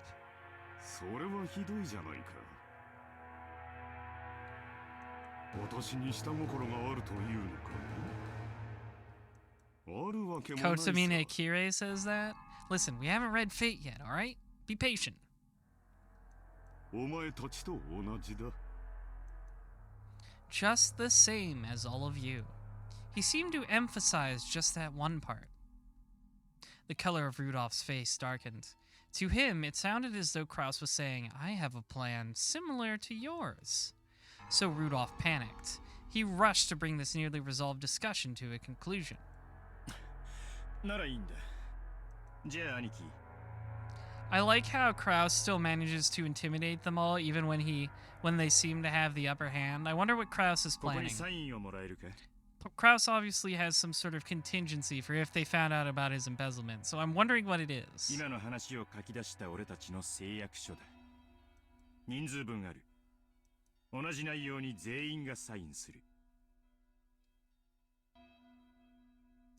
He does sound a bit like Joji Nakata. I think it's really just that they have kind of similar voices. Rudolph took 4 written contracts out of his breast pocket that had the details of their deal written on them. クラウス兄さんの提案した条件7ももちろん今から追記するで。安心したってな。兄貴、ペン使うか？ Rudolph took a fountain pen out of his breast pocket and offered it to Kraus.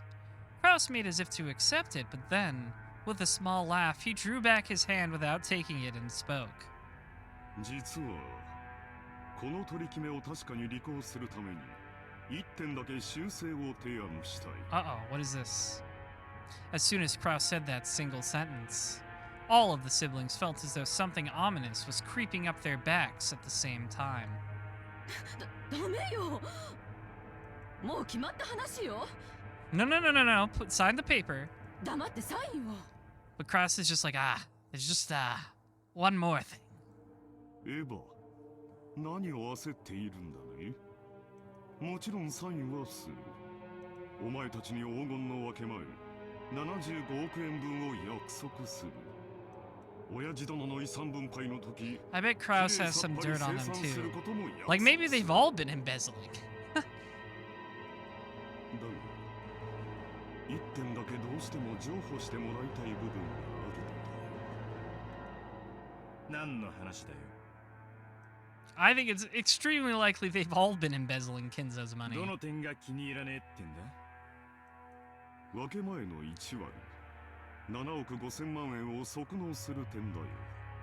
お前たちの指摘通り、私の財政 Yeah, I don't have that. I don't have that. I don't have 750 mils on me. 数々の先行投資によって未来に必ず回収できると保証されながらも、今のこの時点では火の車であることは認めなければならない。つまり、今すぐに動かせる金は全くないという。I can't liquidate a damn thing. 私は無能で Probably 詳細 lying, の but 嗅 you know. 覚も鈍い。 He's like turning their own insults back at them. Hey, you all said I sucked.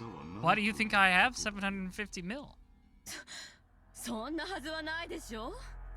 Yeah, his master plan is that like, hey, you all said I was bad at business. Why do you think I have this money? I lost it. いい加減なことを言ってこの場をごまかす気？遺産分配時に全て一括で清算する。1割を即納する条件を削除したまえ。 Hey, listen, just wait for Dad to die. それが私にサインさせるための唯一の条件だ。クラウス兄さん、この1割はな、あくまでもお兄さんの誠意を図る Yeah, see, here's the problem. I don't think Kraus has ever been sincere about anything. 本当なら取引の余地もない話や。そこを100歩譲った上で、とりあえず1割の誠意でこの場を丸く収めちゃるっちゅう大サービスなんやで。そう説明した上でそこを断るっちゅうのは互いの信頼関係にちょいと Hideyoshi's a smooth talker. Hideyoshi's a real smooth talker. Hideyoshi had a humble expression on his face and was rubbing his hands together, but his eyes weren't calm at all. Kraus had already seen through to the shadow in the depths of those eyes. They're all scared of him. お前たちは何を焦っているのかね。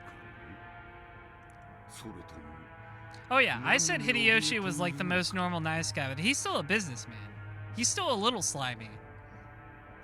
どうぞ。私にだけは教えてくれんか。 Like he's in on this whole blackmail thing, so. 他の兄弟たちには内緒でこっそりと。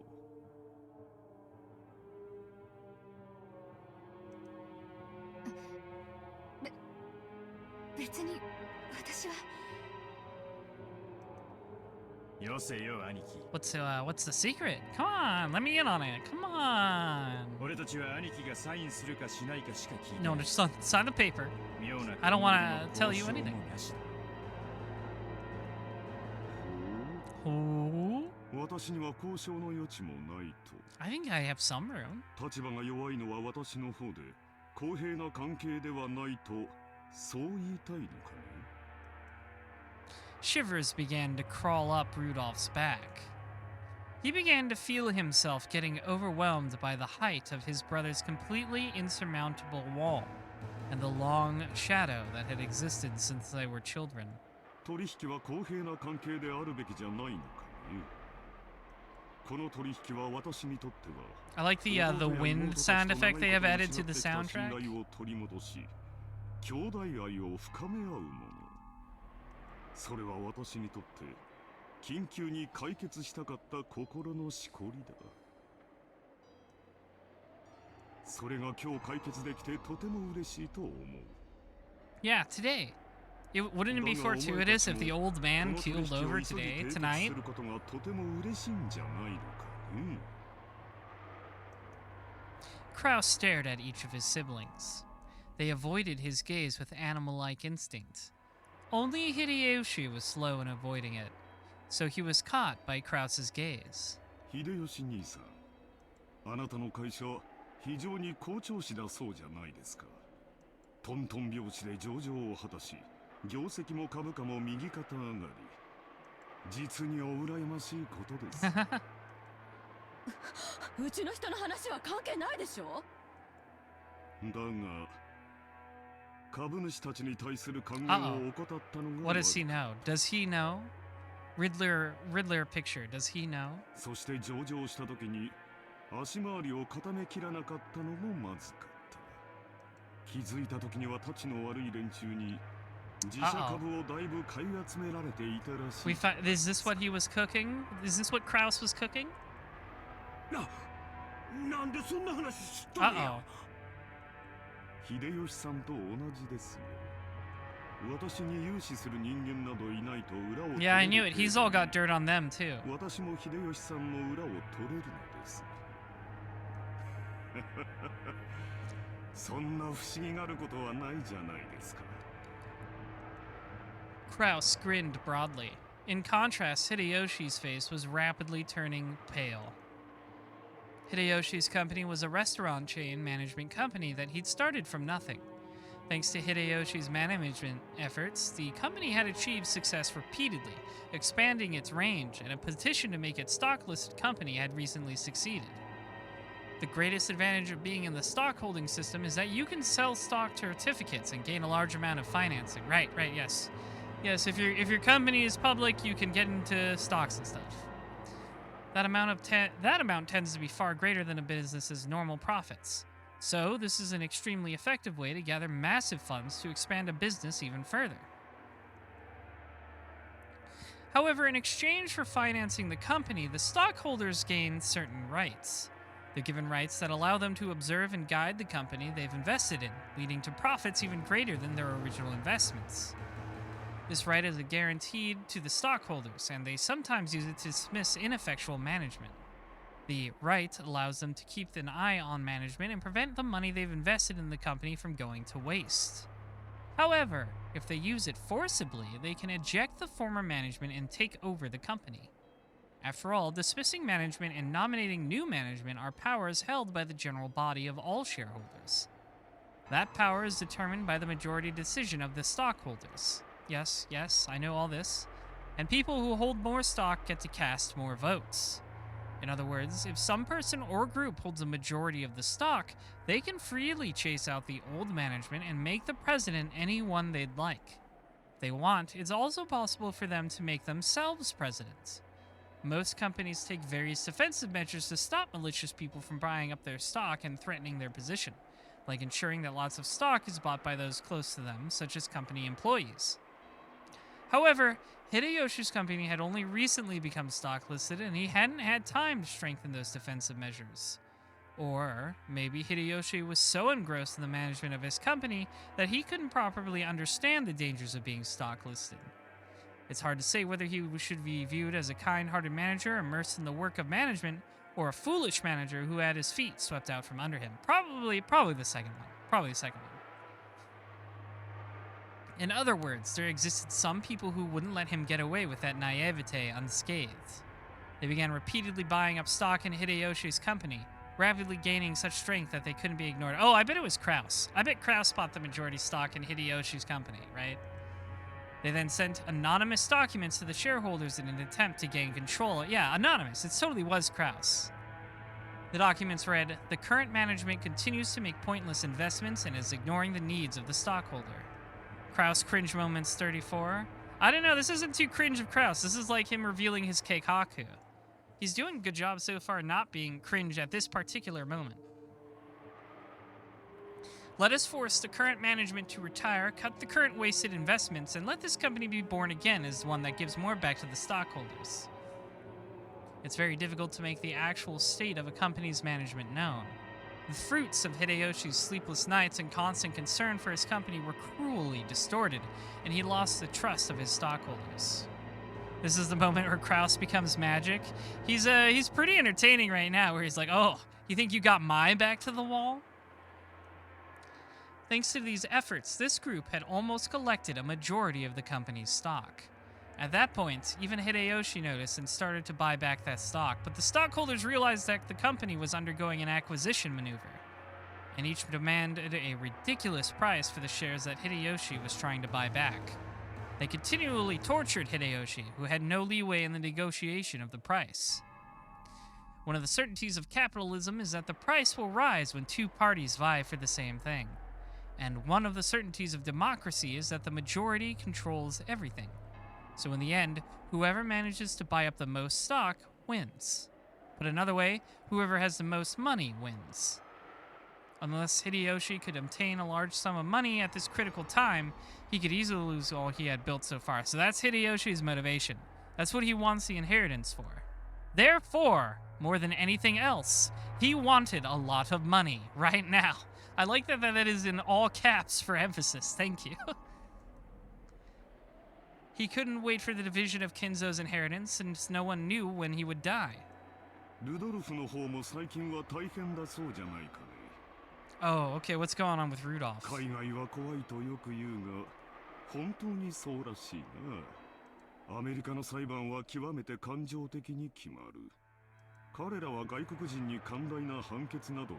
What trouble has Rudolph gotten into?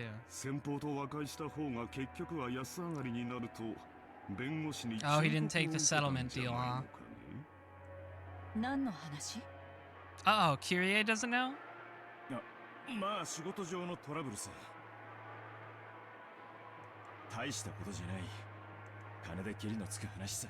Uh-huh. But you chose not to settle with money, that's the problem.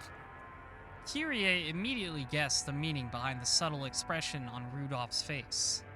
Her husband had gotten wrapped up in some kind of trouble without her knowledge and had been worrying over it alone.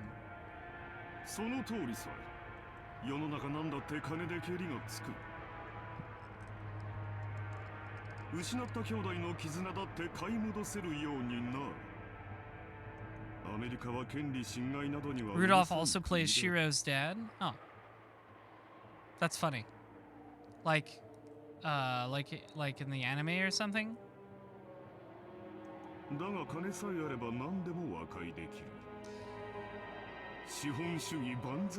He's also Joe the Hayes from Black RX. Funny. Long live capitalism.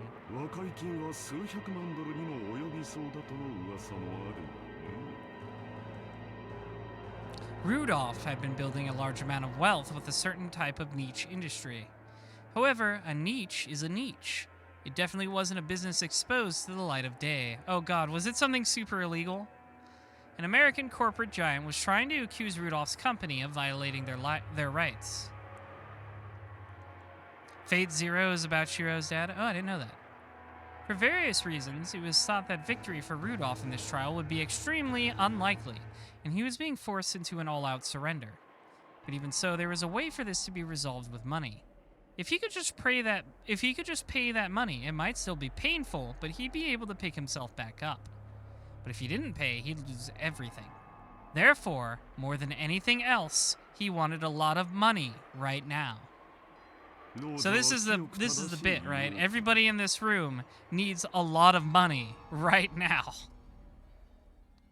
This is how Kraus nails them to the wall, because he's like, actually, every one of you is in the same position as I am, where you've all fucked yourselves into debt holes.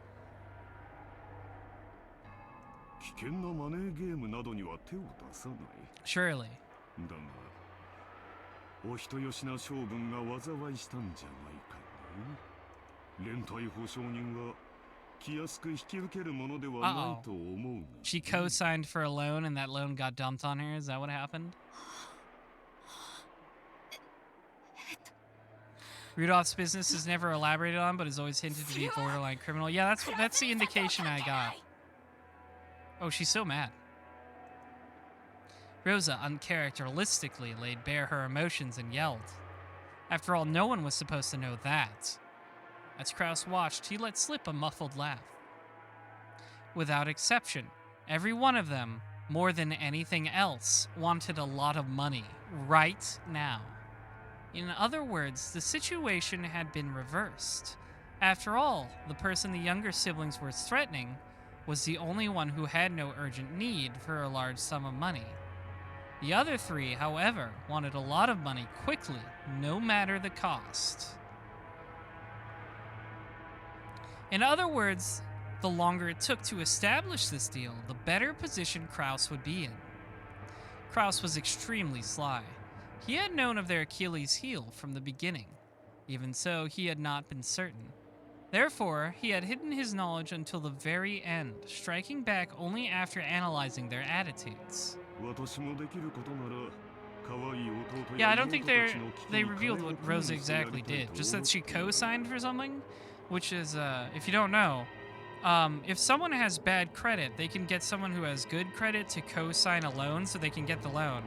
But if they default on that loan, the payment of the loan gets dumped on the person who co-signed. So, Rosa co-signed on a loan, and the person she co-signed with betrayed her and didn't pay the loan, so now it's all dumped on her. This is a really common scam in Japan. Which one? The co-signing?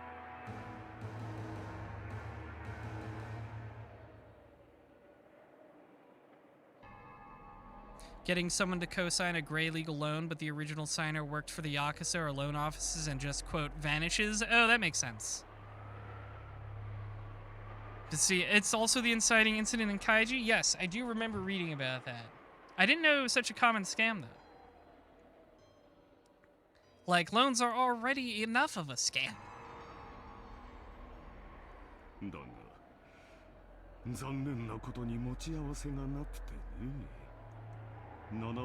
All of these guys got owned. Kraus literally just played his Uno reverse card.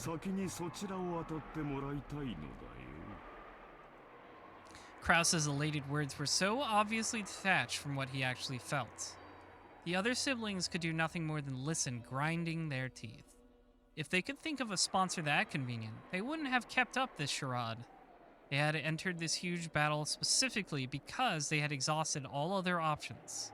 もしお前たちがどうしてもこの兄を頼りたいというなら、私の口利きでスポンサーを探してやってもよいのだ。おっと、私にはそんなものはいないと言っていたか。Yeah, he literally just played his like Uno reverse card. It's very funny. それではどうにもならんね。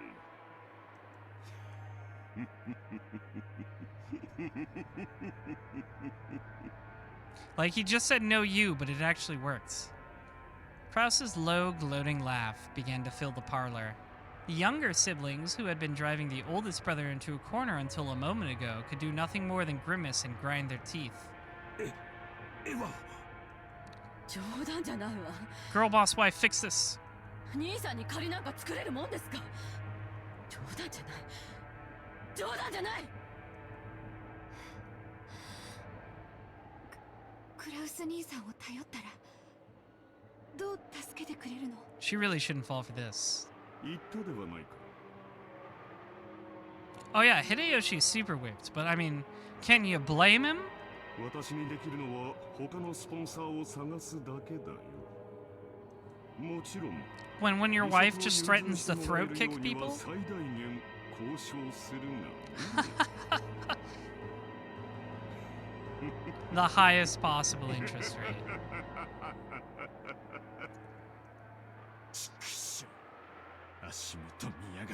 You were just trying to take advantage of him, all right? Let's not throw stones in glass houses here. 落ち着いて。落ち着いてるぜ。俺は極めて冷静だぜ。 The words of a guy who is definitely not calm or extremely cool. クソったりが。Kyrie grabbed her husband's hand, but that action made him feel even more pitiful, so Rudolph shook it off. No, I don't need help from a woman. Kraus laughed as though watching something highly amusing. こんな時、本当に親父殿の隠し黄金が見つかればいいんだがね。そうすればすぐに25億ずつをこの場で切り分けてやれるのだが。Sure would be a shame. 残念、残念、残念、至極。残念。非常に極めて実にどうしようもなく残念だ。残念だ。今宵は兄弟みんなで酒を酌み交わしながら、親父殿の隠し黄金を、ベアトリーチェの碑文の謎を、みんなで解き明かしてみようじゃないか。 It'll be a fun family bonding activity, finding Dad's lost Nazi gold. 仲良し兄弟が4人揃えば、きっと解けない謎はないはずさ。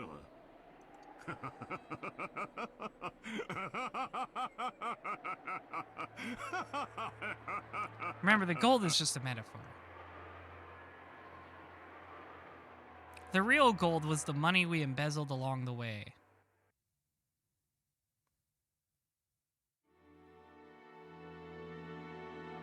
Oh shit, we're back with Kinzo? Hell yes. 面白いことをする。それでその突きつけた条件というのは何か。はい。クラウス様は黄金の発見を問わずに、 Oh, this is そ that. の分け前として、 This is the ル twink. ドルフ様、ローザ様に計75億円を支払う。 Was he listening in the whole time? Yeah, the gold is definitely like the Pulp Fiction ただし briefcase. その1割を3月までに支払うこと。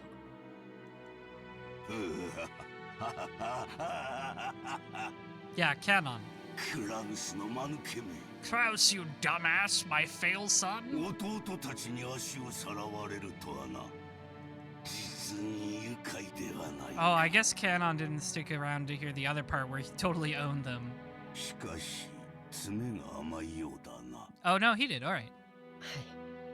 クラウス様はそれをエヴァ様以下お三人が緊急に大金を用立てする必要があるためと。 Wouldn't it be funny if I died right now to cause some problems? その程度のことは看破できるのか。中途半端に無能な男め。今はどうしている？話は一度中断されました。今はベアトリーチェ様の碑文の話をされています。 Wouldn't it just be so funny if I died right now? 私の黄金 And now they all have to fight to the death over the inheritance. その謎を解こうとか。はい。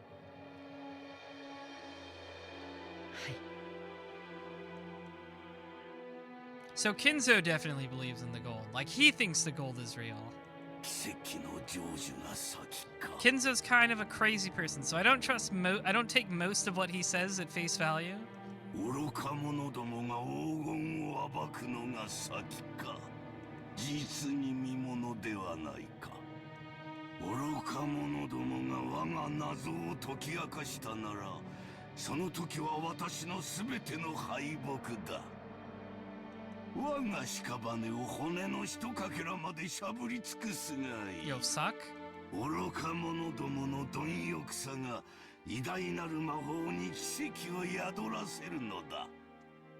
だがもし奇跡の成就が先だったなら What is this miracle? 先だったならベアトリーチェは再び蘇る。ベアトリーチェ、私が半生をかけて追い求めたあの美少が蘇るのだ。 Here's her tier 3 sub. I love it, it's so funny. Oh, Beatrice. 奇跡を落とす聖なる夜がやってくるぞ。悪魔たちとのゲームが始まるぞ。This dude's voice acting is so good. 私はきっと打ち勝つ。絶対に生き残る。他の奴らの命はくれてやる。富も名誉も財産も黄金も何もいらぬ。ただお前の微笑みがもう一度見たいだけなのだ。 Yeah, this is definitely tier 3 sub behavior. Oh, I'm dying. Kinzo choked, apparently in great pain. Kanon got closer and tried to pat his master's back, but Kinzo motioned for him to stop. なぜ私が黄金の隠し場所をわざわざ人目に触れるように晒したかわかるか。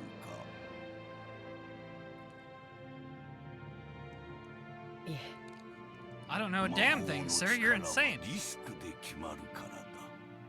I see. ベアトリーチェの黄金を暴こうとする人間が多ければ多いほど、その危険が高まれば高まるほどに、それでもなお成就できたとき、 That's interesting. Magic power increases with risk. I think that's neat. I think that is interesting. Yeah, we're gambling on magic here. 優れている者が勝者になるのではない。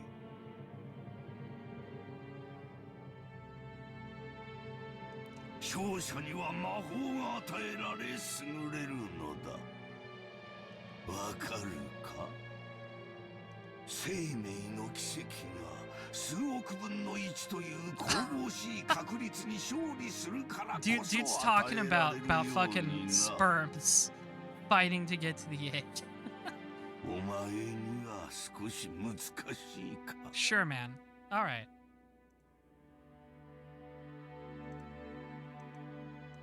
申し訳ございません。よい。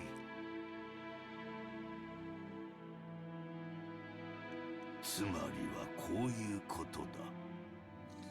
ベアトリーチェの碑文の It 謎 all を解 comes いた down 者 to には this. The 私が ultimate 築き power. 上げて Wait, き no, た that's a different 全 game. てを与えよう。富、名誉、黄金、そして後ろ宮家の家督。私が築き上げてきた全てだ。その謎に挑む資格があるのは何も私の息子たちだけとは限らぬ。たとえお前であっても、その謎を解けたなら全てを He's like, yeah, go for it, 資 kid. 格がある。 You probably deserve it more than my shithead family anyways. はい。ですが、僕にはあのような難しい謎は分かりかねます。無論だ。難解に作った。だがお前も挑め。それが我が魔法の奇跡を呼ぶ糧となる。He really believes in this 誰 stuff. もが挑み、誰にも至れなかったら、その時はその時。だが奇跡が集い、魔法の力が生まれたなら、その時こそベアトリーチェが蘇るのだ。だからお前も挑め。 Everybody should give it a try. 誰もが挑め。 Would Batman solve this riddle? I don't know, we haven't seen the riddle yet. Like, they keep talking about the riddle, but they won't actually show me the text of the riddle, so I can't be sure yet. わかるな。はい。努力します。 For a long while, Kinzo repeatedly muttered to himself, agitated and clutching at his hand. Kanon stayed where he was, alert and unmoving, until he was given the next order from his master. Do I have access to it on the tips page? I guess I can look. No, nothing on the tips page. They haven't, I don't think it would show up on the tips page until I've actually been shown the text of the riddle, which has not happened yet. They've been kind of talking around it, like, hey, look at the epitaph, it has the riddle on it, but they didn't show me what the riddle was. They're just talking about it. Kinzo eventually realized this. もうよい、下がれ。酒棚に菓子の袋がある。ダチンに持っていくがよい。結構です。 Weirdly nice to this kid. 僕は家具ですから。Furniture doesn't eat candy. 菓子など食わぬか。道理だな。ならばもう下がれ。はい、失礼いたします。 And that's the end of that scene. Canon bowed and left the study. As the door closed, a heavy locking noise sounded out.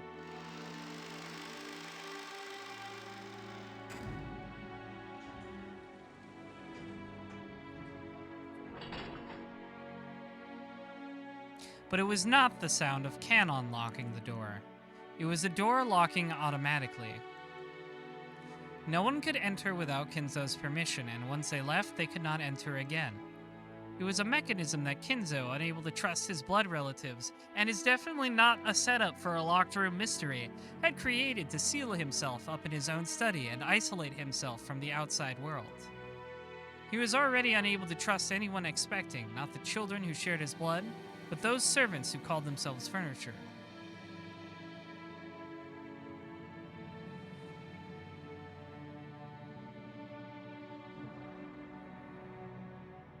Nanjo様、いかがなさいましたか。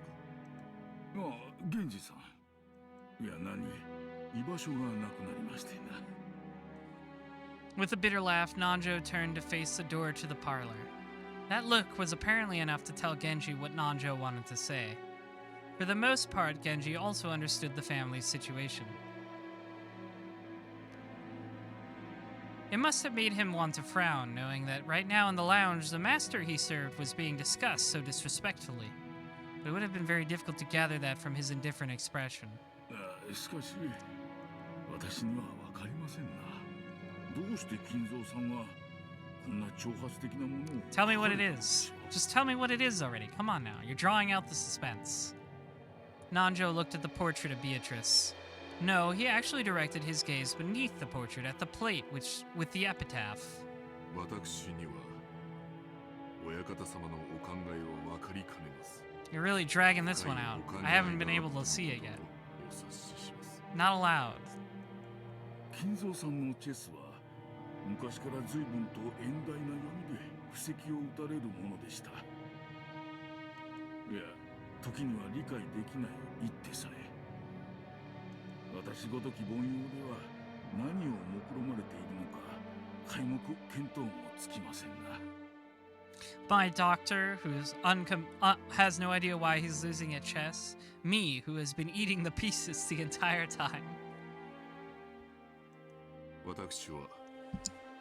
That's what Kinzo did. He just ate the chess pieces.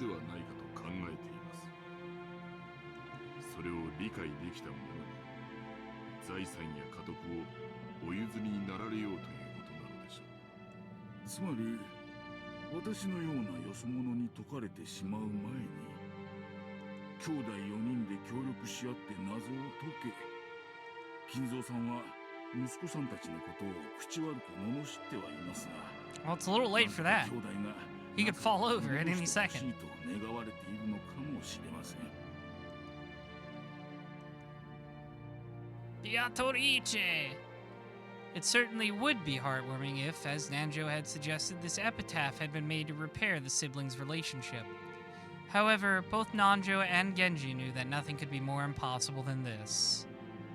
They'd known Kinzo longer than anyone, and Kinzo trusted them more than his own relatives. But even they could not guess at his true motives.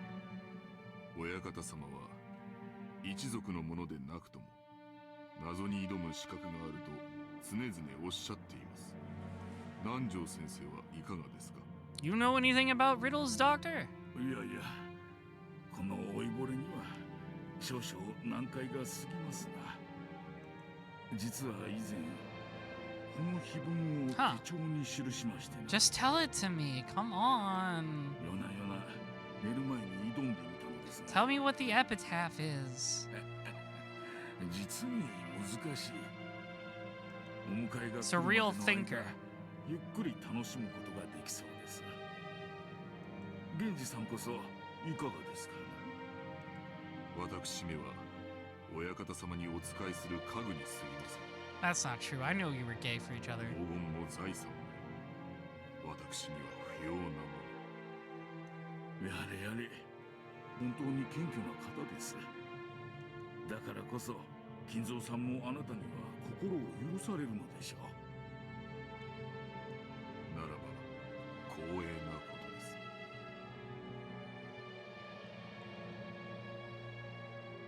As Nanjo lightly laughed in response, he once again looked at the epitaph. Here we go. Behold the sweet fish river running through my beloved hometown. You who seek the golden land, follow its path downstream in search of the key. That doesn't seem that hard. Where did Kinzo grow up? Just find that out. The epitaph on the portrait called My Beloved Witch Beatrice goes as follows. Behold the sweet fish river running through my beloved hometown. You who seek the golden land, follow its path downstream in search of the key. This makes sense. Kinzo is an Eldritch player. As you travel down it, you will see a village. In that village, look for the shore the two will tell you of. There sleeps the key to the golden lands. The one who obtains the key must then travel to the golden land in accordance with these rules. On the first twilight, offer the 6 chosen by the key as sacrifices. On the second twilight, those who remain shall tear apart the 2 who are close. On the third twilight, those who remain shall praise my noble name. On the fourth twilight, gouge the head and kill. On the fifth twilight, gouge the chest and kill. On the 6th twilight, gouge the stomach and kill. On the 7th twilight, gouge the knee and kill. On the 8th twilight, gouge the leg and kill.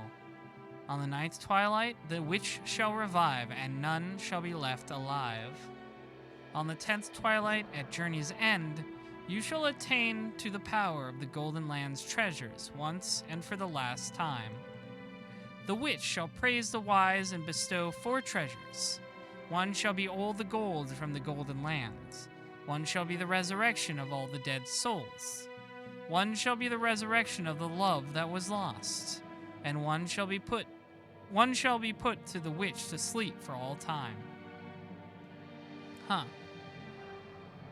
One shall be to put the witch to sleep for all time. Sleep peacefully, my beloved witch, Beatrice. Okay, you know what? That is a really complicated riddle.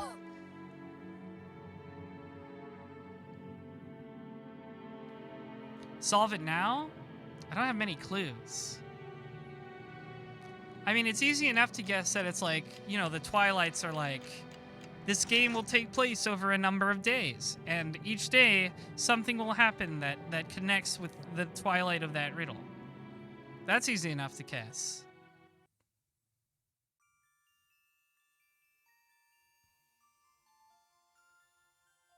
It's also impossible to solve without knowledge of kanji. Yeah, that's the problem.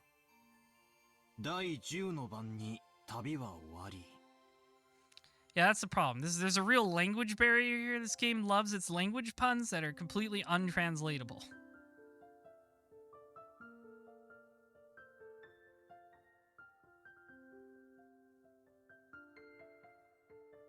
But the easiest thing to guess is that, like, when it says, you know, on the blank twilight, the thing will happen. There will be something that corresponds to that on the day of this visual novel.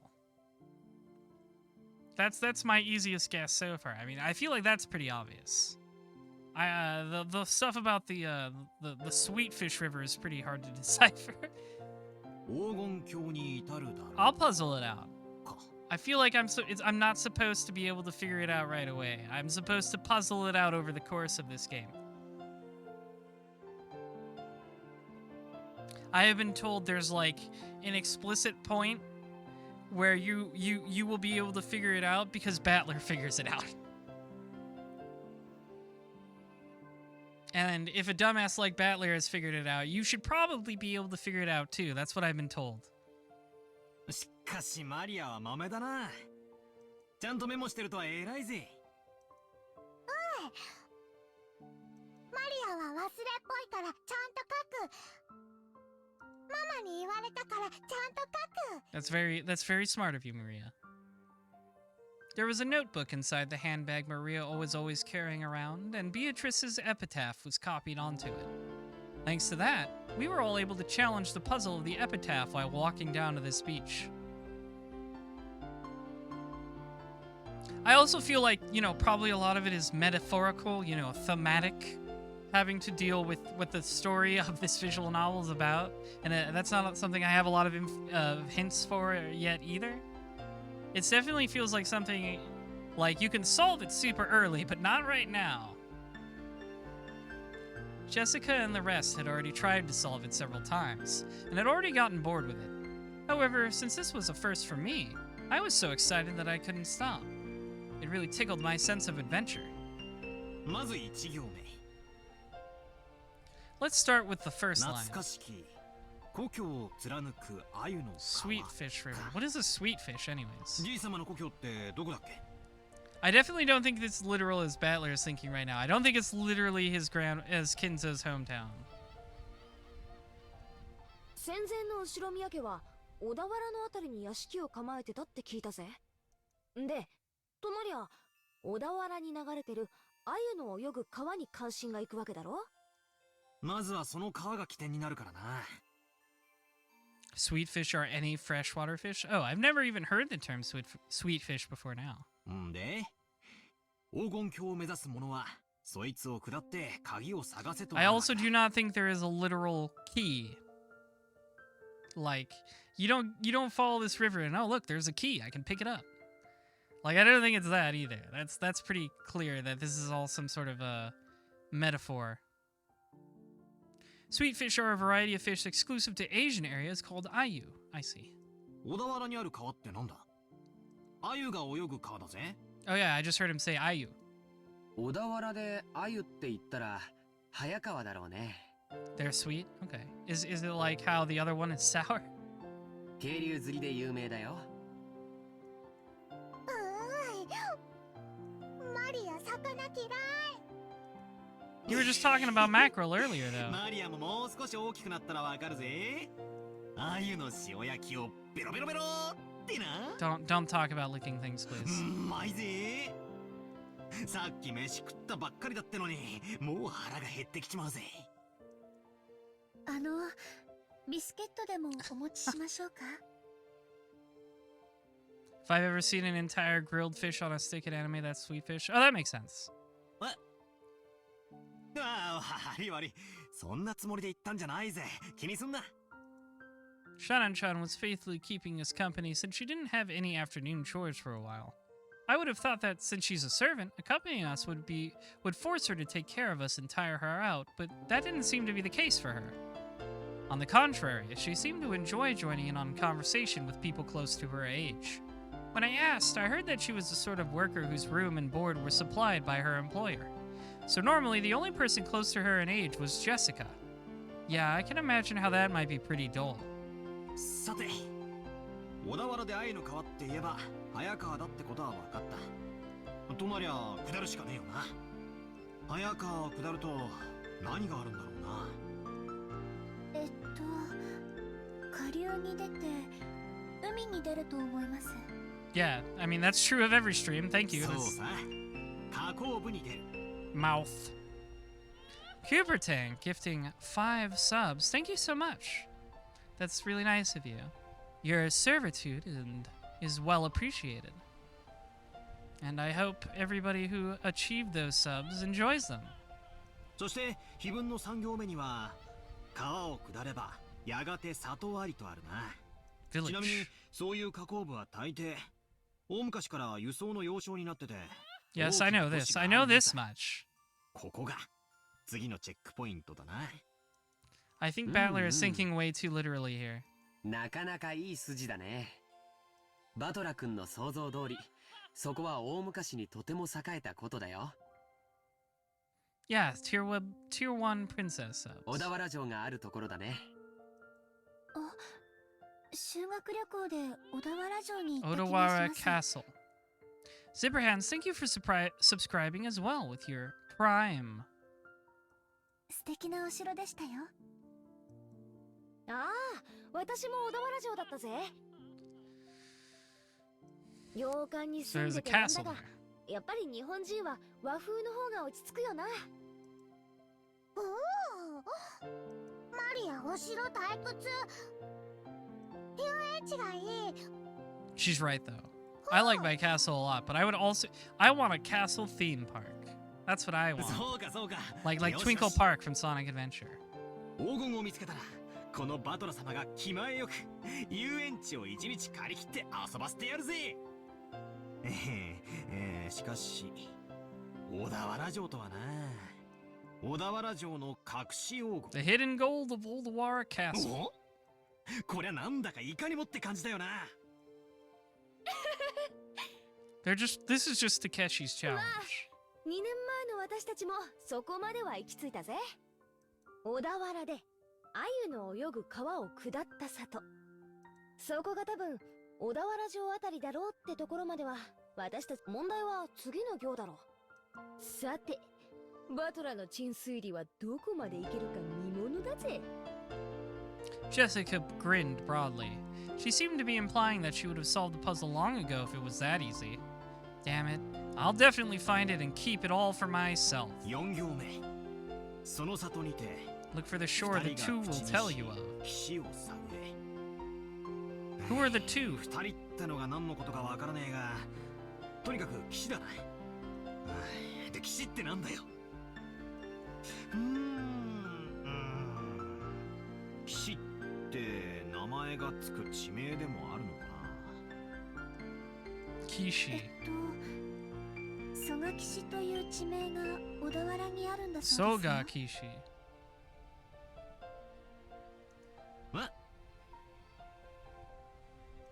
おお、詳しいな。ってことはなんだよ。シャノンちゃんも黄金を狙って謎解きに挑戦してるんだな。Hatsune Marvin redeemed flirt. Okay.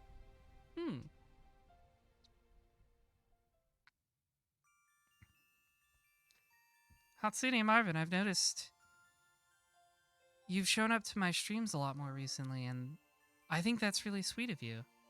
I also like the edits you make for a lot of the other streams, like KZ and Carl's. I think they're so cute. You're really talented at that.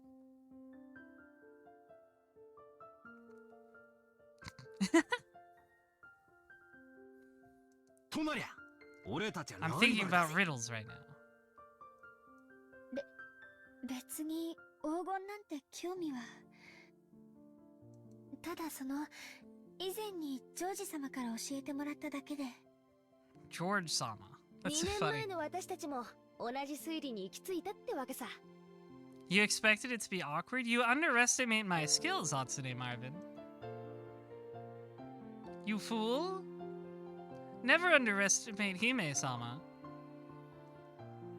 わざわざ地図を広げて調べたんだぜ。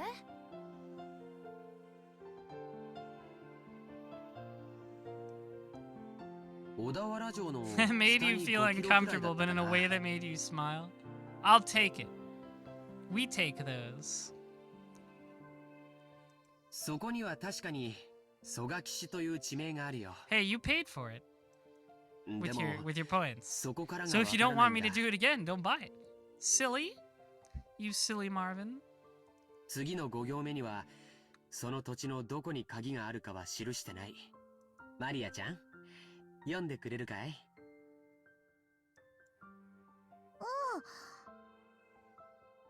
そこに黄金鏡へ There の sleeps 鍵 the が key to the golden land. 読めた。曽我岸ったって広いだろうし、かつてそこに後宮家の家があったわけで Yeah, I think they're on too literal of a track here. I don't think Kinzo's like, aha, they just have to go to this place and there'll be a key that I buried. その広大な土地のどこかに鍵が隠されてて。Oh, you do have a funny 50 gift subs badge now. That's cool.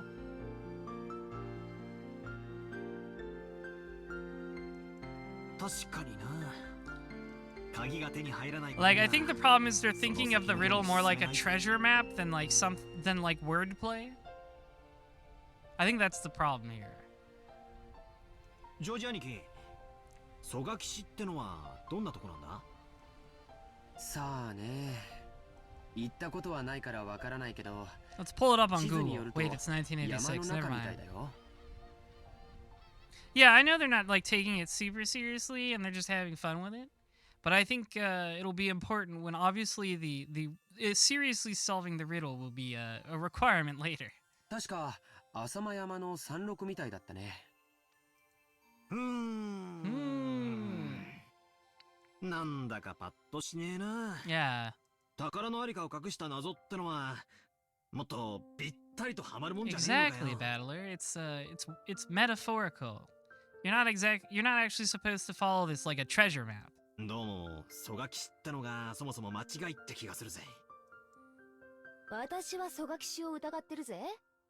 私たちが知らないだけで、例えばじい様の子供時代を過ごした家とかがあるかもしれないだろ。一行目に懐かしき故郷をって行があるくらいだもんな。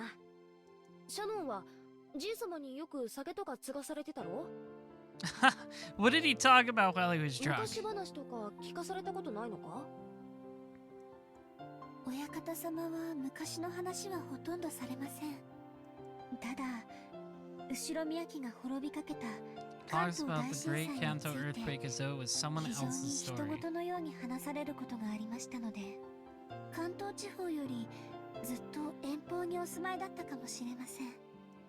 後宮本家は小田原に住んでたかもしれないけど。 Yeah, Kinzo was from a branch family that the main family didn't really care about, so he might not have been even living in the same area. おじい様はよく自分のことを分家も分家、後継ぎに最も縁遠かったと言われるくらいだからね。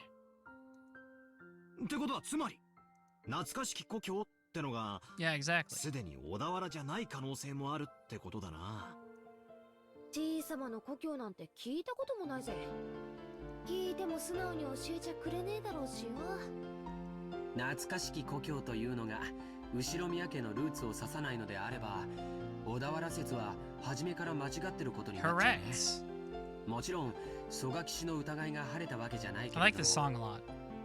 例えば幼少の頃を小田原で過ごし、その後遠方へ引っ越した可能性もあるだろうし。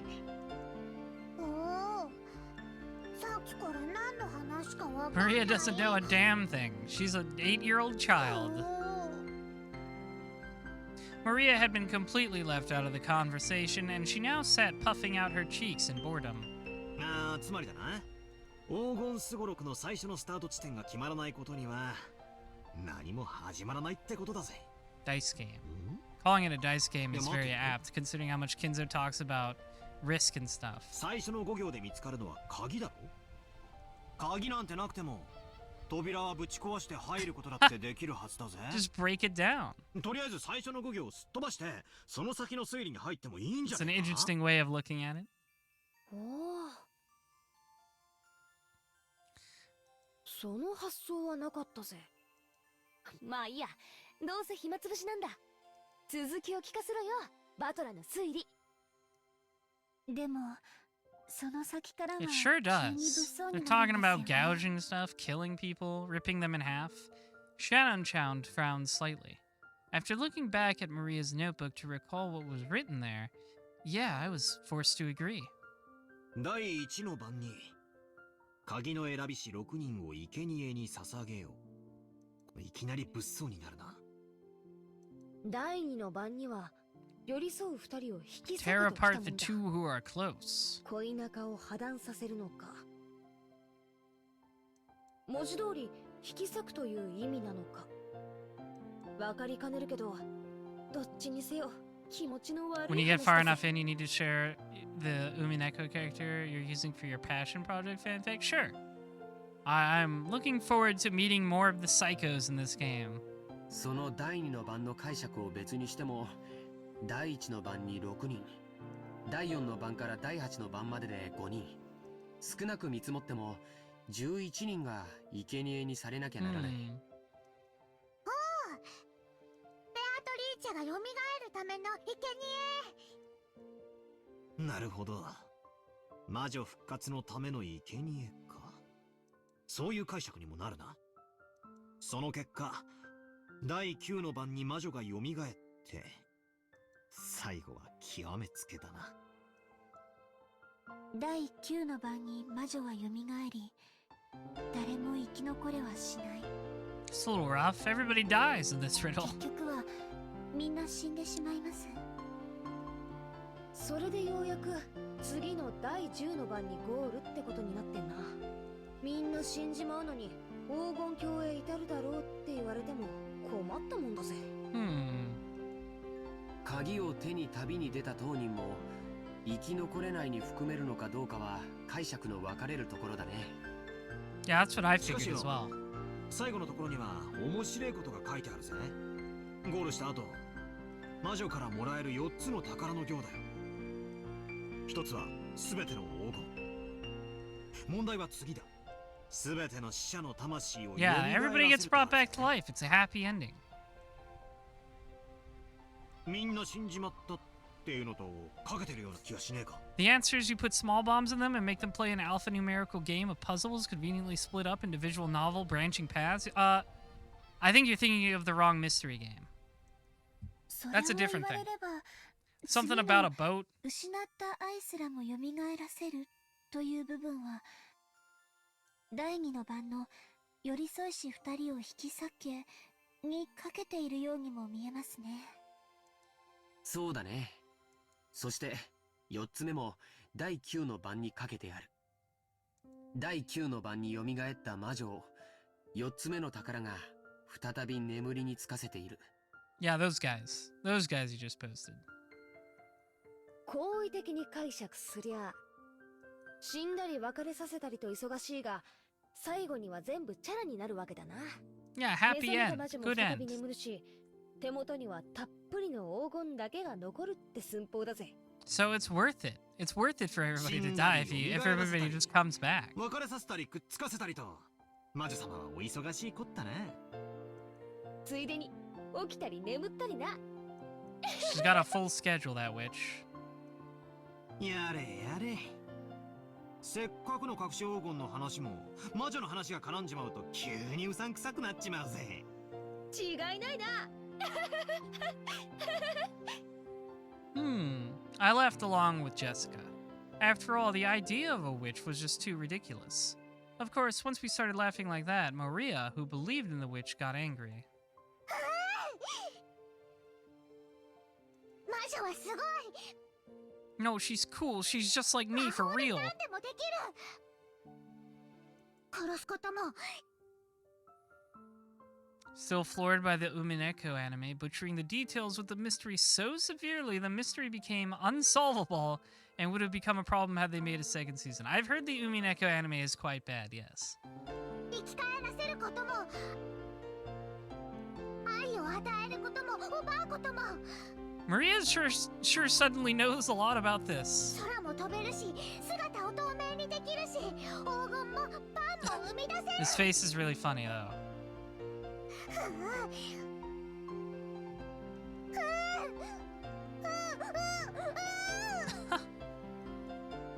いけね。 It's a really funny face. 冗談だよ。 Jessica apologized, sticking out her tongue, but Maria didn't accept it. She grabbed her notebook back out of my hands and, opening to some other pages, tries to prove that the witch existed. Is witches just her hyperfixation? Those pages had colorful drawings of witches on them, and well conveyed the fantastical image Maria had of witches. It wasn't the normal sinister image of a crooked-nosed hag flying around on a broom, but a dreamlike person with unnatural powers who could do anything and wore a beautiful dress. It was just what you'd expect from an imaginative young girl. Flitting through the skies, crossing a rainbow, dancing around all night with a teacup and a teapot that would never get empty no matter how much you poured out of it. With a flourish of her staff, the stars in the sky would become candy and pour down. And flowers that produce sweets would bud by the roadside. Sorry, that was a lot of bees. To Maria, witches were the only concept that could embody the magical dream that so captivated her. Oh yeah, it's super obvious that Maria, like, not even as a joke. Like, I don't mean this as a joke at all. It's super obvious that Maria is just autistic. Like, super obvious. And I remember someone telling me that Ryakishi was like a social services worker. So it really does all come together. Like, she is literally neurodivergent and a minor. Like, it's super obvious.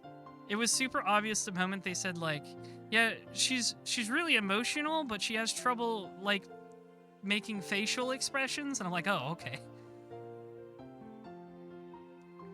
Yeah, it's super obvious, yeah. To Maria, witches were the only concept that could embody the magical dream that so captivated her.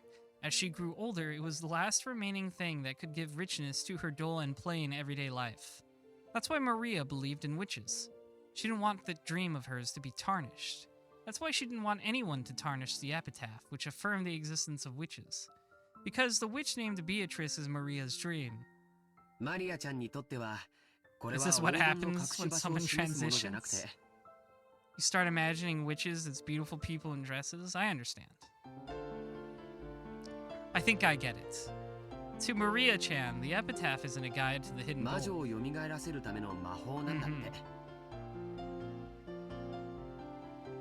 So it was a single link between Maria and the witch. Maria was very angry and clung to George Aniki.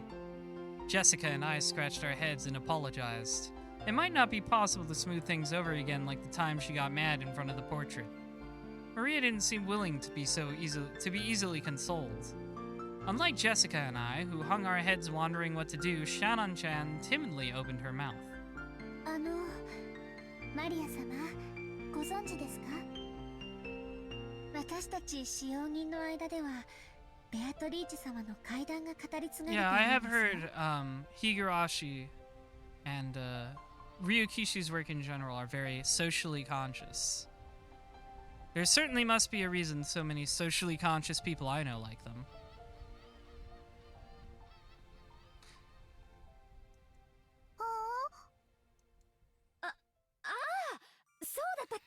Dare we say that Ryukishi's works are woke? シャドン、聞かせてやれよ。私は知らないんだけど、使用人の間じゃかなり有名な I'm 話 pretty らし sure い saying ぜ。 that would make the right people upset, so you should say it anyways. 何の話だ？怪談？ A ghost story? As opposed to the witches, and now we got ghosts? 僕たちが生まれる前からある話らしいね。母さんにも話を聞かされたことがあるよ。はい。この島にお屋敷が建てられてからずっと語り継がれている話です。当時の使用人たちはお屋敷には昼と夜で違う主がいるとささやき合っていたそうです。Maybe just referring to Kinzo and his wife? The tale that Shannon told was just like a typical campfire ghost story. If there was a forest with a witch living inside it, then of course the witch would come pay the mansion a visit from time to time. At some point, this ghost story naturally sprouted up between the servants. ちゃんと閉めたはずの窓や扉や鍵がもう一度見回りに来たら開いていたとか。 Like, I know it's, magic and stuff, but it's really funny to just imagine, like, Beatrice with her huge dress crawling through the window to get in the mansion. 消したはずの明かりがついていたり、つけたはずの明かりが消えていたり。 Like, her dress gets caught in the window frame, it's just like, ah, fuck all shit. 置いたはずのものがなくなっていたり。 置いた覚えのないものが She's just like stealing shit from the mansion. そういうことがあるたびに She's in your walls.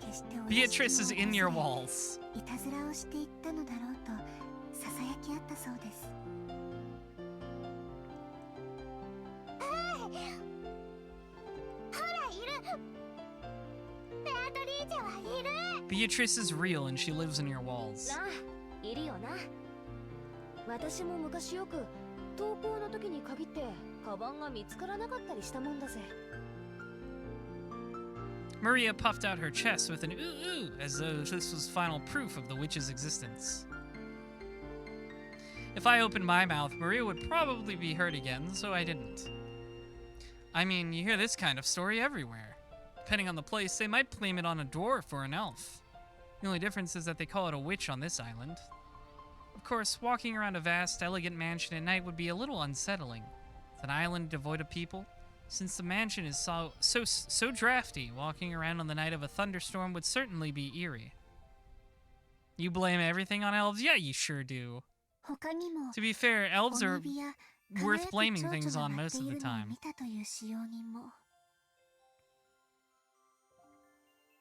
Beatrice under the floorboards reading manga she stole from Jessica's room. Yeah, exactly. That's the image I have of Beatrice in my head now, is that she just like sneaks into your house at night and steals your snacks. Like she's the gremlin going to your fridge for shredded cheese at 3 a.m. Dios mío, la criatura. カノン君もそれらしいものを以前夜の見回りの時に見たことがあると言ってました。 Yeah, we haven't even met her yet, but I'm pretty sure this image I have of her is あ accurate. と最近ではお屋敷の中で深夜に不思議な足音をよく聞くと使用人の間で話題です。私たちは肖像画の中のベアトリーチェ様が姿を消してお屋敷の中を散歩しているんだろうとずいぶん前ですが、私もそうかもしれない足音を夜の見回りの時に聞いたことがあります。 That's called the shared delusion, my friend. そりゃ怖えな。で、怯えることはないんですよ。ベアトリーチェ様は親方様とは異なるもう一人のお屋敷の主です。だから変に怯えたりしないで敬意を持っていれば決して悪いことはしないのだそうです。 She won't do anything mean to you if you're nice. I'm sure this is true. I'm sure Beatrice would never do anything horrible to someone just because she thought it was funny. Oh, Beatrice, you use the shredded cheese to put on things. It's not for eating. 腰に大怪我をしてやめた方は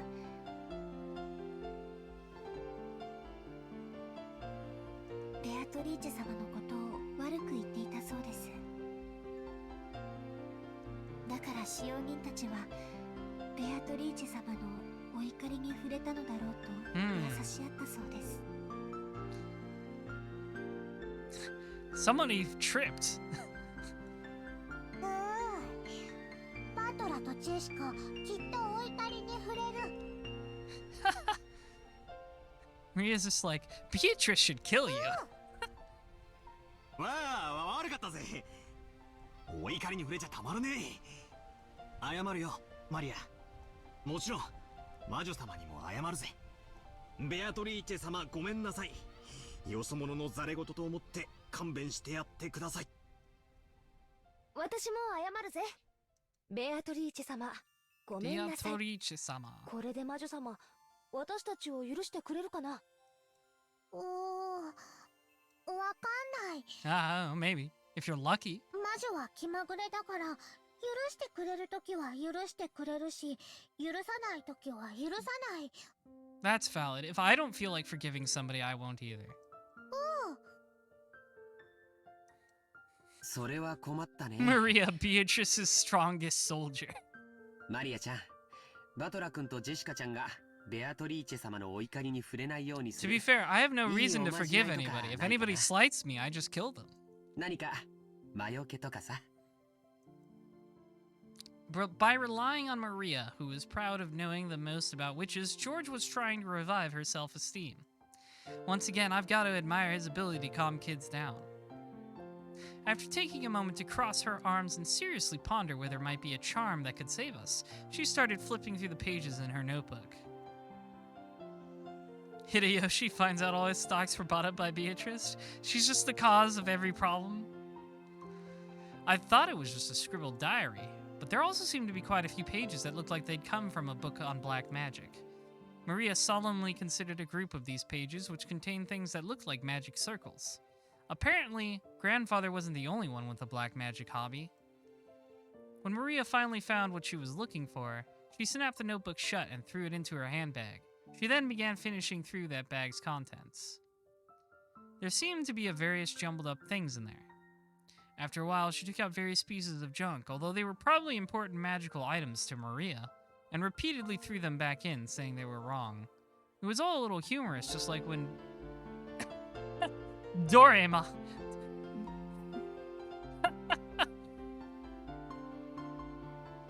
Non-copyright infringing Doraemon took out the wrong tool. Finally, she seemed to discover what she was looking for. With a face that was unimaginably cheery when compared to the intense expression she had worn until now, she held those out to Jessica and me. Oh, George being a nice guy is totally a red herring. I'm fully convinced he's like a fucking sociopath who's murdered people. I grabbed it and saw that it was a very cheap-looking charm. It looked like a bracelet made from a plastic rosary, with a scorpion-themed metal attached. That'll get you into some doors in the Spencer Mansion. Haven't you ever seen those cheap Zodiac-themed accessories? The kind you might win in a crane game at an arcade. It really looked like something like that. There were two of them. Probably one for me and one for Jessica. However, the very fact that there were two of them made them feel even more like a cheap manufactured good, making it pretty hard to think of them as magical items. これを私とバトラに？このお守りならベアタリーチェも大丈夫。 It will protect you. サソリは魔除けの力があるから。 Okay, I believe you. そうなのか? Scorpions are really specific. バトラが信じない。 Beatrice is gonna kill you if you anger me more. Oh, you think him being so nice it's suspicious is itself the red herring, and that he's actually is just nice? I don't know. I think George, I don't know. George is like just the right amount of suspicious to me. I'd said too much and angered Maria again. Maria took out her notebook again, pointing out various pages as she went on and on about how the scorpion had such incredibly holy power that it had been used in magic-repelling magical circles since ancient times. 他の使用人の子から聞いたことがあります。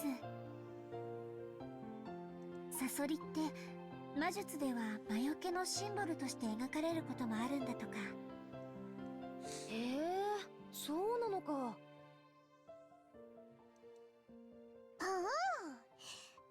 サソリは悪い魔法や最悪から守ってくれる。そしてエメラルドは See, if this were made today, Maria would just be really into Fortnite. だから二重で効果がある。Or like Homestuck or something. 本当だ。サソリがエメラルドを抱いて守ってるね。なるほど。これはご利益がありそうだよ。Maria would be a... If Maria were here today, she would just be a really big Undertale fan. Like, that would be her thing instead of witches. It would be Undertale. She would have her 500 AUs. I really wanted to make fun of those worthless-looking charms, but as I watched Maria explaining with all of her heart and realized that she'd found them for our sakes, I started to feel like it might actually work, even if it was just a prize from some game center. The material quality of the charm didn't matter. What mattered was the strength of her feelings. Even I don't think of myself as the sort of loser who'd laugh at something like that. そっか。ありがとな。 Maria would definitely be like, instead of Beatrice, she would be arguing about how Gaster is real. ベアトリーチェ様 He には gives 謝 you った an からな。 egg, Battler! 万が一たたりがある時でもマリアのこのお守りのおかげで安心だぜ。な、ジェシカ。ああ、そうだぜ。ありがとうな、マリア。心に平安が欲しいときは腕につける。お財布に入れるとお金が減らなくなる。 It rhymes. ドアノブにかけておくと悪いものが入ってこられなくなる。便利なお守り。それはすごい効能ですね。マリア様が自信を持って進めるお守りならきっと頼もしいものと思います。 Shanan-chan clapped her hands together and Maria stuck out her chest.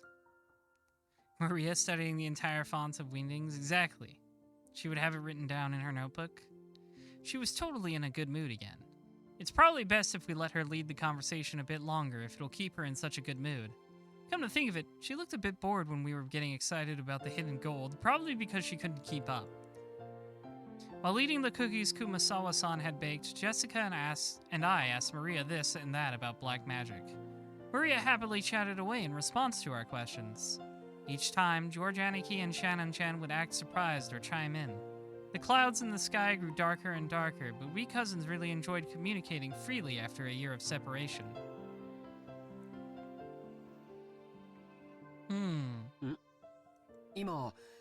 Oh no, it's raining. どうだろうな。 That's definitely not a tone setter, as when it starts raining after just a fun day with your family. As George Aniki rubbed his forehead, he looked up at the sky. Considering the color of the sky and the dampness of the air, it wouldn't have been odd for a raindrop to hit him. The winds also seem to have grown a bit stronger. It's definitely not ominous at all. Can Maria cast Flare? Not yet. She's still got level 2 black magic. She's only got the Raws. 安心しろ。俺にも来ねえぜ。それに今夜になれば誰にも等しく大雨が降るだろうよ。Oh, that's right. A storm was approaching. I remember that. そうだね。そろそろ引き上げた方がいいかな。Shannon-chan looked down at her watch. It was probably well into the evening by now. もう仕事に戻る時間かよ。はい。皆様と一緒で楽しい時間を過ごさせていただきました。 Maria's gonna clap someone with Zeta Flare before this is over? I hope so. That would be fun. ありがとうございました。熊沢さんにクッキーをごちそうさまって伝えてね。さあみんな、片付けを手伝おう。Shannon-chan declined our help, saying that this was a servant's job. But picking up a dropped fork before the waitress has to is like my purpose in life. Alright, Battler. We folded up the blanket, gathered up the trash, and helped clean everything up. Oh god, she just like faded in. Go get it. Fetch. こいつは逃がさないぜ。マリアより先にいただきだ。 Yeah, she's like Rydia, collapsed Vigil. She starts off really weak, but she's like the strongest magic caster by the end game. She can summon Bahamut.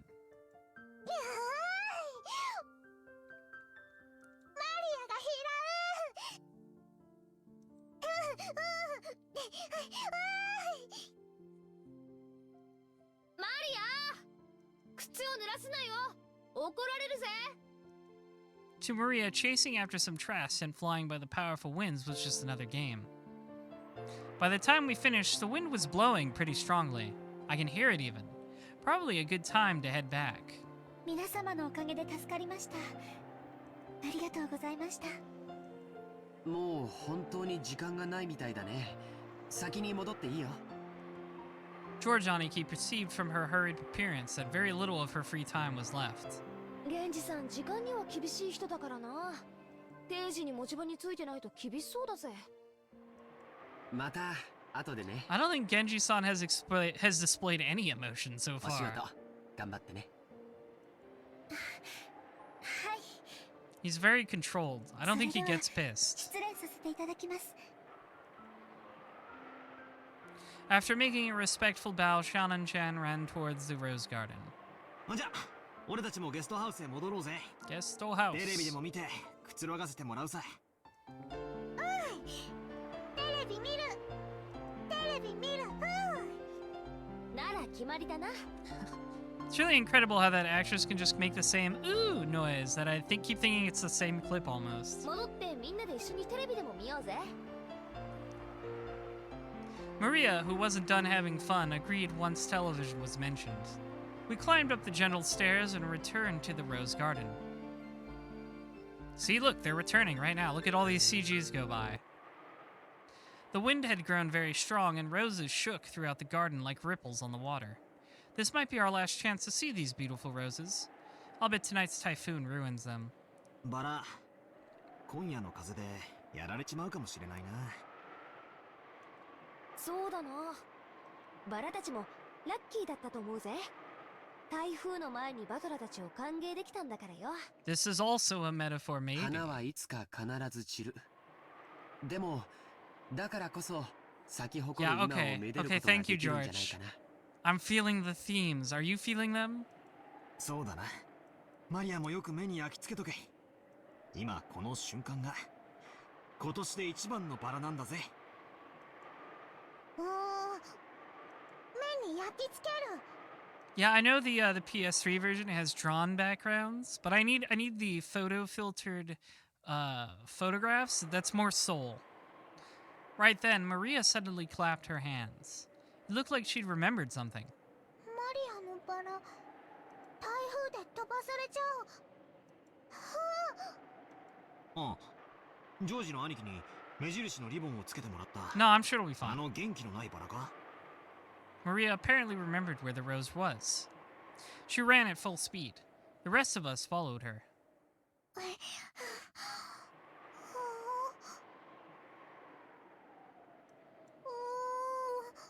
Ooh. あれはどこだったっけな。確かこの辺だったと思ったぜ。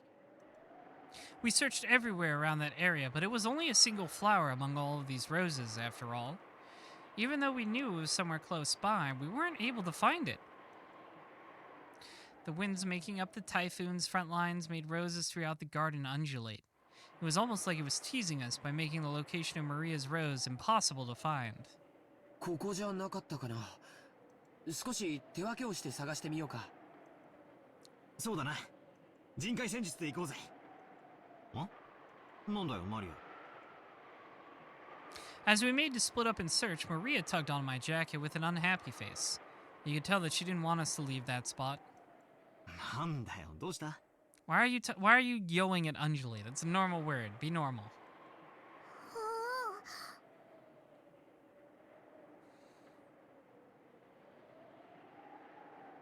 マリアのバラはここなの。ここにあるの。でも現にないぜ。この花壇の裏側だったかもな。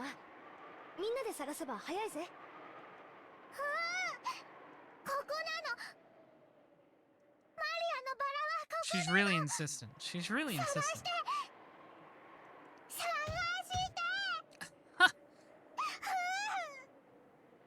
Ah. Maria stomped her feet in irritation. She pointed at that spot and said it was definitely there, but in actuality it wasn't. Even so, Maria got mad when we said we were going to search elsewhere. We were at a loss for what to do. For a while, we had to stay near Maria and pretend to search through that rose thicket.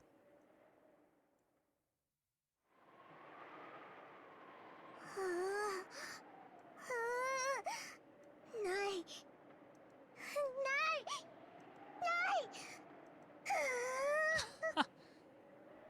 Maybe she's saying that it should be here, but it isn't.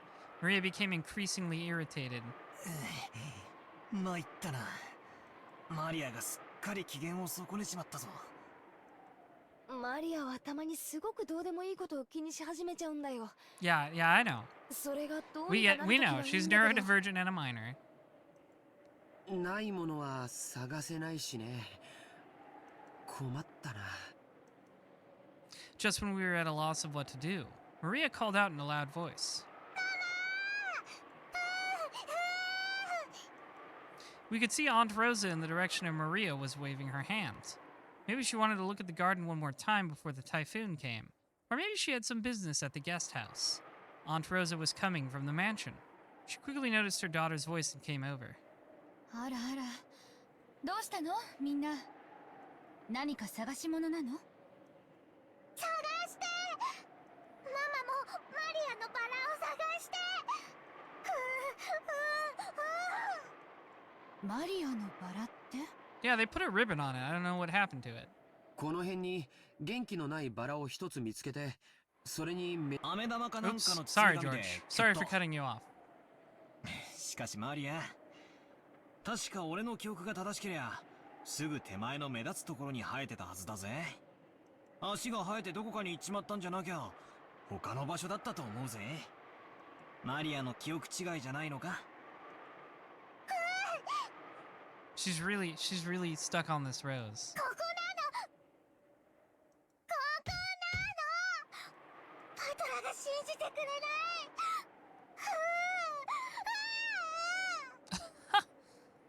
そのうー言うのをやめなさいって何度言ったらわかるの？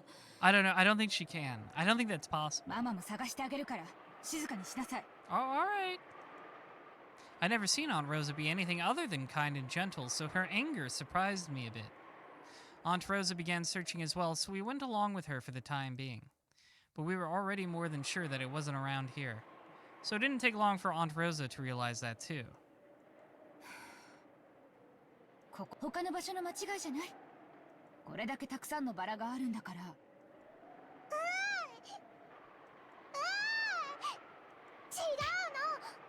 ここにあるのママも信じてくれない Nobody believes me. ちゃんと信じて探してるでしょ。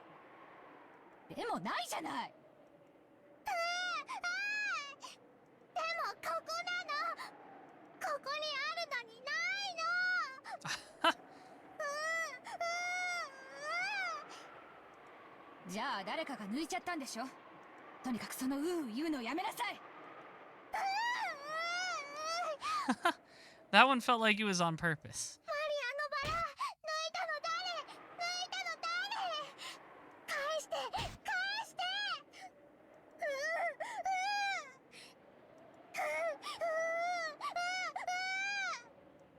そんなの知らないわよ。やめなさい。そのうー言うのやめなさい。 This is really awkward.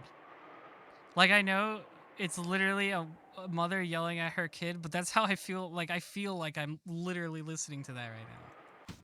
Like, I literally just walked in on a lady screaming at her kid, and I'm like, oh, I gotta get out of here. Aunt Rosa slapped Maria's left cheek with her palm. In that instant, Maria was shocked into silence. Of course, it was only for an instant. When Maria realized that her wish was being rejected, she started yelling even louder. Kenzo sure knows how to raise them. マリアのバラマリアのバラ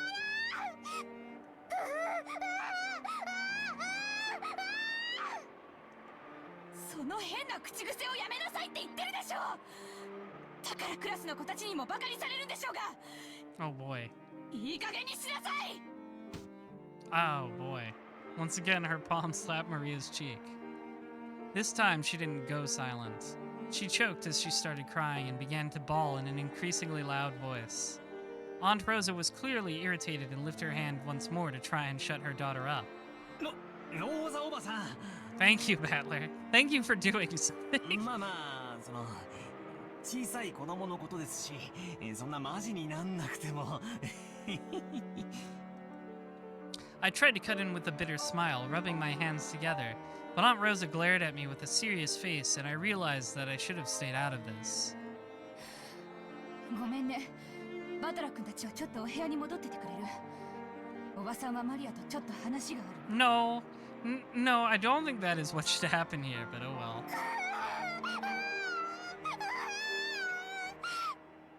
誰もマリアのバラを信じてくれないここにあったのに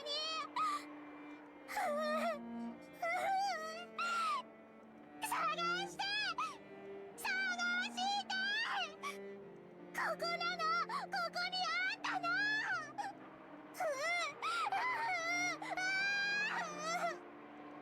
でもないじゃない。なら他の場所の勘違いでしょ。こ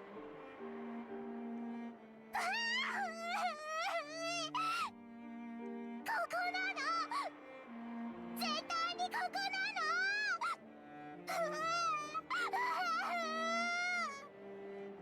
じゃあなくなっちゃったのよ。諦めなさい。どうして、 Well, yeah. Of course Maria has abandonment issues. Have you seen her dad? どうしてマリアのバラがなくなっちゃうの。どうして、どうして。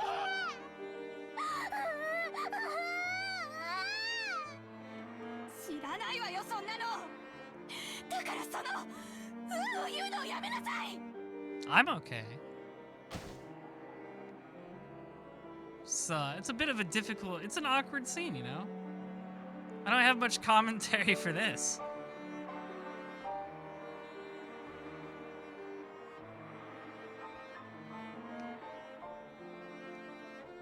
Aunt Rosa once again raised her hand, overcome by emotion, and slapped Maria's cheek.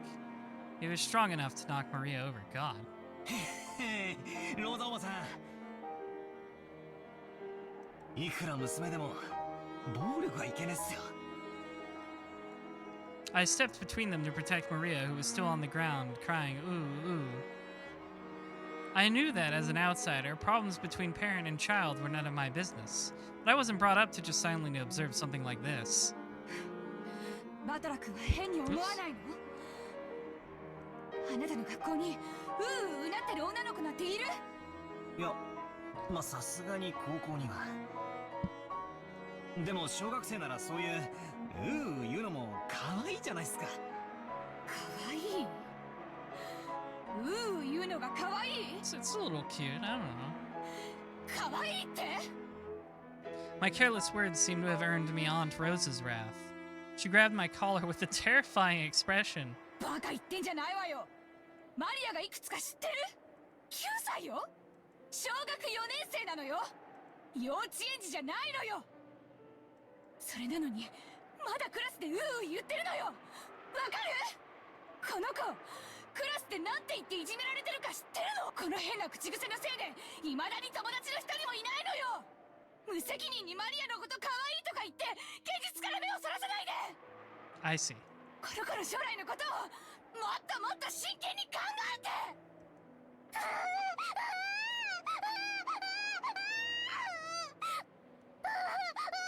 Oh boy, this is...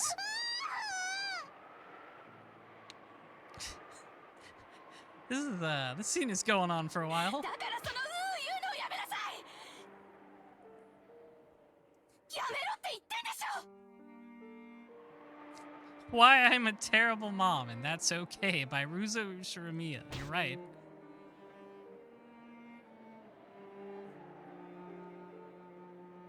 Whoosh. Aunt Rosa struck Maria's quivering head, from which an increasingly unhappy voice was rising.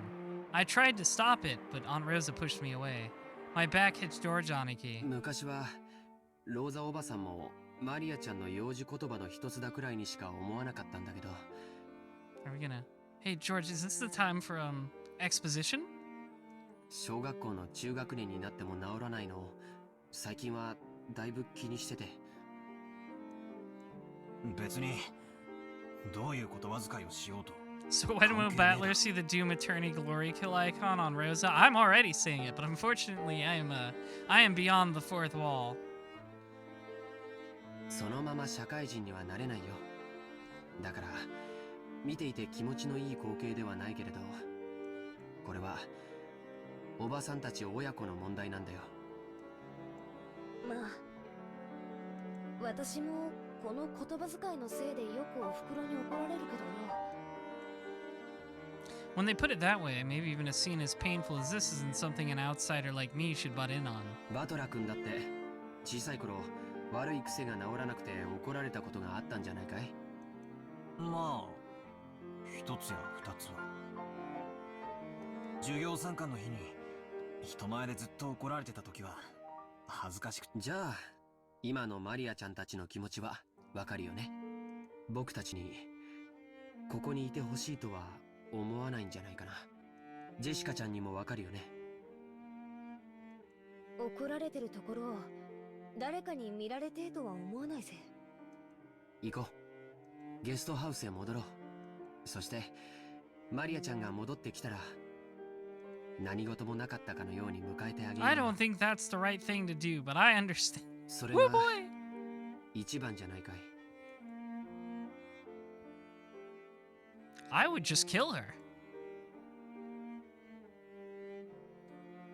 We thought George Oniki's point was probably a reasonable one, and we may have been eager to use that reasonable-sounding argument as a justification to retreat from this heart-rending scene. Jessica and I nodded at George Oniki, and we all left.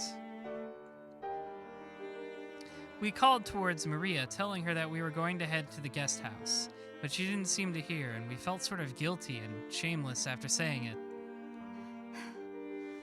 それなら好きなだけ一人で探しなさい。ママは知りません。探す。マリアが一人で探す。ママが知らなくても探す。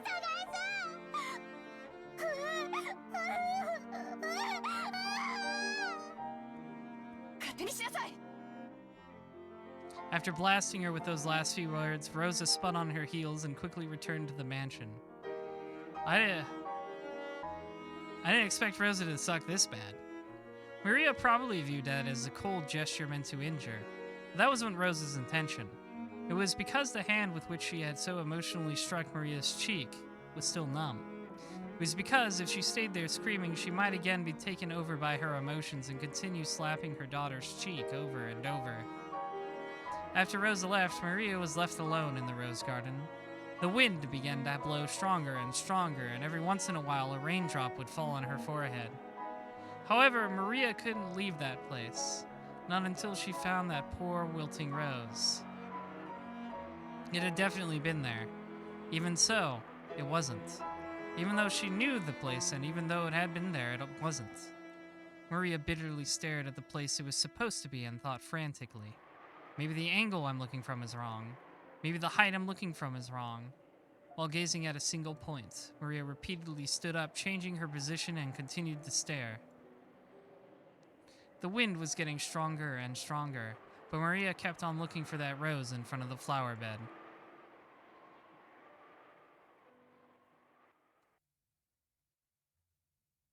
Well, that was awkward.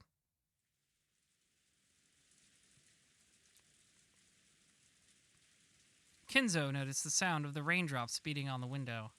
It seemed to be pouring down thickly. It had begun to rain later than the weather report had predicted. Kinzo approached the window as if being summoned by the sound of the rain. The sound of rain is the sound of silence. That sound feels quieter than any silence, and makes humans remember that, in the end, they are alone from the moment they're born to the moment they die. My waifu!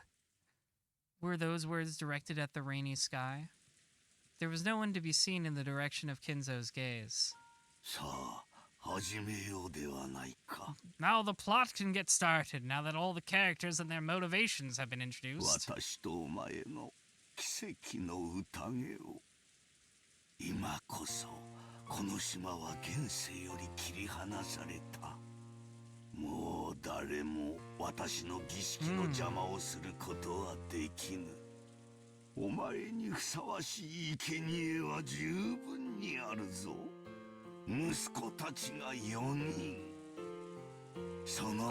Oh, the organ's kicking in? Let's go. 4, 7, 11, 13.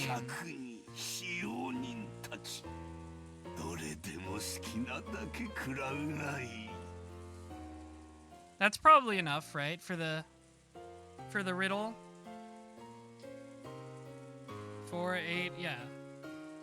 4 of his children, 3 of their companions, 4 of my children. That's 11.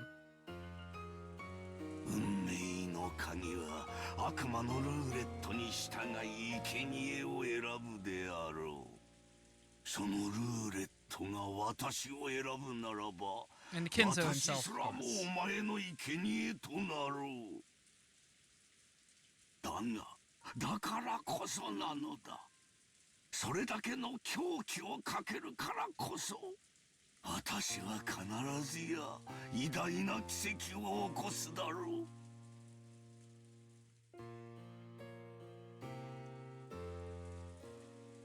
Actually, let me do something real quick.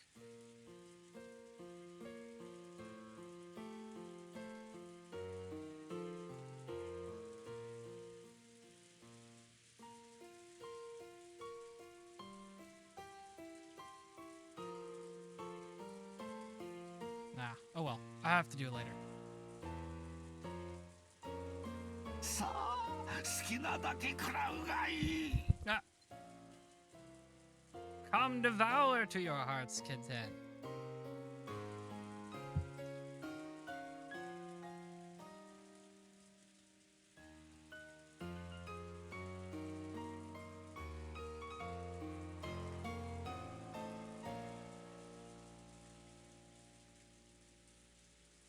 He's so excited. He's so excited to sacrifice his entire family.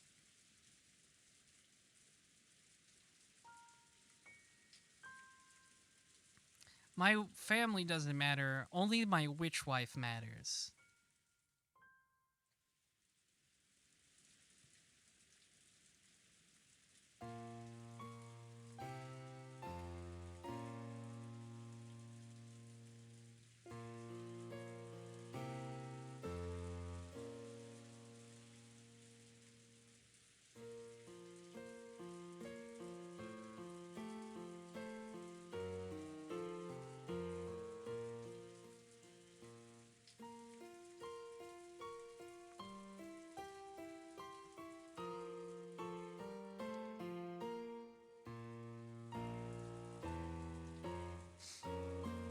There we go.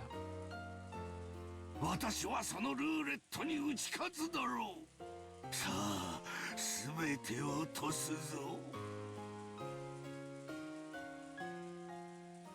まずは後ろ宮家の家督を返そう。受け取るがいい。 Take my money.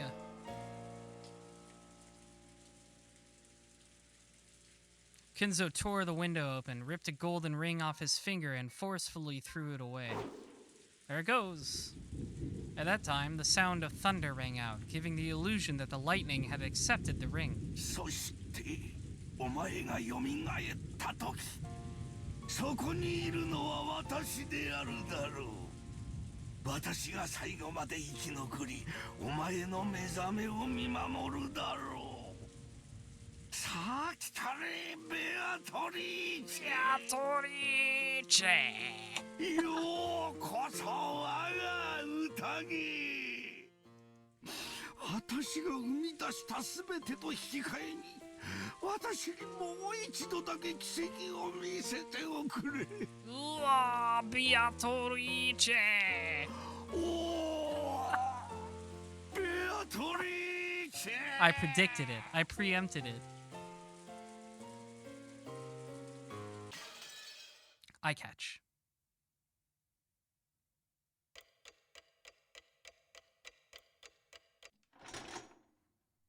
It's exactly 6 o'clock.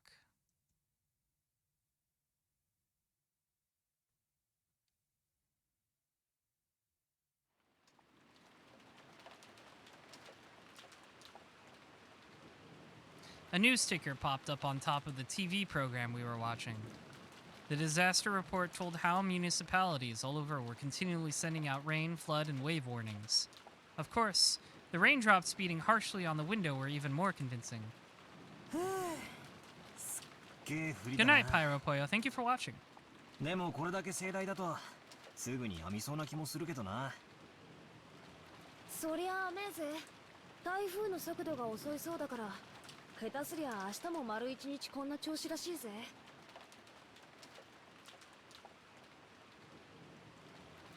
ちょっとの天気でも船は欠航するもんだしよ。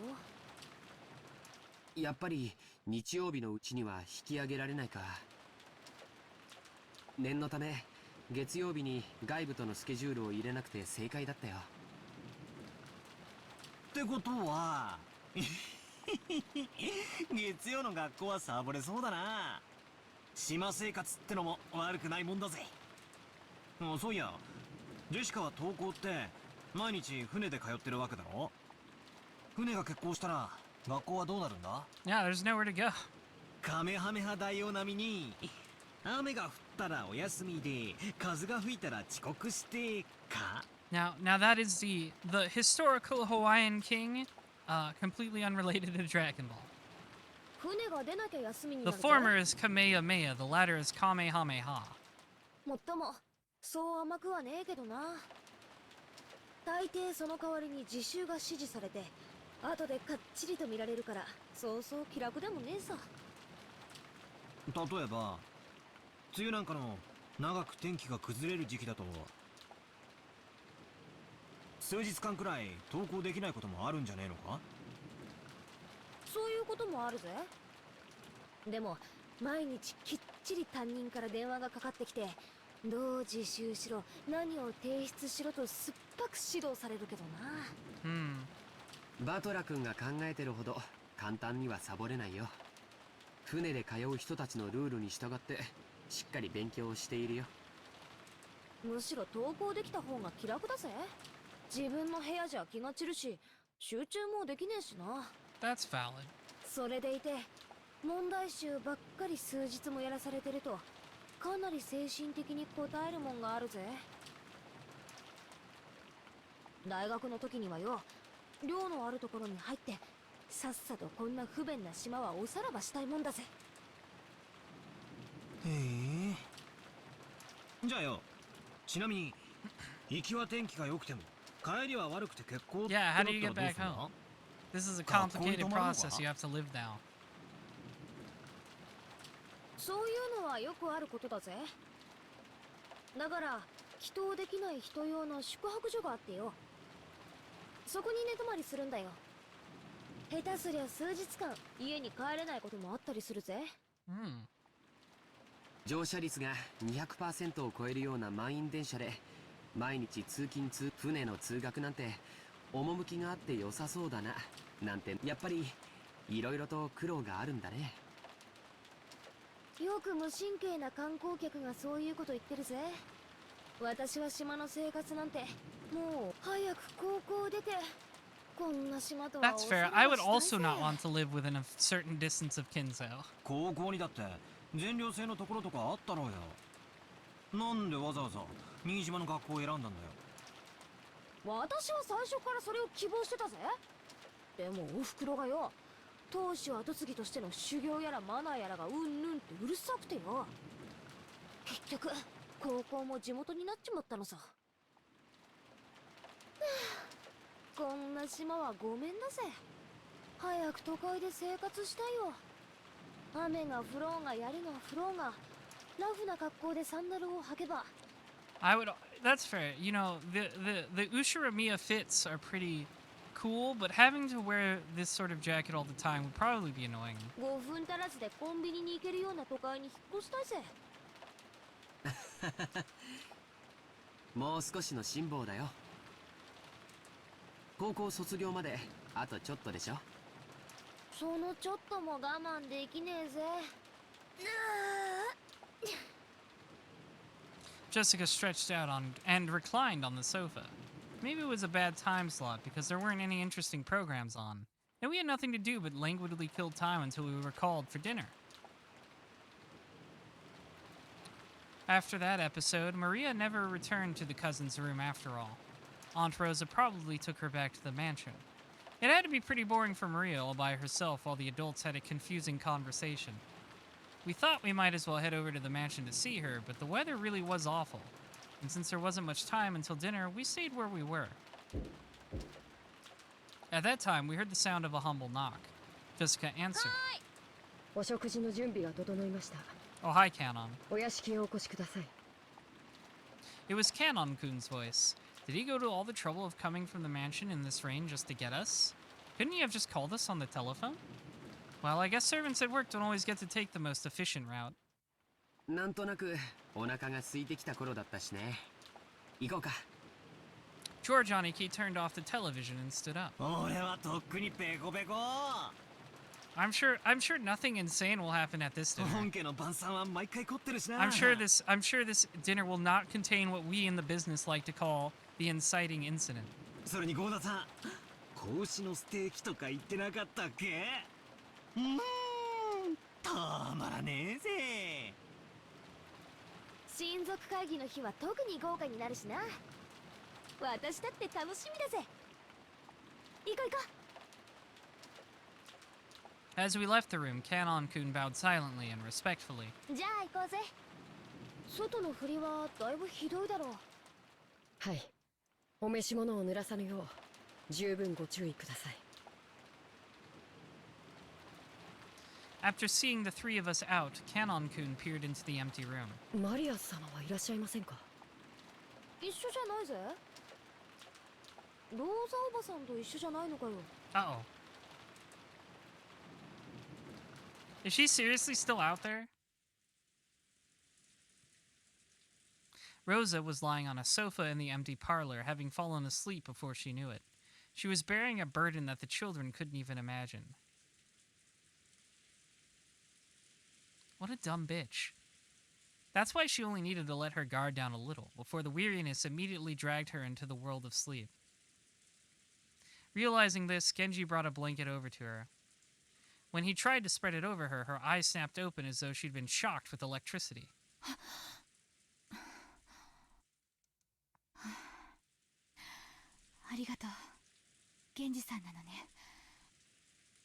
When she realized that the thing that had touched her was just a blanket and that Genji had been considerately giving it to her, she let out a sigh of relief. 起こしてしまいましたか。失礼いたしました。いえ、いいの。寝るつもりじゃなかったから。 Yeah, you left your daughter out in a typhoon. 今は何時なの？ When he was asked for the time, Genji checked a pocket watch that he took out of his chest pocket. 6時を少し過ぎたところです。 Rosa gave her head a little shake when she realized that not much time had actually passed, even though it felt like she'd slept for ages. Even though she didn't feel rested at all, the drowsiness that had enveloped her must have been pretty deep. ありがとう。毛布は結構よ。変な時間に眠っちゃダメね。すっかり時間の感覚が狂っちゃったわ。雨、とうとう降り出したのね。 Rosa finally realized that the peaceful sound that had put her to sleep was actually the rain. 風もだいぶ出てるよね。いよいよ台風なのかしら。そのようにテレビでは申しております。遅い台風だそうで、明日いっぱいはこんな調子だそうです。そう。この素敵なバラ庭園も日中のあれが見納めだったのね。 It's all gone. From the window that she could see of the rose garden was completely blurred by the wind and the rain. Yeah, she's still... You just... Now you remember. 私はお見かけしておりませんが。 What a stupid bitch. ゲストハウスにお戻りではないでしょうか。 Rosa knew her daughter's nature well, so a chill ran down her spine. Maria was stubbornly honest, and if she was ordered to find something that didn't exist, she would look forever and ever. Even in pouring rain. 違うわ。いとこの子たちは先に行ってしまったから、あそこにはマリア一人。あの子は誰かにもうやめろと言われない限り、たとえ槍が降って This こよう lady と is あ not そこに winning 居 any 続けるわ。 Parent of the Year awards, I tell you what. 傘もささずに。私は感情に任せてなんてことを。 Yeah, I don't know. That's a great question. Even though she'd known about Maria's simple honesty better than anyone, she'd once again lost control of her emotions and done something terrible. Rosa pushed Genji away and ran down the hall.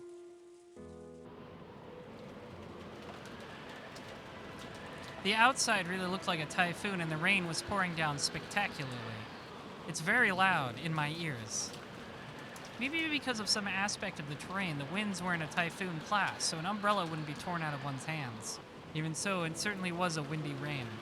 There was no time to admire the roses being drenched. とりあえず今はマリアが気になるぜ。まさかあの後もずっと一人でへそ曲げてあそこでバラ探しをしてるなんてことはないよな。そうだね。さすがにこの雨じゃと思いたいところだけど、マリアちゃんはたまにすごく頑固でものすごく愚直な時がある。 Yeah, Kinzo's talking about sacrificing his whole family, and now this little girl's lost out in the rain. Certainly not a portent of things to come. We hadn't worried much, thinking that Aunt Rosa had taken her back to the mansion. However, when Kanon-kun had come from the mansion to tell us and thought Maria was here, we got a little worried. お屋敷ではお見かけしませんでしたので。 Oh, I know Rosa didn't have a great upbringing. Have you seen Kinzo? He's like, yes, I love hitting my kids. ローザ様は仮眠を取られておいででしたので。ここに来る途中に見かけなかったのかよ。 However, I will still be mean to Rosa, cause whatever. 申し訳ございません。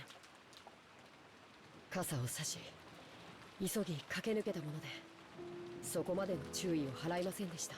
What do I think about Kanon? I don't have much to think right now. He obviously has some sort of motivation, weird motivation going on. But I won't know what to think until I know more about him. I'm sure much more about him will be revealed in the near future, or soonish. Eventually, I guess I should say, because this VN is horrifically long. If he had cut through the rose garden, taking the shortest line between the mansion and the guest house, then he wouldn't just barely missed the place where Maria had been looking for her rose. And it was raining this hard too. Yeah, he says he's just furniture. I don't think he really believes it though. He seems pretty upset with the way the whole master-servant relationship works.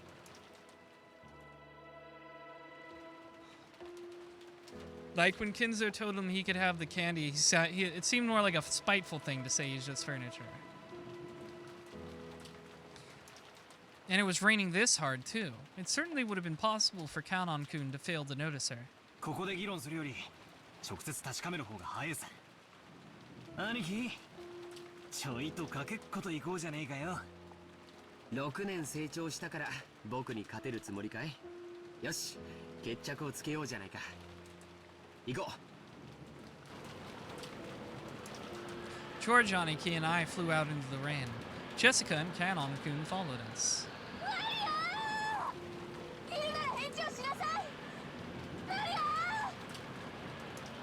ローザおばさんだ。おばさん。 When Georgianiki called back, Aunt Rosa jumped at him and grabbed onto him. マリアはどこ？ジョージ君たちと一緒じゃないの？いえ、僕たちはあの後マリアちゃんには出会ってません。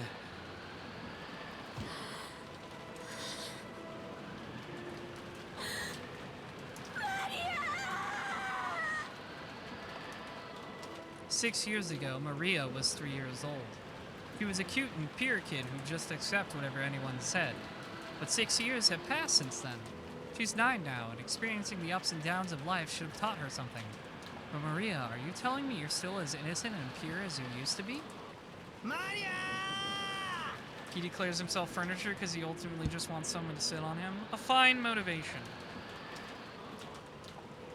As I circled the rose bed, something white unexpectedly turned to face me. It was a white umbrella. Maria was crouching down, holding a white umbrella and still searching for that rose. Oh, she's fine. See? It's okay. Everything's fine. Her face, which had turned bright red from her crying her eyes out, was dirtied with water and mud. It was a truly pitiful sight. お前まだ探してたのか。見つからない。マリアのバラ見つからない。Maria had probably been here since the rain started pouring down. Her shoulders were freezing. She looked tired to the bone, but fortunately, since she was holding an umbrella, she wasn't completely soaked. The umbrella probably came from the handbag Maria always carried around. Thank goodness. Seriously, thank goodness. バトラ君、よかった。見つけたんだね。マリア！ごめんなさい。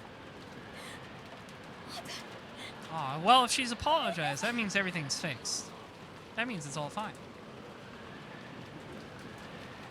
Aunt Ruza threw her umbrella aside and hugged Maria. ないマリアのバラがない。後でママも一緒に探してあげるから。ね。だから今日はお預けにしなさい。ね。今日はお預け。 It looked like Maria still wasn't able to accept it, but she no longer had enough energy left to resist. Jessica and Kanon-kun caught up with us. すぐにお屋敷でタオルの用意をさせましょう。マリア、ずっとここにいたのか。ごめんね。本当に悪いママで。ごめんね。ローザおばさん、とりあえずお屋敷に行きましょう。このままじゃマリアちゃん風邪をひいちゃう。そうね。マリア、行きましょう。ちゃんときれいにしないとおじい様に怒られちゃうわよ。Kinzo's always mad. Don't worry about that. お腹すいた。もう食事の時間だぜ。マリアはよく頑張ったよ。天気が良くなったら私たちも一緒に探してやるから。 We couldn't stay in the rain forever. We took Maria with us as we headed back to the mansion. Maria apparently wasn't as worn out as I thought. When she remembered we were having calf steak for dinner, she started chanting, I'm hungry, ooh, and returned to her usual spirited self. Aunt Rosa didn't chide Maria for saying ooh, ooh. そっか、傘を持っていたのか。さすがマリアは物持ちがいいぜ。 She's a smart cookie, that Maria. マリア、傘なんか持ってない。Oh. なんだよ。じゃあその手に持ってる白い傘はどうしたんだよ。貸してもらった。 Some caring person must have brought her an umbrella. I wonder who. A normal kid would look for shelter once it started raining, but Maria was too stubborn to give up so easily. So maybe that caring person gave up on telling Maria to find shelter, then decided to at least give her an umbrella. そう。その人にお礼を言わないとね。誰？ Wow, I just don't know. I just don't know who this mystery person could be. Oh, who could have seen it coming? The name Maria cheerfully mentioned was that of the island's witch. Rosa took a deep breath and asked again, trying to do so in a way that wouldn't damage Maria's good mood. そう。よかったわね。それで誰なの？傘を持ってきてくれた人は。おお、ベアート、いいチェ。お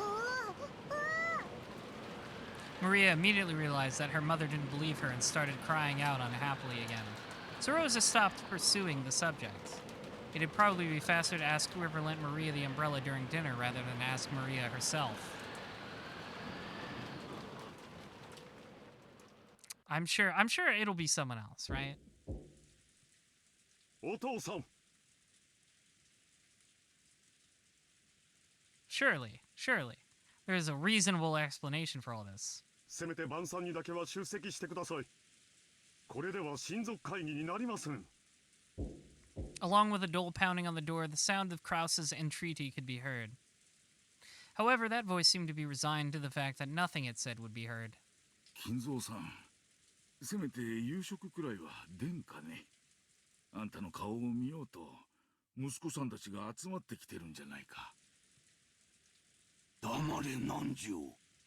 ビショップが聞かぬか。言ってたり。 I just want to play chess. Apparently, Kinzo was completely focused on the final battle of his long-lasting chess match with Nanjo. Kinzo's brow was wrinkled as he continued to glare at the game board through his spectacles. Krause's voice didn't reach his ears. 金蔵さん、私も腹が減った。 Please, sir. I'm so tired. 下に降りて食事をせんか。ならばお前だけで行くといい。私はもうしばらくこの一手を吟味させてもらうぞ。今夜で決着をつけてやる。Can't leave anything unfinished. お前との決着は金輪際つけられそうにないからな。I thought the rain overlay disappearing after was an intentional effect, because when they entered the scene, it appeared first. But maybe it's not. I don't know. Nanjo rose from his seat, hoping this would prompt Kinzo to do the same, but Kinzo's eyes never left the chessboard. He knew well that Kinzo always displayed a blind concentration when it came to chess, but he'd never seen Kinzo concentrate as hard as this. It was almost as though Kinzo was telling the truth, and there would never be another chance for them to continue their contest if they didn't finish tonight. It seemed that, no matter how obstinately he called out to Kinzo, it wouldn't reach the latter's heart. Nanjo gave up and headed to the door that Kraus was still banging on. The door to the study opened.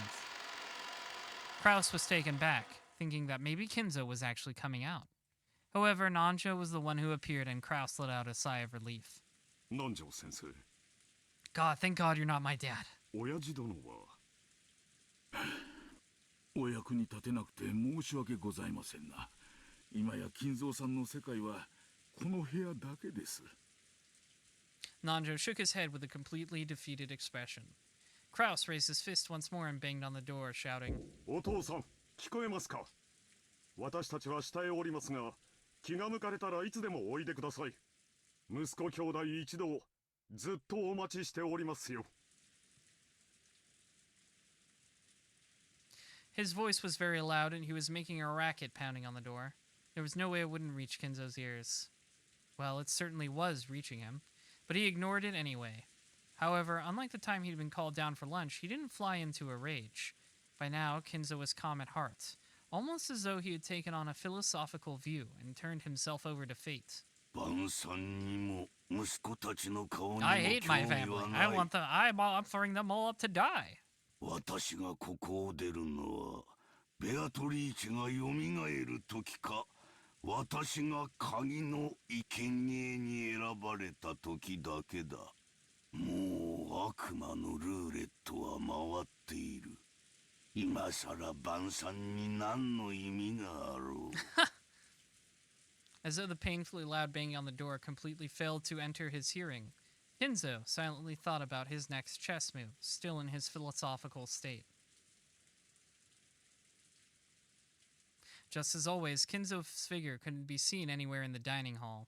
Kraus, wearing a bitter smile, returned with Nanjo.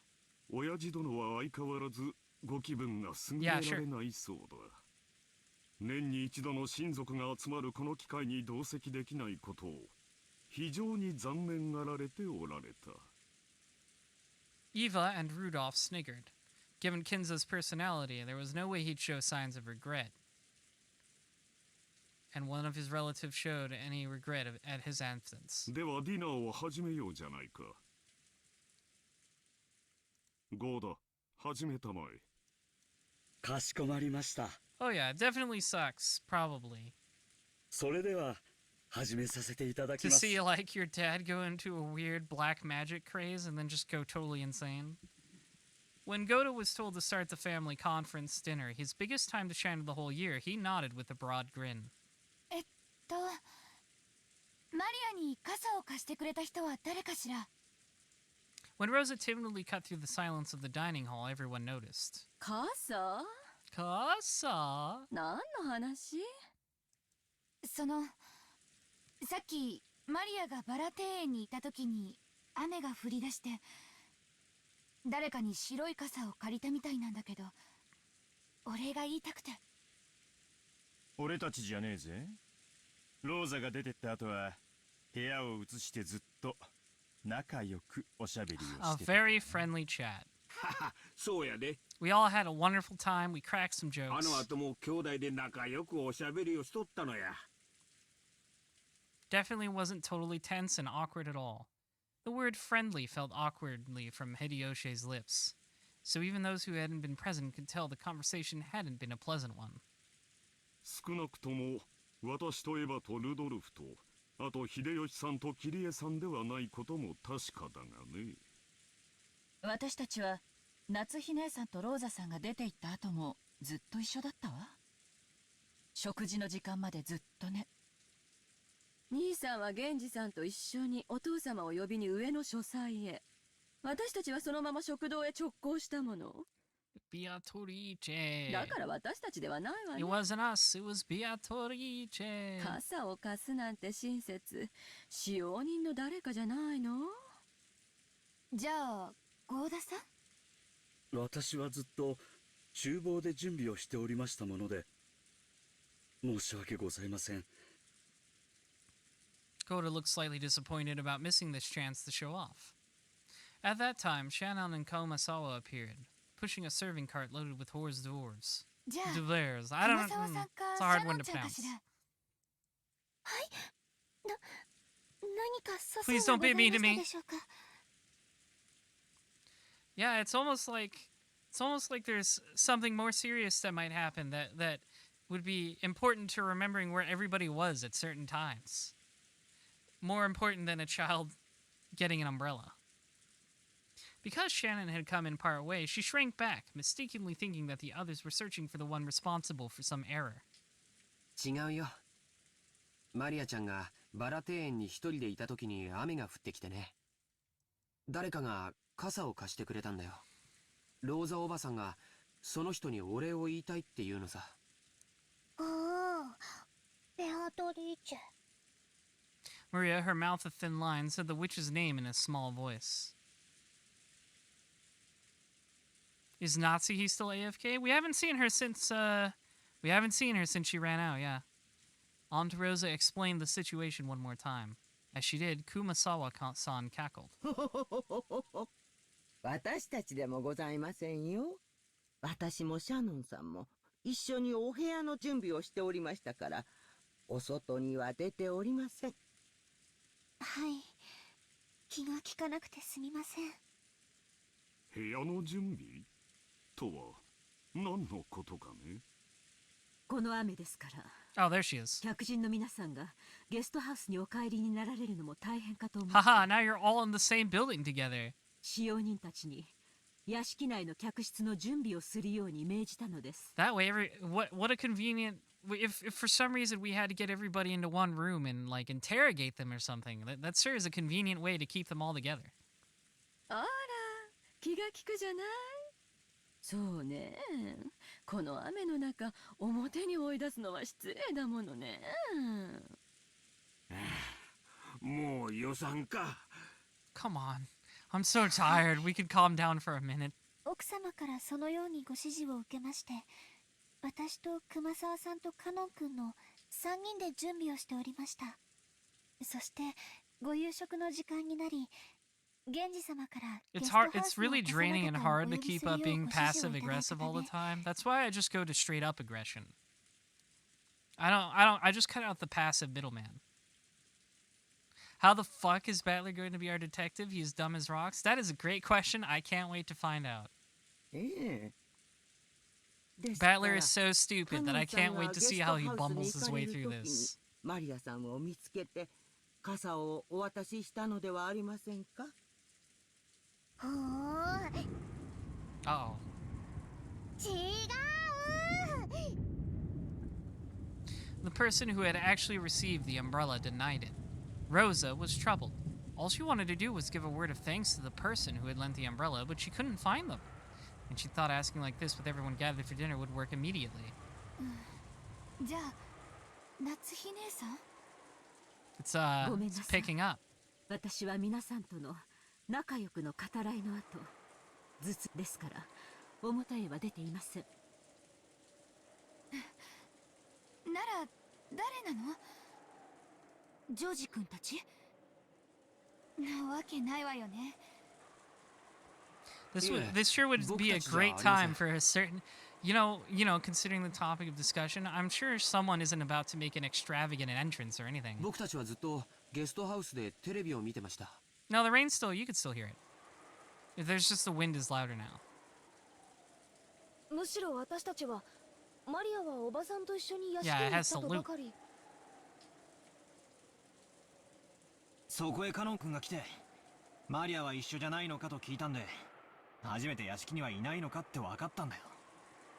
第一俺だったら傘を貸すより先に手引っ張って屋根の下に連れて行くぜ。Rosa was completely baffled. One by one, the relatives and the servants denied that they had done it, even though it really wasn't something anyone would need to hide. So, by process of elimination, the number of remaining candidates wasn't large. もちろん私でもありませんな。 I've been playing chess with your dad. 雨が降り始めてすぐの頃、金蔵さんの部屋を訪ねて、つい Yeah, さっきまで一 suspenseful 緒に theme. チェスをしておりました。ということはおじい様でもないよね。なんだなんだ、妙な話になってきたぜ。あと残るのは誰だ？ Who is left indeed? 誰？源氏さん？ちょっと待って。勘違いしないでくれる？別に私は何かの犯人探しをしてるんじゃないのよ。雨の中のマリアに傘を差し伸べてくれた人に母としてお礼が言いたいだけなの。 Giving an umbrella to a girl loitering in the rain was something to be praised, not hidden. Despite that, no one raised their hand. Why not? Everyone started whispering about how strange this was getting. 落ち着けよローザ。傘を借りた本人に聞けばいいじゃねえか。 That's what everyone had been thinking since the beginning. They were all scratching their heads at why she wouldn't just ask Maria, who had been given the umbrella. However, Rosa bit her lower lip. After all, she already knew how Maria would answer if asked. どうりや、ルドルフ君の言う通りやないか。マリアちゃん、おじさんに Oh, 教 the えてや。 suspense, the tension. マリアちゃんに傘を貸してくれたのは誰や？ The dining hall was wrapped in silence for an instant, but it was soon interrupted by a burst of laughter. なるほど。森の魔女ベアトリーチェが不憫に思って傘を貸してくれたか。いい話じゃないかね。ローザ、そういうことだ。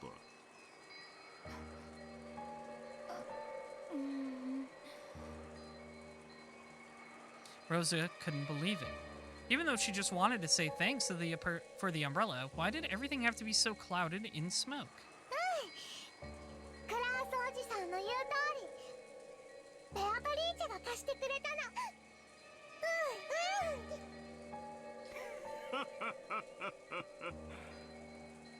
それはよかった。無垢だというのは実に羨ましいことではないか。なあ、諸君。Well, now Kraus is just being a dick, so. Kraus was laughing with a face that was clearly mocking, but Maria was overjoyed, apparently convinced that her claim was being believed. 一体どうなってんの？まさか本当に魔女が現れて傘を貸したってのかよ。 Jessica asked me in a small voice that wouldn't carry over to Maria, who was sitting across from me. マリアって冗談が言えるタイプだっけ？ No. If we'd heard that kind of story pop out of my old bastard's mouth, we would have just taken it as another joke. However, it was hard to explain it away like that when Maria said it. This was getting pretty unnerving. いや、昔から愚直なぐらい正直で真面目だよ。普通なら聞いただけで嘘とわかるような冗談すら鵜呑みにするタイプだぜ。マリアから冗談を言い出すなんて聞いたこともない。 Aunt Rosa probably knew that better than anyone. It appeared that because of this weird situation, she had no idea what was going on anymore. じゃあ、マリアがベアトリーチェに傘を借りたと言ったなら、それは間違いなくベアトリーチェなのか。マリアに関してだけは何かの比喩とか冗談とか。 We're all just waiting, aren't we? We're just waiting for the grand entrance to happen. 額面通りの意味だと思うべきだろうよ。じゃあなんだよ。源氏さんあたりがあの肖像画のごついドレスを着てマリアに傘を持って行ってやったっていうのか？そんなことは知らねえぜ。私が聞きたいくらいさ。 Jessica shrugged jokingly, but her expression didn't completely match her attitude. Once the hors d'oeuvres were set out and Goda showed off his vast store of knowledge, the meal began. A couple casual chats broke out here and there, but they seemed somehow distant, and the meal ended up being so quiet that you couldn't ignore the sound of the rain sneaking into the dining hall.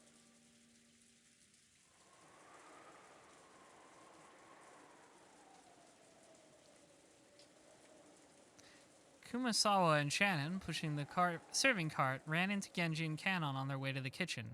ケンジさんですか？マリア様に傘を貸されたのは。傘？何のことだ？はい。雨が降り出した時にマリア様は一人でバラ庭園におられたそうで、そこでどなたかに傘をお借りになったそうなのですが、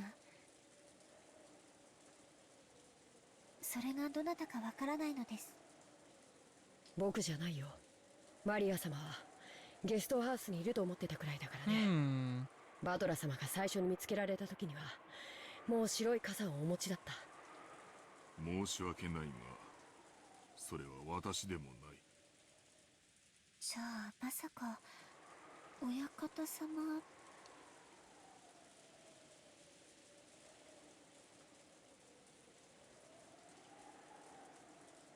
Oh, that's right. That is how you pronounce it. It's hors d'oeuvres. I always forget that when I read the actual word. It's not hors d'oeuvres or something. It's just hors d'oeuvres. I always forget that. Every time I think, oh, that's just a completely different thing. French is a dumb language. Who cares? Both in the dining hall and right here, everyone had stated that they hadn't done it. That left only Kinzo, but... 何かのご用で廊下を歩かれているとき、偶然バラ庭園に傘もささないマリア様が見えたとか。Yeah, I devour whores. 親方様はマリア様のことをあまりお好きではない。Yeah, he thinks she's ugly. 同感だね。親方様がマリア様のために直々に開花までお越しになって傘をお持ちくださるとは考えられないよ。あら、困りましたわね。ではマリア様に傘をお貸しになられたのは本当にベアトリーチェ様ってことに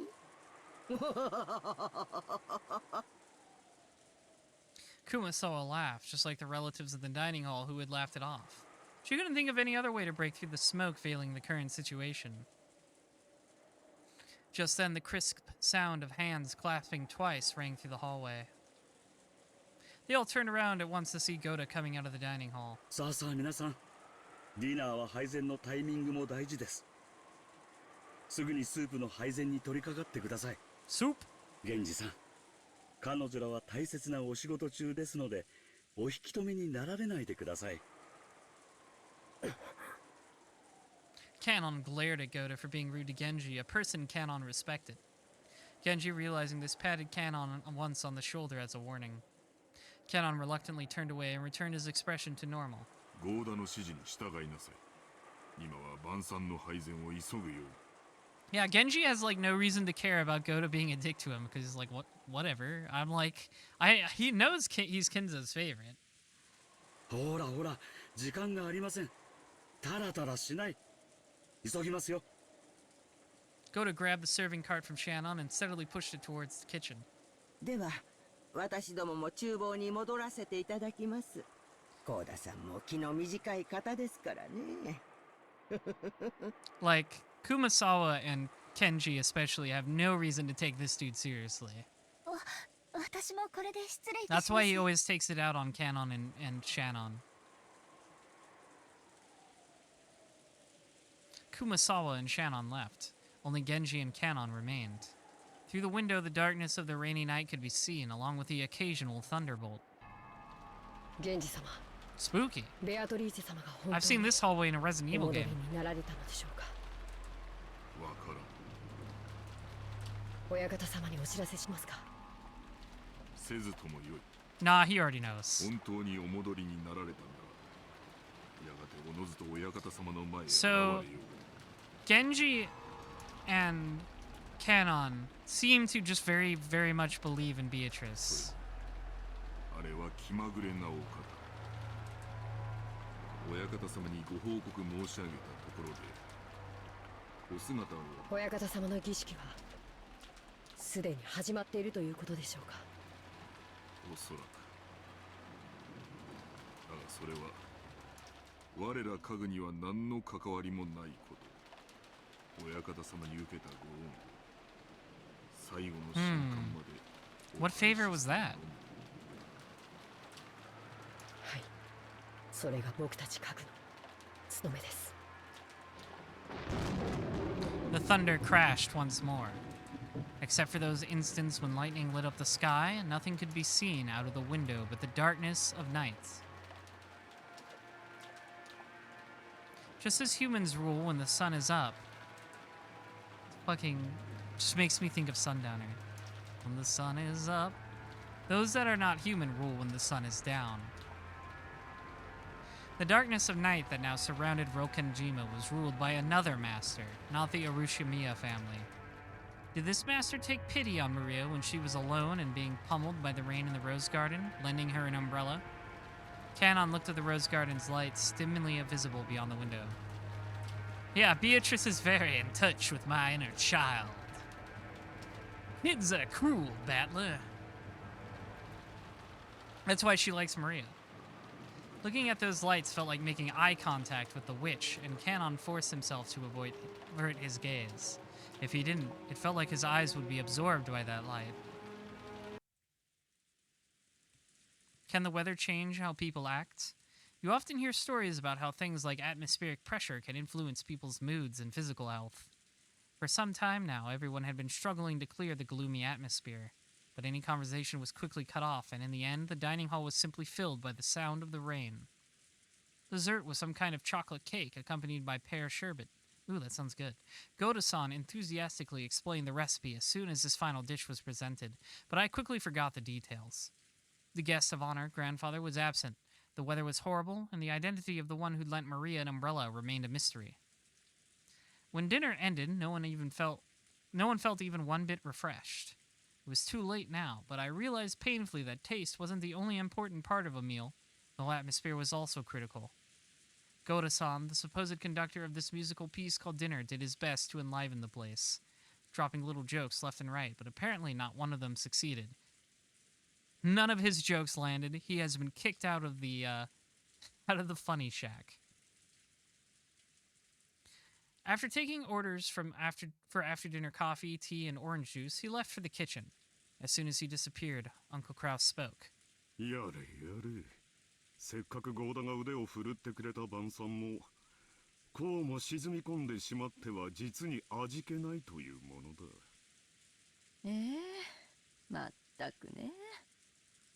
今日は何を食べても美味しく感じられない。Yeah, I thought the sherbet was a separate dish that came after the cake, like a palate cleanser. Ooh, excuse me. Sorry. Like a palate cleanser.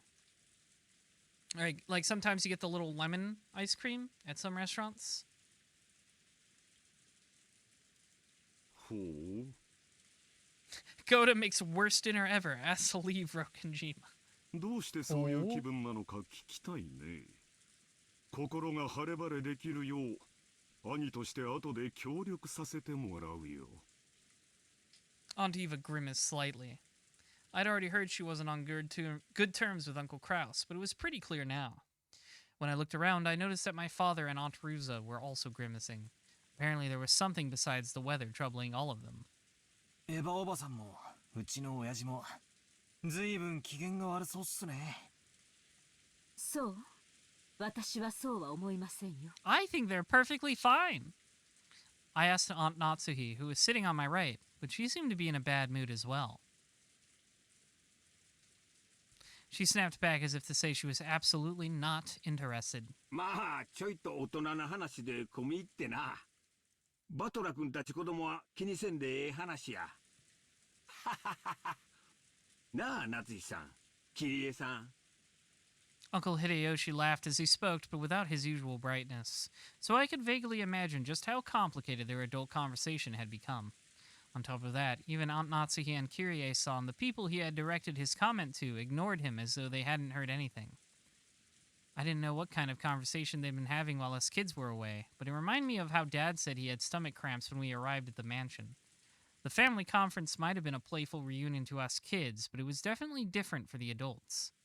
After Uncle Hideyoshi's comment was ignored by the other adults and an awkward silence fell over the room, Kirie-san spoke up. Great, I'm sure. I'm sure everybody will turn out great here. バトラ君は将来はどうするの？ぼんやりと大学進学？そんなのじゃ長い人生レースのスタートラインとしては心細いわよ。あいたたたたたた。キリエさん、飯の最中にそんな話されちまったら消化不良で便秘になっちまうぜ。Constipated. そうやそうや、バトラ君やジェシカちゃんの進路の話をしとったんや。将来のことは真剣に考えんとあかんで。You have to become a business magnate like all of us who have succeeded wonderfully and are not failing every single day. Hideyoshi heartily agreed as if they really had been talking about that, but that was probably wrong. Kyrie-san had been obviously trying to change the subject. However, if Kyrie-san had determined that this was the best course of action for now, then she was probably right. Taking this into account, I cast aside my suspicions as to the cause behind Aunt Eva and Dad's bad moods.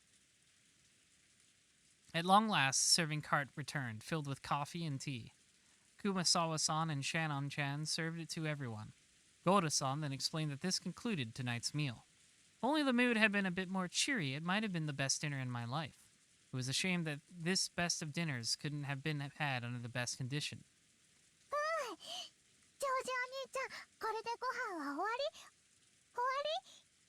り？うん。これでおしまいだよ。No more food, we're out. はしてないわよ。お席について、落ち着いてジュースを飲みなさい。Maria looked like she was really excited by the occasionally crashing thunder. Maybe she wanted to quickly finish eating and run over to the window. She had been fidgeting for a while, waiting for the meal to end. Some people are afraid of thunder, while others find it interesting, and Maria was apparently one of the latter sort. Therefore, when she heard from George Aniki that dinner was over, a huge smile broke across her face. She then rose from her seat, took out her handbag, which she'd set on the seat, never having even left it while she was eating, and began fishing around inside of it. No one seemed particularly concerned by this behavior. なんだい？どこから持ってきたの？ George was the first to notice it. As he spoke, Battler noticed it too. Oh boy! They saw that Maria was now holding a beautiful Western-style envelope. On the front of the envelope, the Ushiramiya family crest, the one-winged eagle, was done in gold leaf. Furthermore, the fact that it was sealed with dark red wax made it clear that this wasn't something Maria could have brought as a prank. Maria-chan, それは何? It seemed that Natsu had also noticed the strangeness of the envelope Maria was holding. Her voice sounded too serious for someone admonishing a small child, so the relatives around us finally noticed it too. どうしたよ、夏姫さん。Oh boy. This'll be fun. 何? Maria. Yes, that's right. Maria is in Smash Bros. あなた、それをどこで拾ったの？その封筒は金蔵さんの？ When Nanjo muttered that, even us kids could understand why everyone seemed to be frozen solid.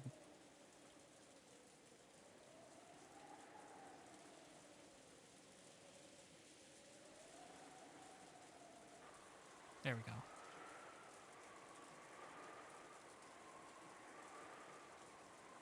The envelope that Maria held was one of the Ushiramiya family head's custom-made envelopes for private use. In other words, it could only mean one thing. The envelope contained a message from Kinzo. Oh yeah, if Maria's the inheritor, this will be really funny. Like, if this is his will. どうしてそんな封筒がここにあるんだね。こいつは面白いもんが飛び出してくるぜ。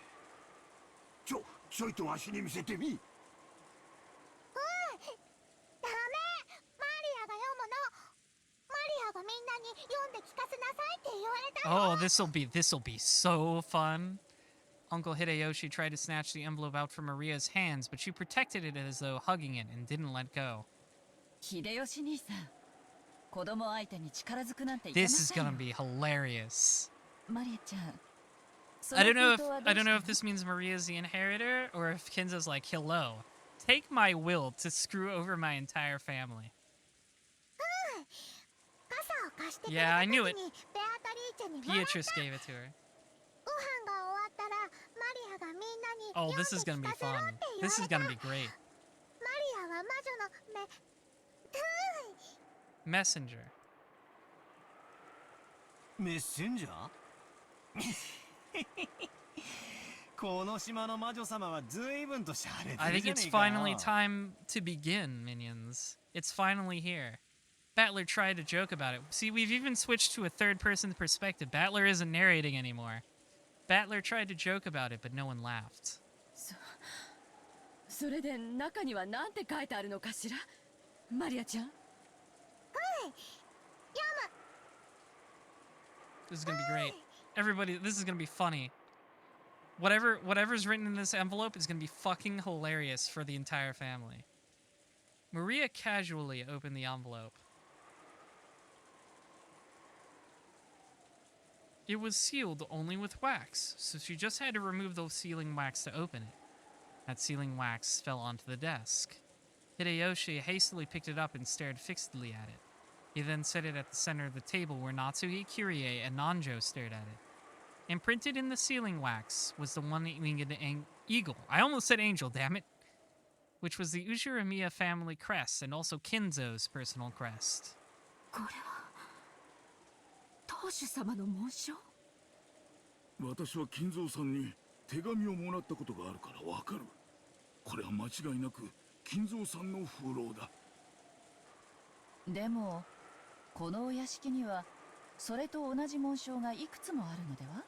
例えば風浪用のハンコのようなものがあれば金蔵さんでなくても風浪はできるのでは。 Oh, everybody is like so doubtful. いや、金蔵さんは風浪には必ず自分が指にしている後ろ宮家当主の And he just threw the ring out the window. That was the ring he threw out the window, right? 間違いなく金蔵さんの風浪だ。そうとは限らんよ。親族であれば一度くらいは親父の手紙を受け取ったことはあるはずだ。その風浪をもとに偽の紋章を作り、親父殿を語って刻印した Well, I 可 don't 能性 know. が Let's just 否め read ぬ the letter and find out. Come on. 兄貴に同感だ。風浪に刻印されている紋章がどれだけ親父のものに酷似していたとしても、だからその封筒が親父のものであるという証拠にはならない。私も全く同じよ。風浪の刻印だけでお父 You're 様 really の手紙 dragging なんて this 決 out, めつけることには Ryukishi. 同意できないわ。南條先生、曖昧な言葉は慎んでいただけるかしら。これは失礼。出過ぎた口でしたな。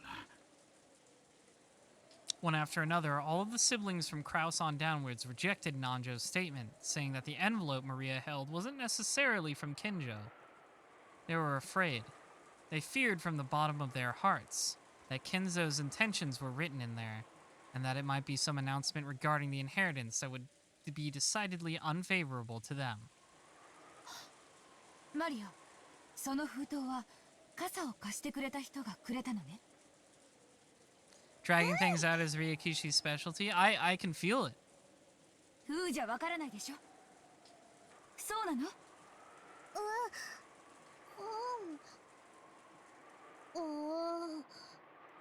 つまり魔女ベアトリーチェが傘と一緒にマリアちゃんにその封筒を。 Maria nodded forcefully. 主人に私も同感です。 Everybody's got to get a word in. Can we just read the letter? Every moment of Umineko needs to be here. 得体の知れない何者かが手渡した怪文書です。 It's not that I'm against it. It's just this is come on. Come on. Stop leaving me in suspense. 読むにも値しません。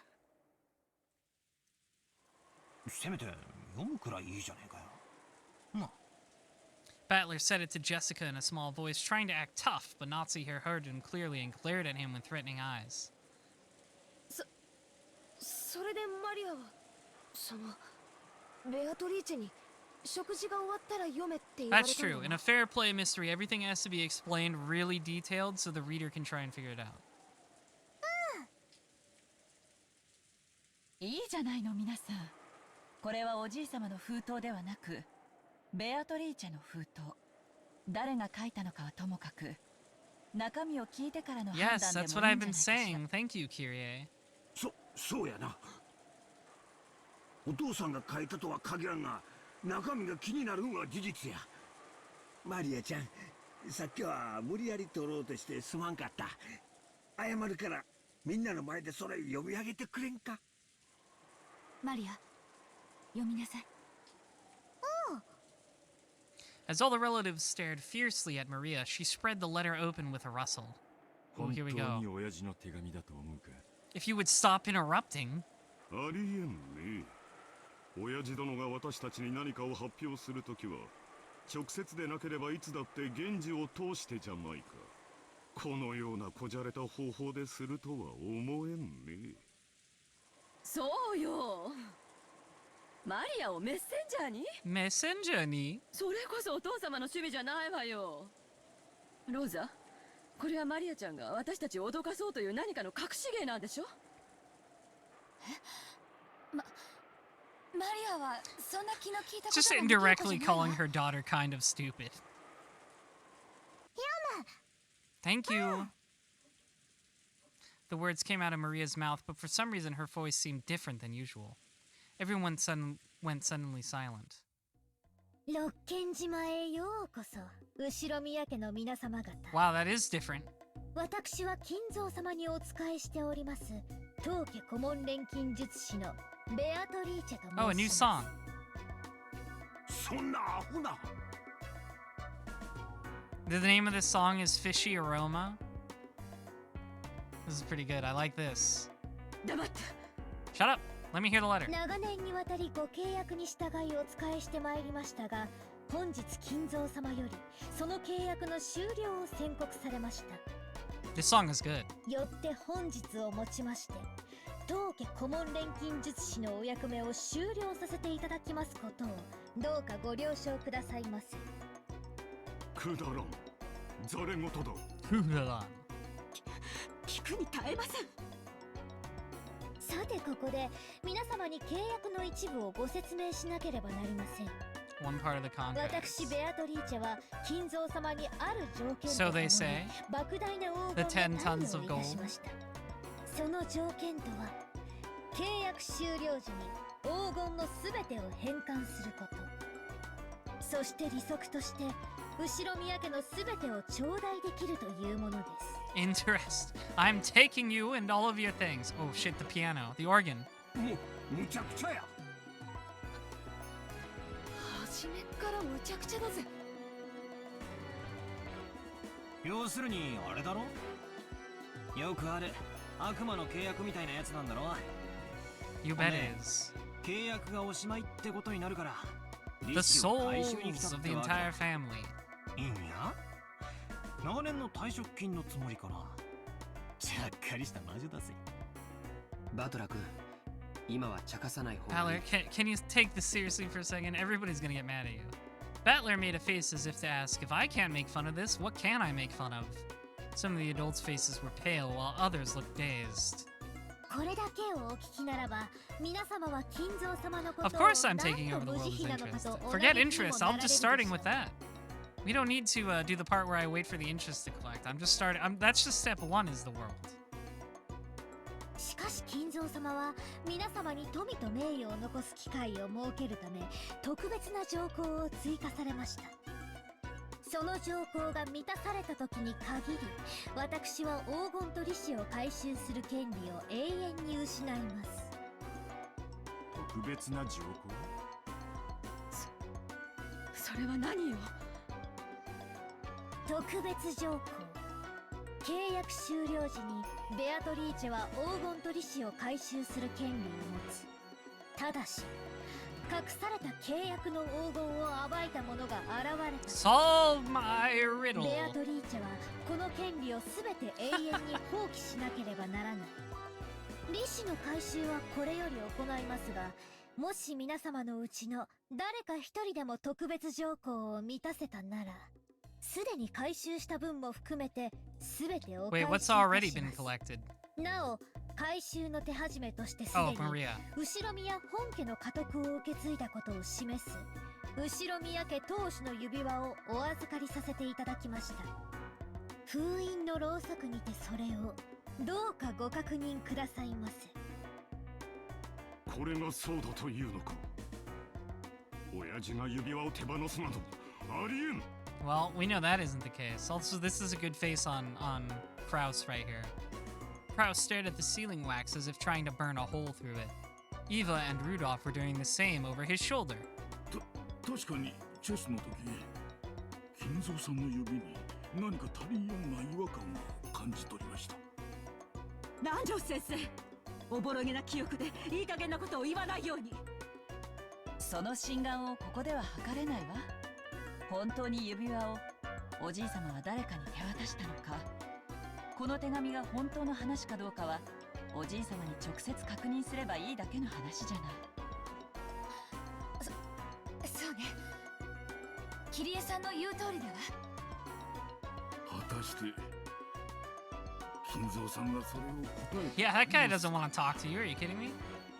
あの人のお考えは時に人の世の常識では測りかねますからな。どの道ざれ言の息を伝言。第一、黄金幻想自体が親父殿のまやかしだ。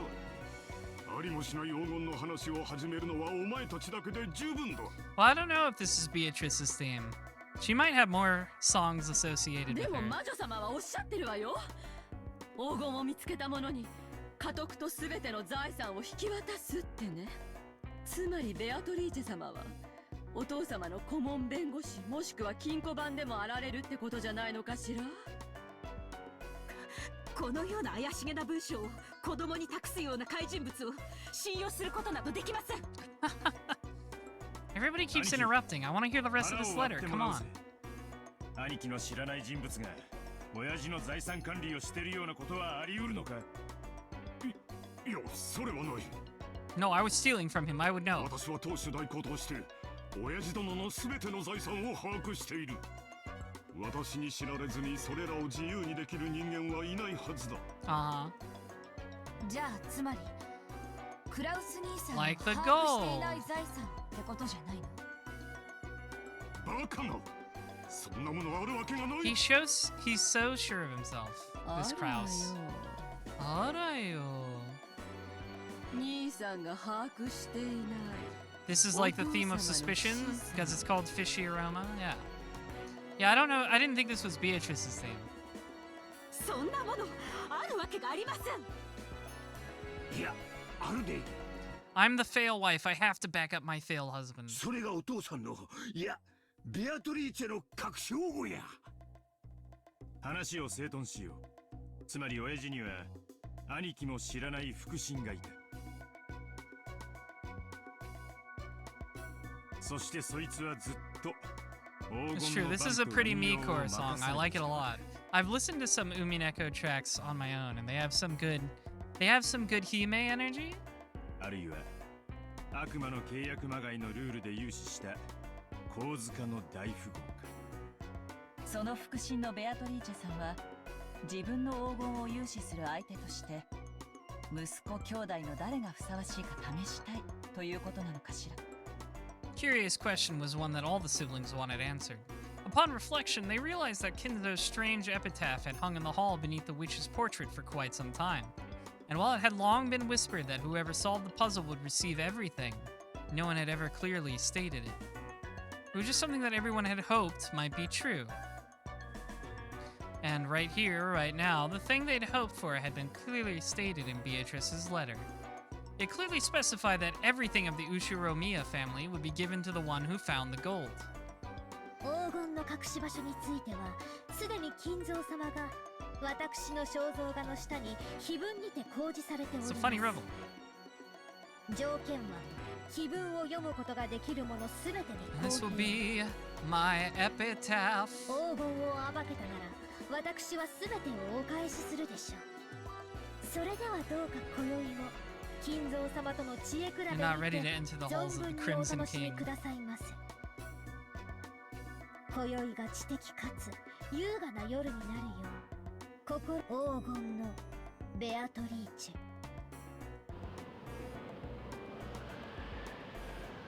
That's it. That's the end of the letter. We finally got to read it. 聞こえているはずです。返事をしてください。 That's right. There's no turning back. The game has begun. The door to Kinzo's study was being violently, harshly beaten against over and over again like a percussion instrument.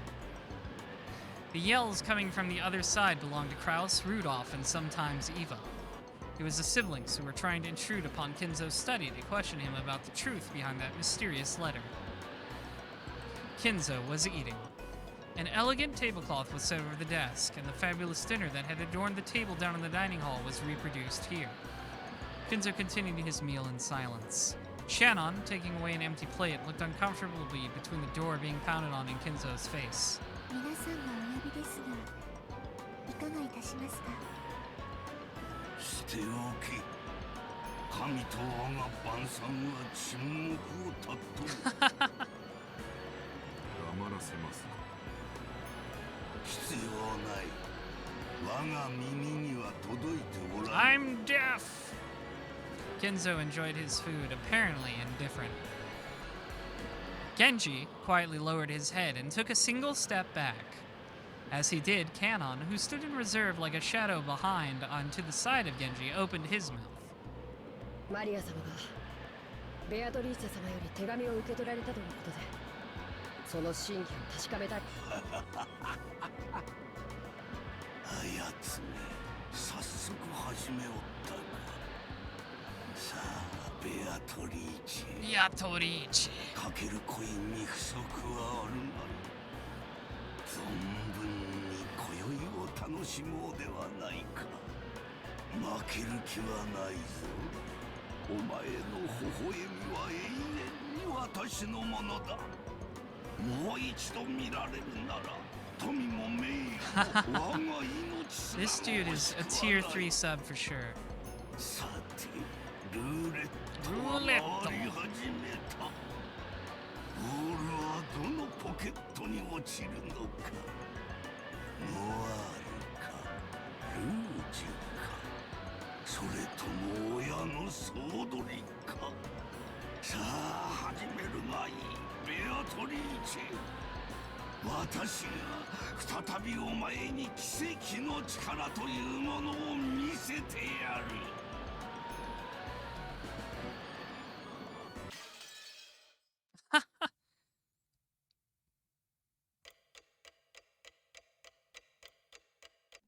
10 o'clock.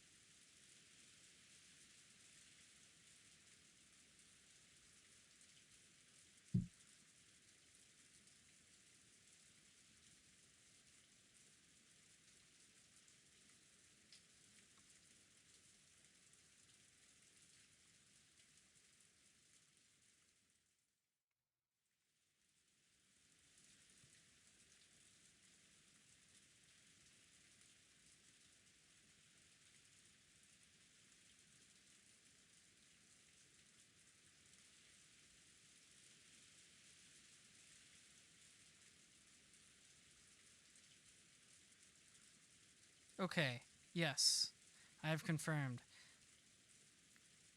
This will unfortunately have to be where we leave off for tonight.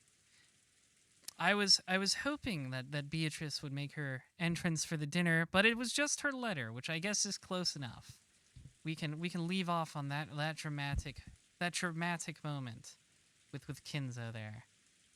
So thank you everybody who stuck around. It was a bit a longer stream than usual, but I'm pretty engrossed in this story. It's very fascinating so far. Yeah, it's a lot of fun. And I'm enjoying it. Like all the characters' like personalities are so funny and fun to watch. It's really fun to watch it all play out, and I'm kind of intrigued by it all. The mystery is it's grabbing me. It's got me by the lapels. And I am fascinated to see where it'll go next. But yeah, I think that's a great point to stop for now. The game has started. The Devil's Roulette has begun to spin. We'll see where it might continue spinning, because it won't stop next time. Good night, everybody.